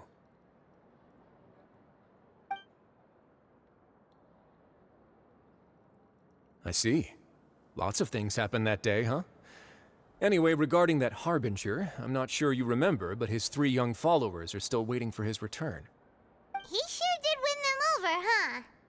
I'll tell them that there's good news and bad news.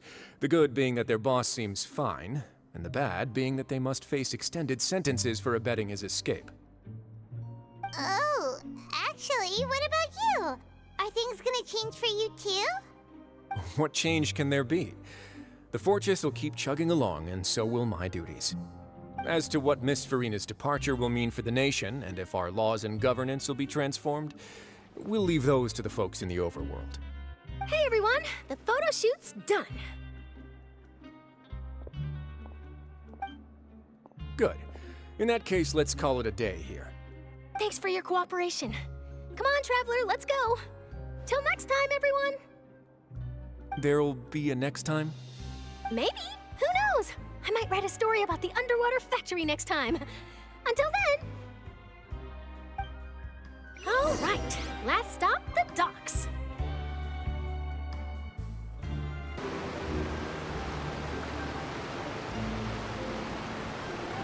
I didn't see them! They really are here! How did you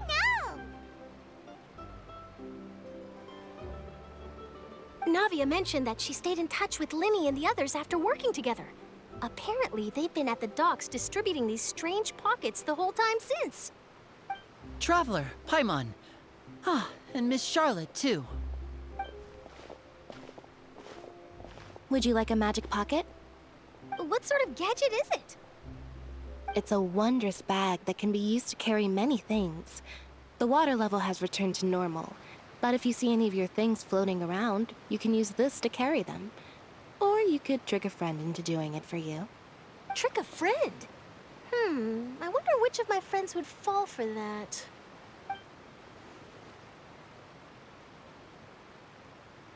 You could just make a friend like Fremine here.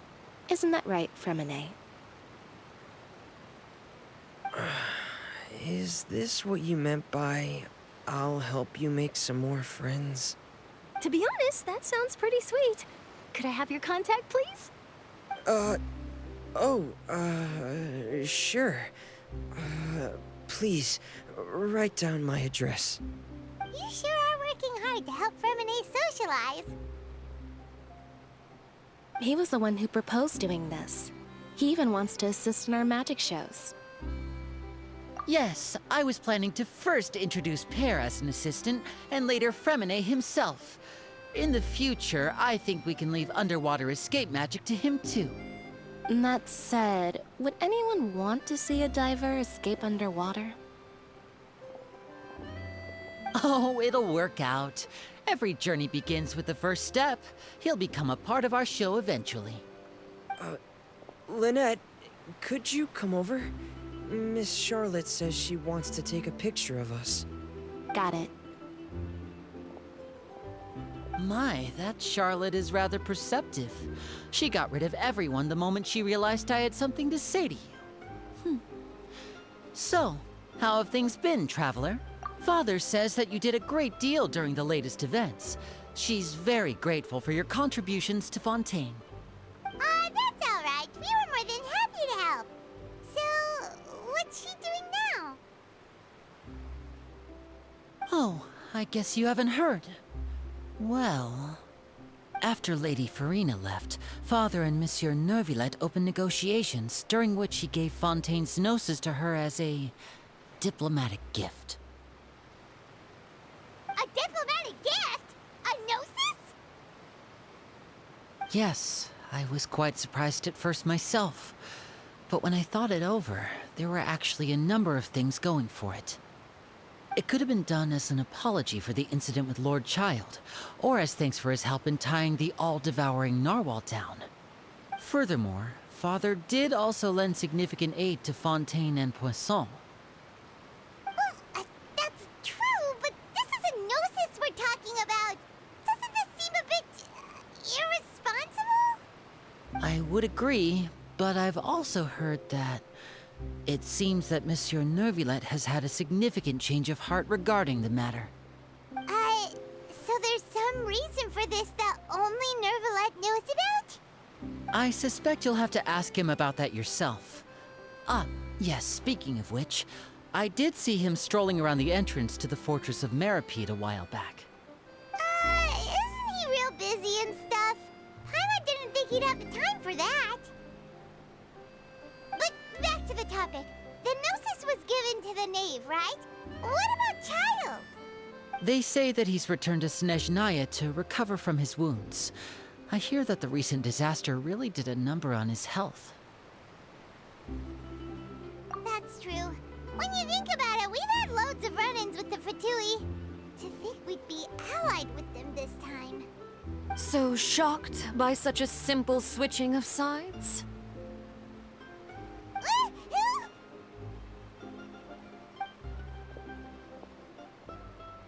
Father!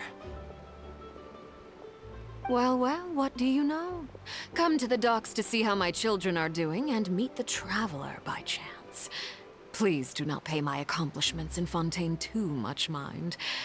I would have done them regardless. Are you going to take the gnosis back to Snezhnaya? That is our duty as harbingers, yes. Don't be too preoccupied with sides. The goal of the Fatui concerns not a single place or person, but the entire world. With such a grand goal in mind, it is inevitable that we must wear many masks. Switching my masks is something I've always done. Well, that depends on many things. No one truly knows what the future holds. What good is honesty if you can't rely on it forever? As for you, I very much look forward to our next collaboration. Good things cannot be achieved alone, and you've proved yourselves to be great partners. A vision? All right. I'll remember to return it. Thank you for keeping it safe for him this entire time. And that's a wrap for me. Huh? You're... Greetings, Miss Journalist. Hello. If I'm not mistaken, there are diplomatic channels I'll need to report to take a photo of you. That is correct. so forgive me, but I will not be able to serve as a subject in your article. However, feel free to write as much as you'd like about our dear magicians and our upcoming rookie talent. I will! The sea breeze is quite pleasant. I shall continue my walk while the weather remains so agreeable. Farewell. Farewell, Father. Oh, she has such an intimidating presence. I didn't even dare to take a picture. Thankfully, I've already wrapped up all my pre-scheduled interviews. Thank you all. This'll be more than enough for me to write about, I'm sure. Don't be too nervous. Why don't you take a magic pocket before you go? Here, Traveler, Paimon, you take one too. To move things about? That's right. Funny. I was giving out magic pockets when we first met too. And what do you know? I'm doing the exact same thing right now. So many things have happened, but the pockets are still the pockets. I guess this must be life. We will all follow our own paths, and serendipity will lead you to your fated friends. All right then. We'll be handing out pockets in some other districts later, so we'll get going now. Have a good day, you two.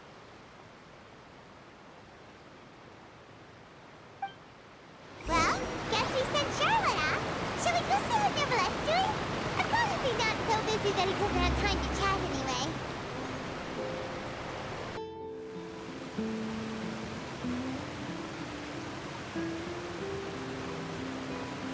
So, you really are here, Neverlette.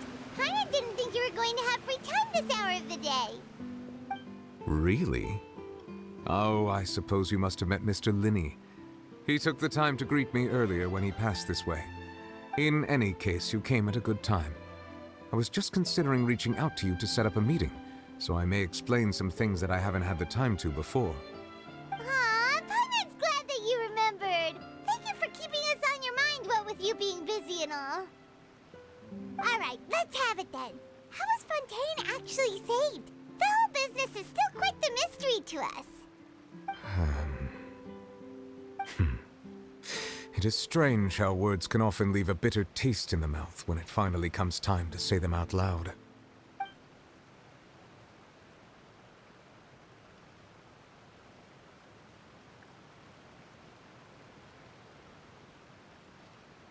Whoa. So that's what happened? Focalor destroyed the divine throne of the Hydro Archon and restored your power to you, transforming you into a fully fledged elemental dragon sovereign.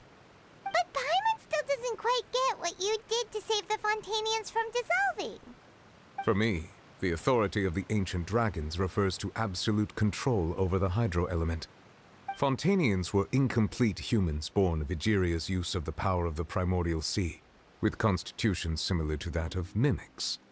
But so long as those primordial energies remain within them, I could use the ancient dragon's authority to grant them true blood, after the fashion in which life was first brought into being on this planet.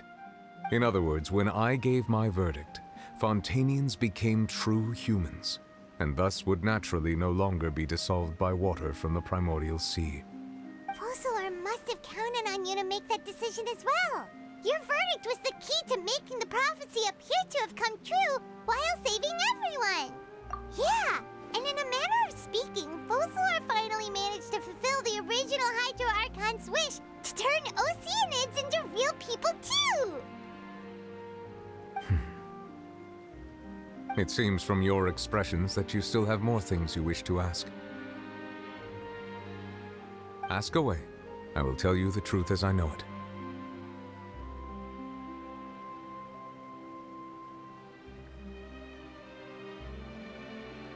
I have investigated his case along many avenues, and I have learned that he once fell into an unknown chasm when he was young. There, by chance, he awakened the all-devouring narwhal. But whether it be by sentiment or reason, that should not have been enough to consider him the root cause of the disaster. At most, he would have had tangential liability. As for the judgment passed by the oratrice during the trial, whether it was due to that liability by association, or Focalor deliberately using him to buy time for us on the assumption that he would be able to hold the creature off, I cannot say. Guess Focalor had Fontanians in mind the whole time. In the end, it was thanks to her that they finally became real humans.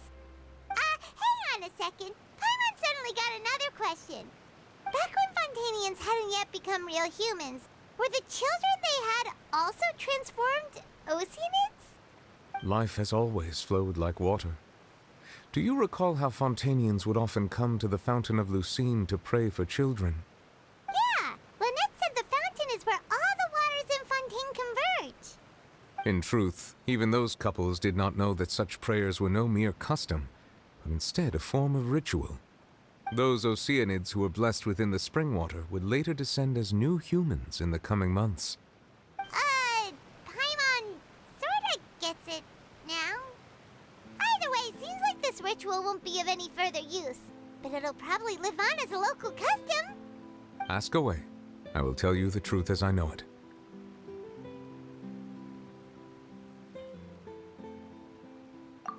Oh, that's right! They say you've given it to the Knave as a diplomatic gift or something. Leaving aside their intentionality, the two Fatui Harbingers have indeed done much for us during this crisis. Their sole remaining goal in Fontaine, at least at this point, would seem to be the Gnosis. The Oratrice has ceased to function. The Hydro Archon's divine throne is now no more, and I do not need the Gnosis's power. As such, it has lost all meaning for Fontaine. If the Fatui have impure designs, then we might as well accede to their request now, and avoid unnecessary conflict. What complicated considerations? Paimon thought you were just giving it to them out of gratitude to the Knave and as an apology to Child. Ask away. I will tell you the truth as I know it. You will soon be heading to Natlan, I presume?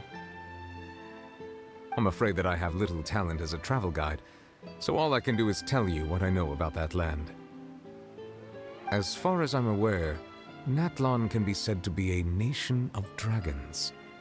A nation of dragons? You mean like you? No, I suspect that I would not find myself welcome there. Unlike ancient dragons such as myself, the dragons of Natlan have undergone long years of development and evolution. Large numbers of them have entered a form of coexistence with humanity. Natlan is also the nation of war. War ravages those lands like an undying flame. There is one other piece of information I got incidentally from my negotiations with the Knave that I believe may be useful to you. The Harbinger known as the Captain has thrown his hat into the endless ring of war. The Captain. Sounds like a real tough customer. Seriously, everywhere you look, there's a Fatui Harbinger doing their thing. I suggest that you fully prepare yourself before going to Natlan. In the meantime, Fontaine's doors will always be open to you. Ask away. I will tell you the truth as I know it. Hang on a sec. Paimon's still got a question about Gnosis. When we spoke to Linny earlier, he mentioned that your attitude towards giving away the Gnosis had clearly changed. We guessed that there might be some reason for it that only you were aware of. No wonder the House of the Hearth is the Fatui's intelligence division. They are certainly sharp. So regarding this specific issue, I was just getting ready to share something with you. What is it? In truth, I exchanged some further words with that lady named Skirk after sending you two back to the surface. It went something like this.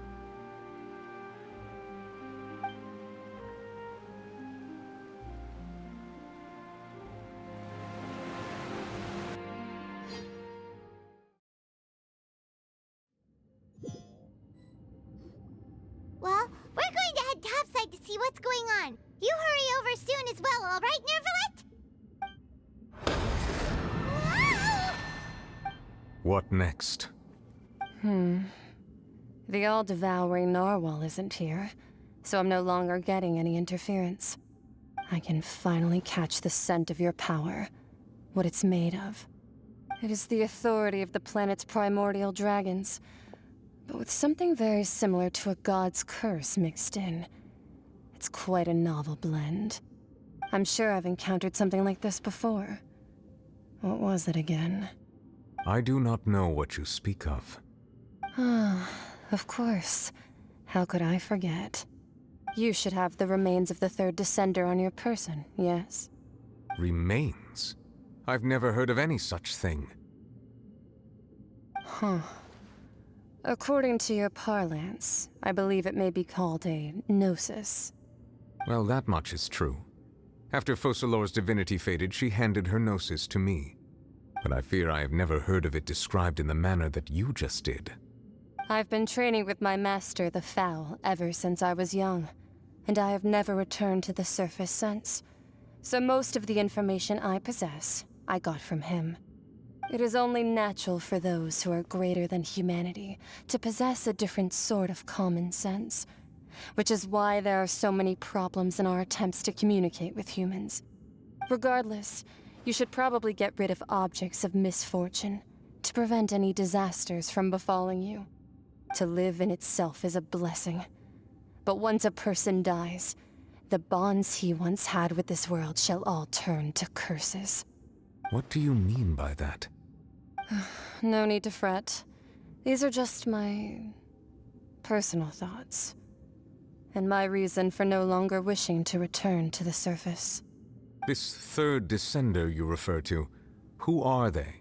And when did they die? Master never mentioned them to me. Perhaps it just wasn't that important for me to know. If you're interested, though, I could ask him. I'll be sure to pass the answer on to you next time. Next time? You believe we will meet again? I do. Wait. I have a disciple of my own, don't I? He can be the messenger then.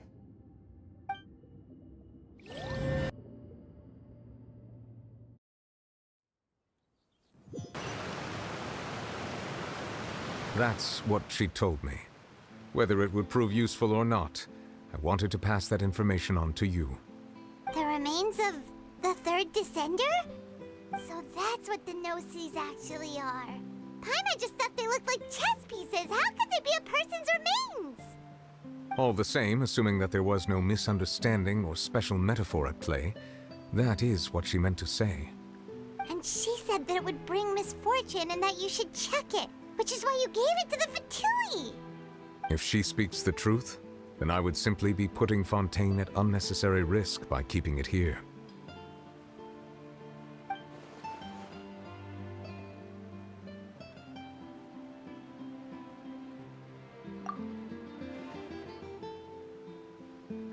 I had guessed that you might already be familiar with this concept, but I did not expect you to be one of them. That means that the Gnosis, which are exceedingly element-compatible and can even enhance elemental abilities, do indeed come from the third descender. I wonder, does your body also possess similar properties? Like being able to use elemental powers without a vision. That does sort of count as special compatibility, right? No, let's not think about this stuff right now. It just feels creepy. Comparing the Traveler to the dead third descender and all. That's what you say, but this topic still feels like bad luck. Once Child recovers, let's get some more answers out of him. Or go look for his master and get the answers that way. I too believe it unwise to make too many blind guesses when information is lacking. The same is true of being at court. All right. Whatever the case, it seems like the crisis here in Fontaine's over for now. Yes. All of Focalor's efforts were for this moment as well. But she sacrificed herself in the end as a god, and she suffered through all those years as a human. Was that really what she wanted? I suppose that would be the mystery of a god's will. I suspect not. But once in a while, I too would guess that if wishes were like the clouds in the sky, they will one day return to the earth as raindrops. Life flows like water, and rain is the final answer. The water levels may sometimes tilt one way or another, but the rain falls fairly upon all. And what, ultimately, is the difference between the rains that fall upon all of us?